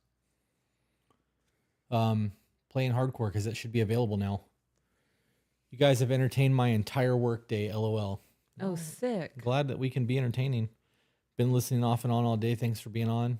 I hate You're those ads, welcome. but I get it. When you eat a steak, you're eating the meat of an animal that had a whole ass life. Had a favorite spot to eat grass, favorite human, probably had a kid. Yep, and it's nourishing Shut me and it tastes up. amazing. I never thought about the favorite spot to eat. No? It was probably shaded under a nice tree with a breeze that would get going. Sorry, Bessie. You're going to nourish this body, old gal. Thanks for your life and nourishment. Mama Piggy said, I have been here the whole time. I keep needing to pause because I'm at work. I love listening to you guys. What a trooper. I'm glad that the laughs in carnivore diet. That's funny. That is funny. I do not feel bad. I don't either. I feel a little bad. But I also feel bad, like I can't put rocks back in the nature once I picked it up, because what if it enjoyed the warmth of my hand? I can't deprive it of an experience. Why are you looking at me like that? Because the rock enjoyed the warmth of your hand. Right, like it's lived alone for millions of years on Earth. Enjoying basking in the sunlight, not having people touch it or bother it, not having to listen to stories or trauma dumps, not having to smell another rock's farts. Wow. You've had the basking on the rock like a lizard in the heat. Yeah. I think you're just trying to find a reason in yourself to keep the rock. I think that I add like person traits to things, inanimate objects, emotions and whatnot. It might be a trauma response thing from my childhood. I think you just like shiny rocks, and you're trying to make shit up so you have a reason to be able to keep the shiny rock. No, that's a real thing that I feel. Like I'll pick up rocks and I'll be like, no, this isn't the one. And I'll be like, oh my God, I'm so sorry. I shouldn't have shunned you. Like you're beautiful like everybody else. I don't feel that connection with you. If I were to put a rock back down, I feel bad about it. That rock was like, finally someone chose. Oh, Yeah. is that? Kind of, or like that rock's been on this trail for years and this rock has seen people come in and turn this into a trail, and it's always wondered what these giant creatures do who walk through here. And then I picked it up and it's like, oh my God, an adventure. My Gandalf. And I'm like, nah, buddy. That's funny. Imagining the claw from Toy Story. That's funny. The claw. You shall not pass.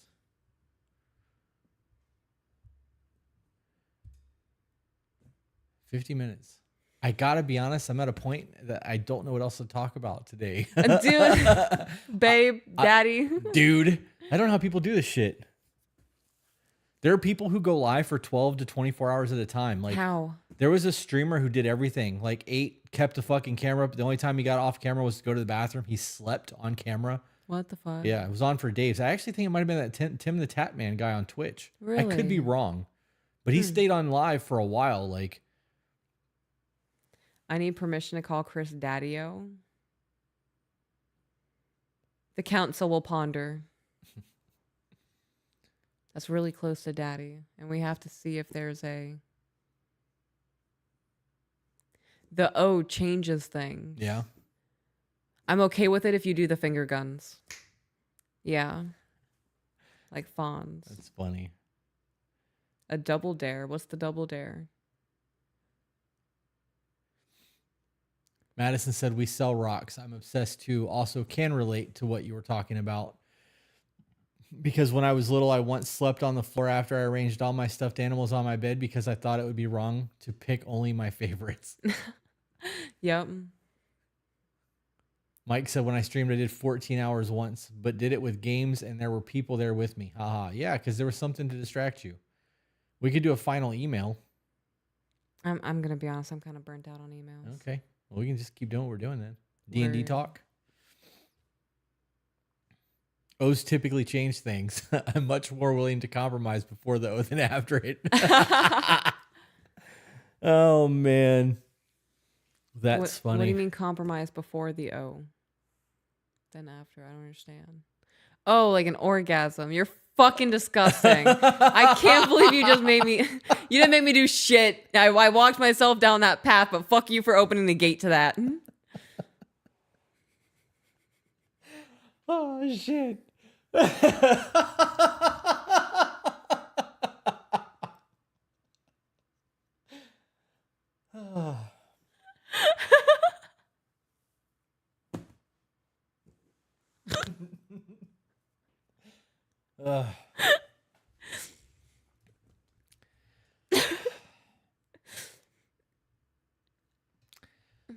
Mia said, silly questions. What's your favorite color? And if you were a plant, what plant would you be?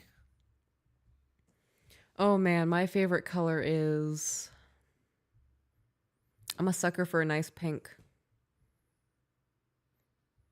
I don't know. I also like that really dark green that you see in like Gothic style homes. I like that green.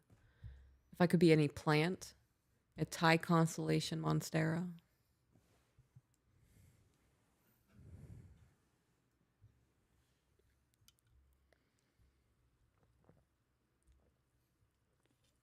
I don't think I have a favorite color. Zach said one day I'll be sitting in the wings cracking all these jokes in real time. I can't wait.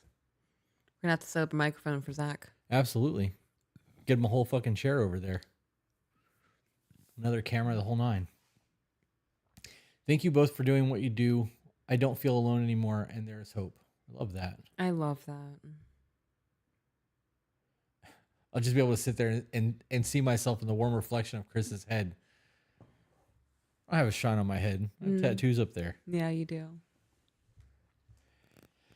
I bought a baby Thai constellation on Amazon for $40. It's thriving. Sticky rice is on the way. Yeah? Mm-hmm. Do you guys usually reply to emails? No. We send out emails. The screeners will send out emails if there's something that can help you that's already been discussed. Otherwise, it gets put in where it needs to go and we get to it when we get to it. What happened to AJ? Nothing happened to AJ. AJ is still doing what AJ does. He's just not in the live streams and shit the way that he used to be. He's doing coaching for wrestling and being a dad, and he's still editing and doing YouTube and helping all the shit behind the scenes. He's just not active. He doesn't want to be a part of chats and shit like that. Somebody said that I give pink princess philodendron vibes, and I appreciate that. I don't know what that means, but if you appreciate it, hell yeah. It's one of the plants that I have. I'll show you. One of those plants that I freaked out over and Lowe's about. I don't think I could give a favorite, like if I was a plant, anything. If I had to be an organic thing of nature, I would like to be mycelium. Yeah, I was about to say probably mycelium. You also give off lion's mane vibes. Yeah? Yeah.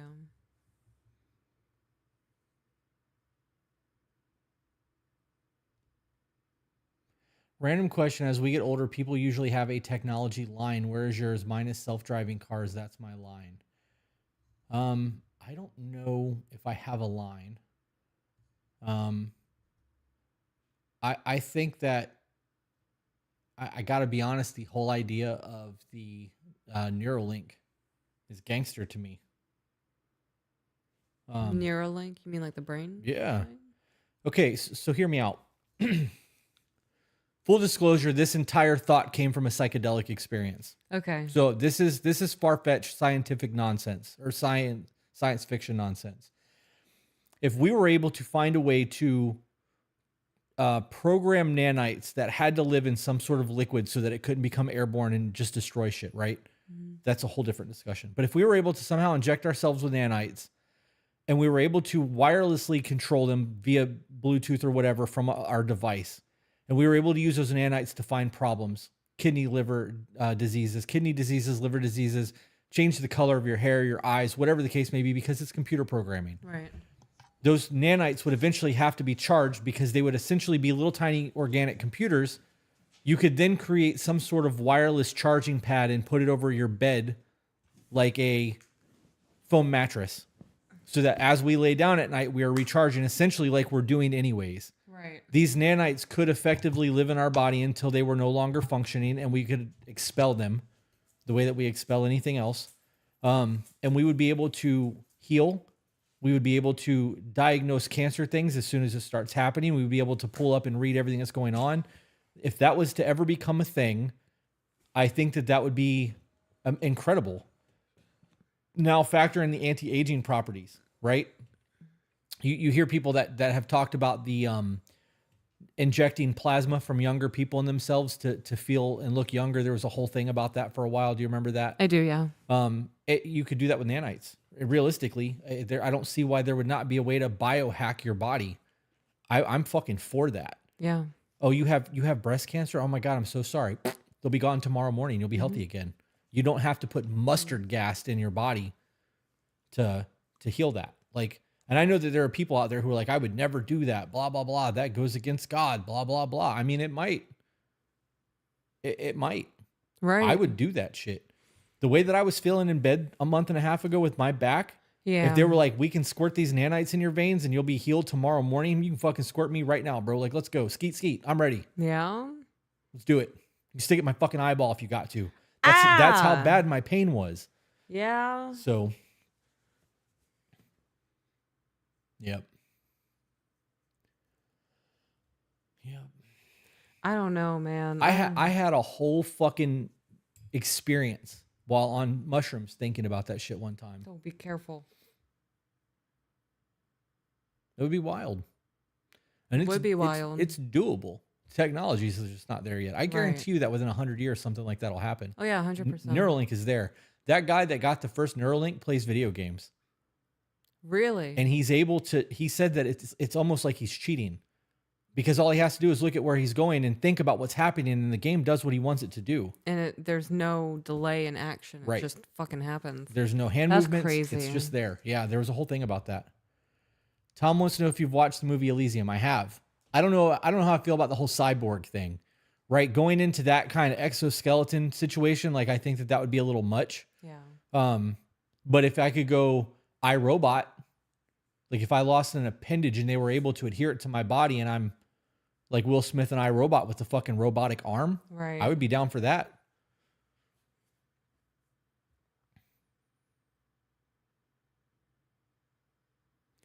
Have you tried CBD for pain management, Chris? I have tried a lot of things for my back and it's not helped. If it was muscle pain, it would totally do the job. It's just not there. Silo book start time is 24 years from now. Did you read those books, Kayla? Because there's 3 of them. Wool, Rust, and Dust, I think. Yeah. Rust, I Yeah. think, is one of them, definitely. I honestly didn't think that I was going to like those books as much as I did. Yeah. Yeah, I really started fucking with that series. Step Brothers. I love that movie. My daughter has one eye. She would love a robotic eye, of course. There was actually a guy before Google Glass became a thing who actually programmed his own cybernetic shit. And he ended up getting beat up in a McDonald's because he had that camera thing in his head and somebody tried to rip it out of his head. It was attached to his skull. Oh my gosh. This was years ago. But Anyway, I started blasting. yeah, Wool, Dust, and Shift. Boy, I was way wrong with the name of those books. I did read all of them, though. Just recently finished the last one. Are you coming up here? What are we doing? Been trying to find the name of a movie for 3.5 years and haven't been able to find it. It's one of those like plot twist movies where you're flabbergasted at the end. What's the movie about? Maybe we can help you figure that out. We're not jumping up here. Nope, we're not doing that. I will kick you in the fucking head. Come.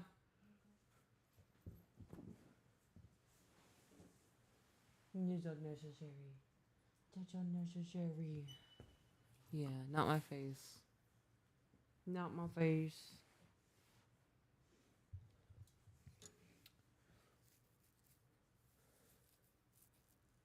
Shay B, missed a lot because I'm at work. Hope y'all are having a good day. You did miss a lot. We've been on for 7.5 hours. 7.5 hours. Yeah. Yep. Hubby and I finished them this week. What'd you think about them? I don't think that that's a very unrealistic movie. Which or one? book series. Oh, the Silo ones. The Yeah. Silo series.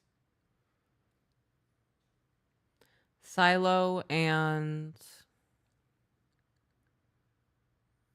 oh my gosh.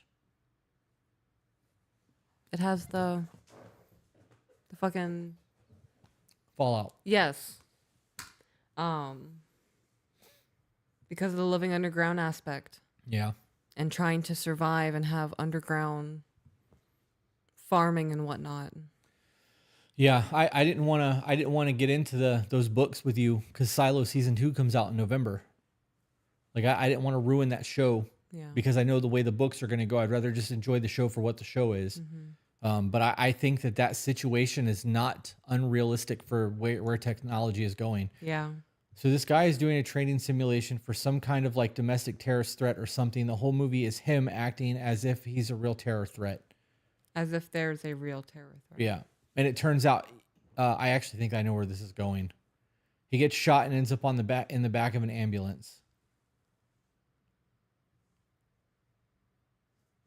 You guys have been sitting there for 7.5 hours. Yep. My ass hurts. She's taken a couple smoke breaks. I've taken a couple pee breaks. And then the movie ends with him in the ambulance. The doors open and the White House is in the background. That sounds familiar. It does sound familiar. That sounds really familiar. The movie I was thinking of was where she was talking about with Shooter, where he was trying to figure out how they would do something and then he gets framed for it, but that wasn't it. And it turns out it's not a simulation. Troy said, I just joined. I love your guys' videos. Thank you so much for who you are. I'm so grateful to have found you guys. Well, we're grateful that you guys are listening. So Thank you for that. joining. Yeah. I feel like I've seen that movie. Right? That sounds really familiar. Watch it be some well-known movie and she just made it sound super dramatic. Hi, guys. Love y'all. Have y'all experienced an absence of like-minded stay-at-home moms heavily pursuing academics for the children? I run a tight ship in education outside of school. Anyone else find an anomaly? I don't quite understand. We will be doing D&D tomorrow night. Yeah, I don't understand what the question was. I tried to Google it. My FBI agent just flagged my profile again. That's funny. That is funny. I want the sticky rice. Is it almost here? I don't know. I'm looking. Jenna said vantage point. Yes, it is almost here. Oh my gosh, it's like outside, like right now. All right, I'll go get it. That was so quick. Thank you, Victor.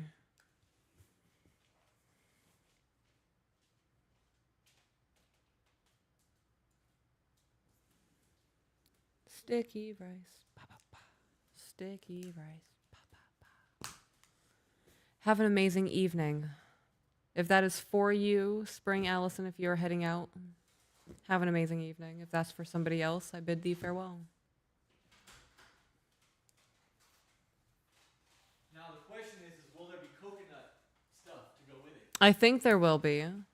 If not, I got you fried bananas just in case. This sciatic nerve thing heals. It's going to be such a pain in the ass to go through the physical therapy necessary to be able to properly use my hips again. Yeah. A lot has shifted over the last few months. Yep. It does indeed appear to be vantage point. What time is it for you? It's 3:41 for me. It's 7. Oh wait, I'm sorry. 6:41. Yeah, 6:41. I gotta be honest. I don't think that I want to go. I don't think I want to play video games tonight. No? Nope. I think I want to go home when we're done, and then come back tomorrow and actually game all day. Oh, we have people coming to the house tomorrow. Do we? Yep. Before D&D, we have shit to do in the morning. That's your sticky rice. And I don't think they gave us utensils. They did not. What am I looking at?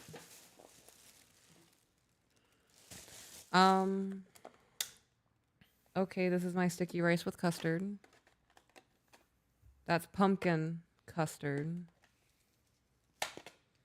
I miss Thailand. Yeah. Do we happen to have any forks over here? No. By chance? Nope. Okay. Is this like an open chat or is there a topic you guys are trying to stick to? We're just bullshitting at this point. We have 30 minutes till we're wrapping up. We're just trying to kill time now. We had a goal. More plantain. Yeah. We had a goal of trying to do 8 hours today and we're 30 minutes from it. So we're going to do the 8 hours and then we're wrapping up. So we have 30 minutes left. Would you like me to get you a spoon or something? Would you mind? Thank you.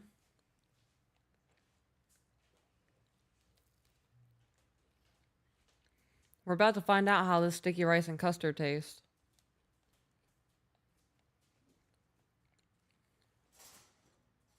This was advertised as fried banana. And this is not banana. This is definitely like a plantain. I have a feeling the sticky rice is not going to be pleasant. And I think it's because that other stuff isn't here. Mm-hmm. I feel like this is just going to be a bowl of fucking normal sushi rice. And I think in order for us to get the sticky rice like we had in Thailand, you're absolutely going to have to make it. Yeah.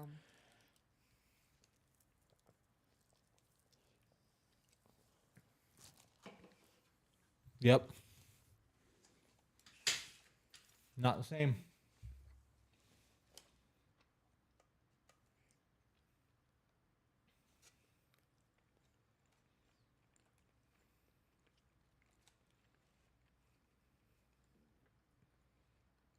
Do you want to taste this one? This tastes like it has the coconut on it. I don't know. I definitely don't want to take another bite of that. It's just dry, disgusting ass rice. That tastes like it's been in a rice cooker for the last 3 days. That was not enjoyable at all. That's the same texture as mango. I don't know if that's what the coconut taste is coming from.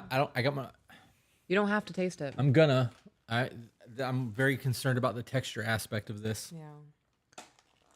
Oh yeah, this is gonna be bad. Mm-mm.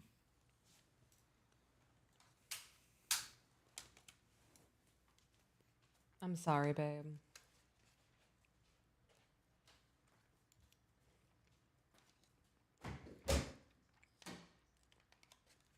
Yep, that texture did not do it. Oh, that was bad. Yep.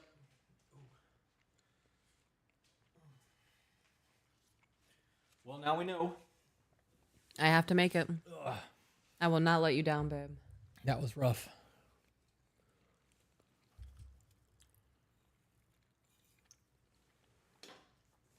Ann Larson, haven't seen you in the chat in a while. Wondering where you've been.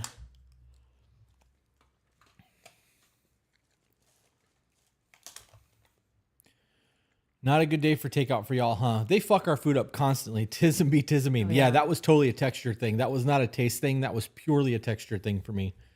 It hit my tongue and was immediately, if there was a garbage can, it would have came right back out. I had to get up and actually go and do that. I don't know how you're eating that. This is good. Yeah, sure it is. I got the pumpkin one to try too. Oh, okay. There's a pumpkin one? Yeah, this is just custard. This doesn't have sticky rice in Oh, it. yeah, I'm good. When do you guys go live? Wednesdays are our live day. We go live every Wednesday at 10 a.m. 10 a.m. Eastern Standard Time. We've missed the last 2 Wednesdays, though, because we've been out of town.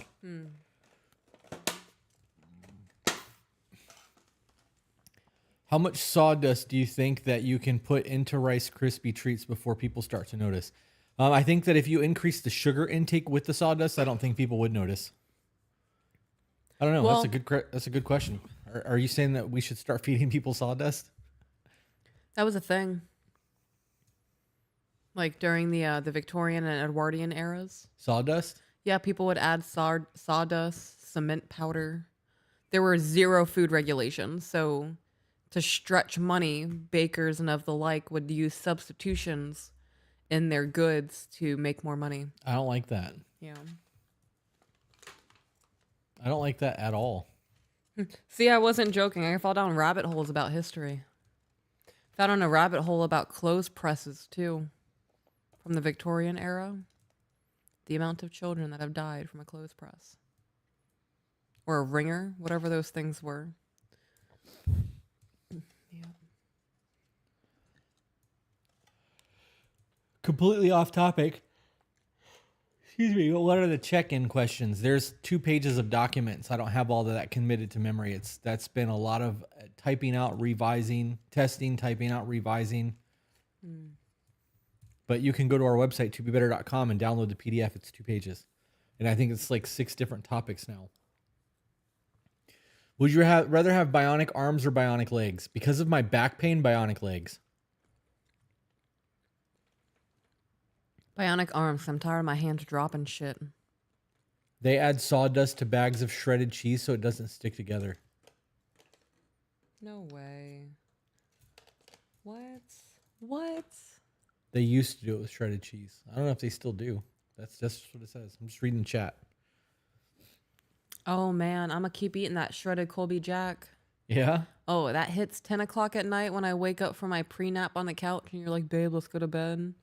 And I hobble to the kitchen and I eat one little pinch full of cheese. That's my little good night treat. Is that what you're doing when you go in there? Sometimes. I always thought you were just going in there and putting getting a drink or that's funny. Yeah, sometimes that's exactly what I do. Sometimes it's a sip of chocolate milk. Troy said cheese from Dollar Tree doesn't melt. I don't think it's really cheese. I don't think so either. That's funny. I love watching your videos. You guys have changed my mindset on mine and my husband's relationship for the better. I appreciate everything you guys do. Well, thank you for watching. It's not sawdust anymore. It's cornstarch that's added to shredded cheese. Dog, I'm going to be honest. I would probably still eat the sawdust. What is it going to do to me? It's fiber, right? Why are you looking at me like that? I mean, I don't know if sawdust is fiber. I feel like my body would process it like it's fiber. It'd clear me out. It might. Clear me out with a trip to the freaking hospital. What's your favorite smell? My favorite smell?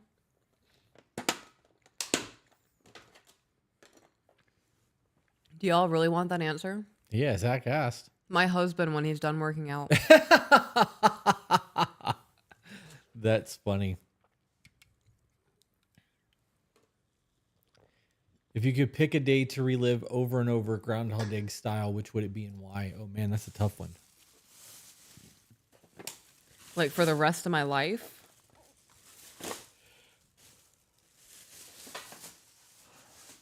Just one really good day with my husband and kids. I don't think I could pick a day. I think no matter how amazing that day is, eventually the repetition of it would drive me fucking insane. Yeah. Now, if you could treat it like Groundhog Day, where you knew that you were in a simulation that's repeating over and over again, and you can do like he did, where you can time everything. And have you ever seen that movie? I have, Okay. yeah. That was one of those.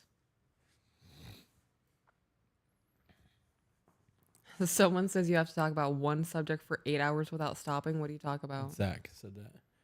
I would just be like, go ahead and shoot me. I don't have a topic for 8 hours. Yeah. I mean, we sat here for 8 hours. Right, but we haven't picked a single topic. We've been all over the place. My gosh, I have to pick one topic to talk about. Right. Nonstop. Without stopping. Without stopping. Are they asking me questions about this topic? Or do I have to have like a PowerPoint presentation ready to go for the next 8 hours? I would choose food. Yeah. I would talk about food for 8 hours. Recipes, the way that you can find community,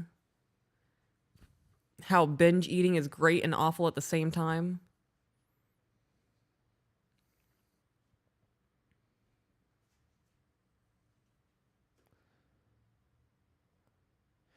Damn, what's the largest mammal you think you could knock out with a single punch? A human? And you want me to be honest with that? Would you rather fight a Probably lion a once a rabbit. year or fight a chicken every time you get in a car? What the fuck are with these questions? I'm fighting a lion once a year. You know how often I get into my car? Somebody asked, I don't remember who it was, or I didn't. Where'd it go? Somebody asked, would you rather be in a coffin with in a car with a grizzly bear or a coffin with spiders? If I can if I can block things so that they can't crawl through my Orifices. eyes and ears, like eyes, ears, nose, and mouth, Right. I'd take the coffin with spiders. What kind of spiders? Doesn't is it matter if like? I'm still, they're not going to bite me. The crawly legs. I might Don't take give a the shit. bear in a car.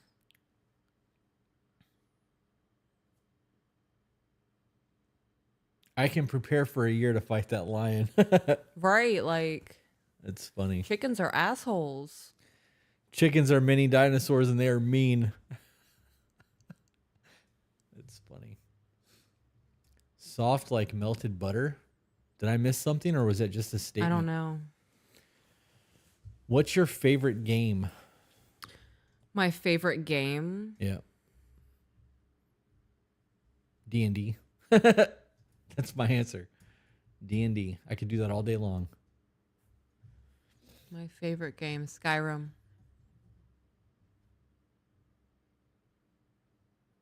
Chickens are easy though. Just grab the wings. I'm autistic. I don't want things touching my hands. And what if their beak touched my hands? Okay. Zach said if someone offered you $10 million for a quarter pound of your flesh for them to consume, would you do it? You'd have to cut it yourself, and you can pick where it comes from. Oh, see, me cutting in my... Okay, how much is a quarter pound? Not much, especially if you're talking about body fat. Well, I have... Yeah, right, I have excess thighs, but like, how much is that? Like, Right. Can it am be... I cutting off this much? Well, you would have to be able to... In order to survive, you would have to be able to stitch yourself back up. Right. So, like, if I could remove a quarter pound of tissue from my gut... Right, can we include fat in this? Right. And then also, would I be able to use any type of epi to numb myself before doing the cutting? Right, or is this like... That would be a necessary thing to control bleeding. Yeah. Make sure the cuts are precision so that I don't die from it. Right. Yes. I would do that.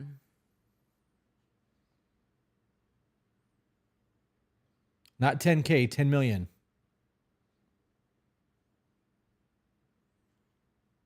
Yeah, I would do the part of my thighs that look like a ball sack from all my weight loss.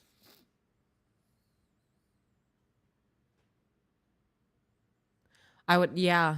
If we are not able to numb the area, I would put something in my mouth, bite down on it, and just do one really hard exhale and hope to God that this is not a dull knife.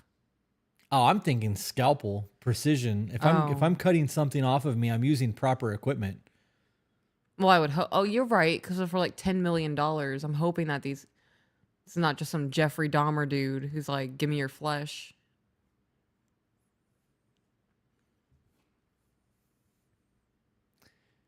I'm going to give a titty $1 million. I'll just get a new titty. That's funny. I because of my comfort with body modification, I honestly think that if I was able to numb it, I could do it myself. Yeah, I agree with that. I was able to split my own tongue. Yeah. I just need to be able to properly sterilize. I would need gloves. I would need sutures. I would have to be able to control the bleeding. Yeah. $2 million is a lot of money. It's life-changing money. $20 million if we do it combined.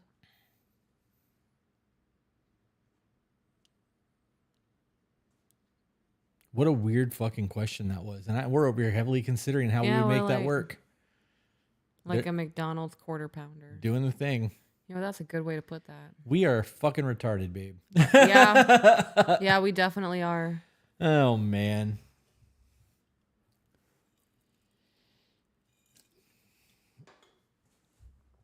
Yep.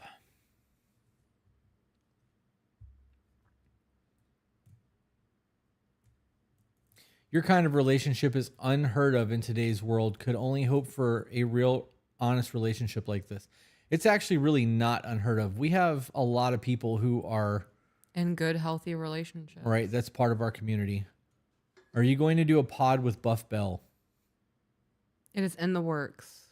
As a guest. You're going to be a guest on their thing. Yes, I'm going to be a guest. Yeah.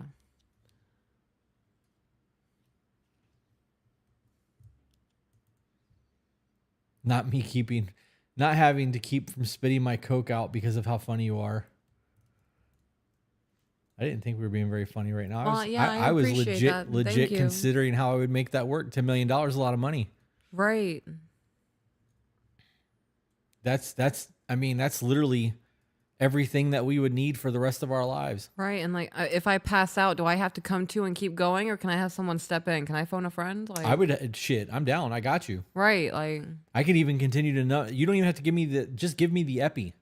Yeah. I can do the injections, the whole nine. Yeah. Tara said, can we go to Jamaica yet? Yeah. Yeah. Psychedelic retreats. I'm trying to gain the trust of my wife. I am doing everything I can and it's going well, and you guys have helped.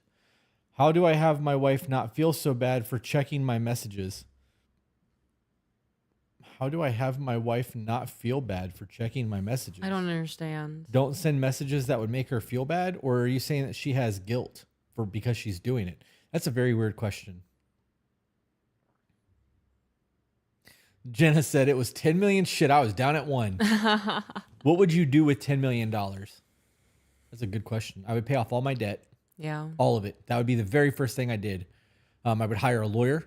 Okay, I take that back. I would get a lawyer first. I would have my lawyer get with my accountant, and I would situate all of that first. There'd be a whole lot of things that would have to be done to protect interests. I would pay off all my debts. I would find a good plot of land somewhere, 20 to 50 acres, which would probably under $1 million, depending on like where you're buying. I would build a big ass barn dominium.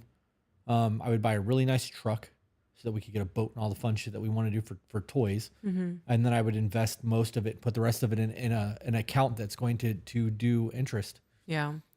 I would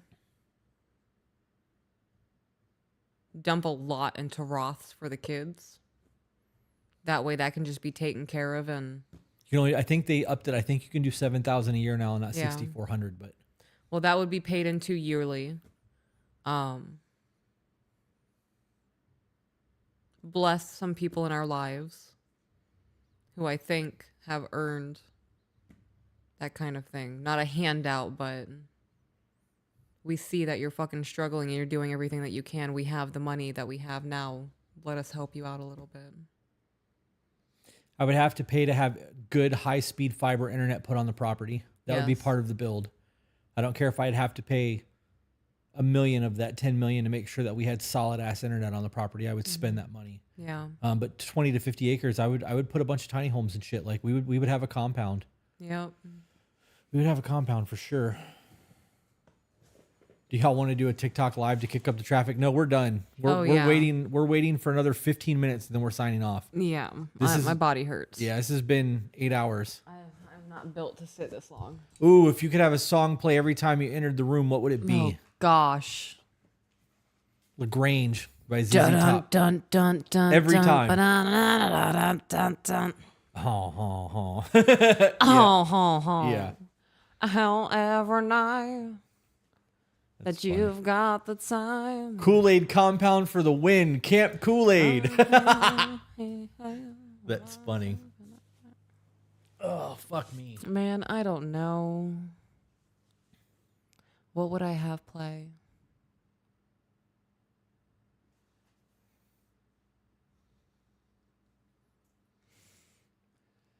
I don't know. What would you think would be a fitting song that played every time I walked into a room? That's a good question. I can't think of one. Everybody. I was going to say something Backstreet Boys, but I don't know. I don't know. I don't know what would play for you Come. because that's more of like a joke song. I don't think that would be it. Right.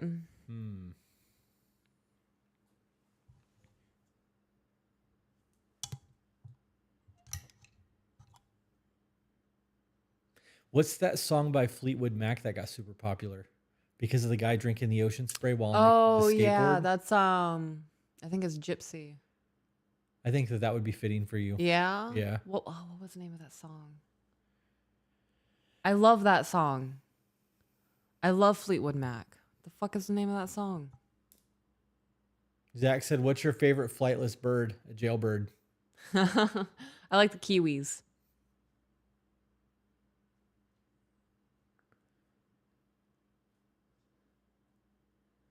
What about doing an interview with Jelly and Bunny? We've had that discussion on the podcast a lot. There's no way that they're going to come on our show. We tried pretty fucking hard last year for that. Puffins is a good one. Dreams by Fleetwood Mac. There you go. It's a good one. Jesse asked where you got your necklace from. Love Unchained. Yeah, love Enchained. Love Enchained. Yeah.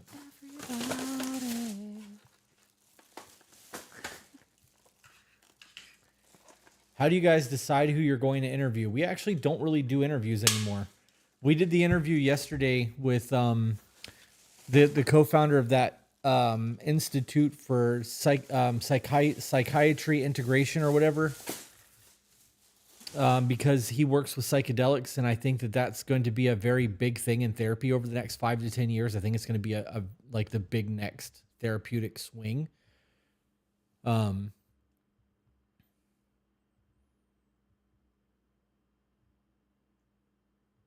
But otherwise, I don't. The interviews don't do well. People don't really care for our interview content. So,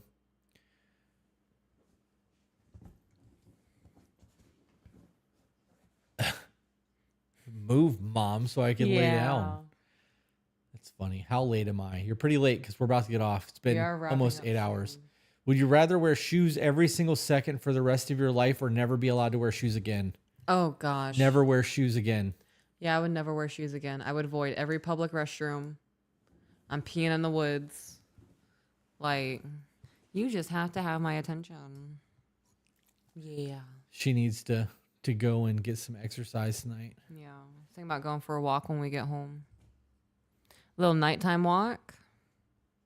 Tara said, have y'all done it? Done what? What about your VOTB interview? We only did one of those. That was a standalone thing because people haven't been sending in stories to really engage with that. How often do y'all have date nights? We try to do it often. We try to do it weekly. Sometimes it doesn't pan out that way, but I think that you guys can make dates out of things that are seemingly normal things if you really want it to be one. I want to see what Tara said was good girl. That's my baby. That's my baby. Trippy therapy. Oh, I gotta be honest. As much as I want to have that conversation on here, I don't want to get in. Nibbles. I don't want to get into stuff like that too much. Butt scratch. There's a whole lot of legalities that come into those kind of conversations, and YouTube is very quick to monetize somebody for that. So, just know that Peaches and I both stand behind it and believe in it. So, we'll leave it at that. I think I'm done, babe. We're 10 minutes out. I think that's close enough to call it 8 hours. I am down for that. Because I need to stand up and stretch and all that fun stuff. Yeah. All right. Okay. Guys, I may hop on Black Ops still. I'm not really sure what we're doing tonight. But we're going to definitely hop off of here. And if I get online, I'll tag the gaming chat and Discord so that we can play. So with that being said, guys, thanks for tuning in. For those of you who have been here,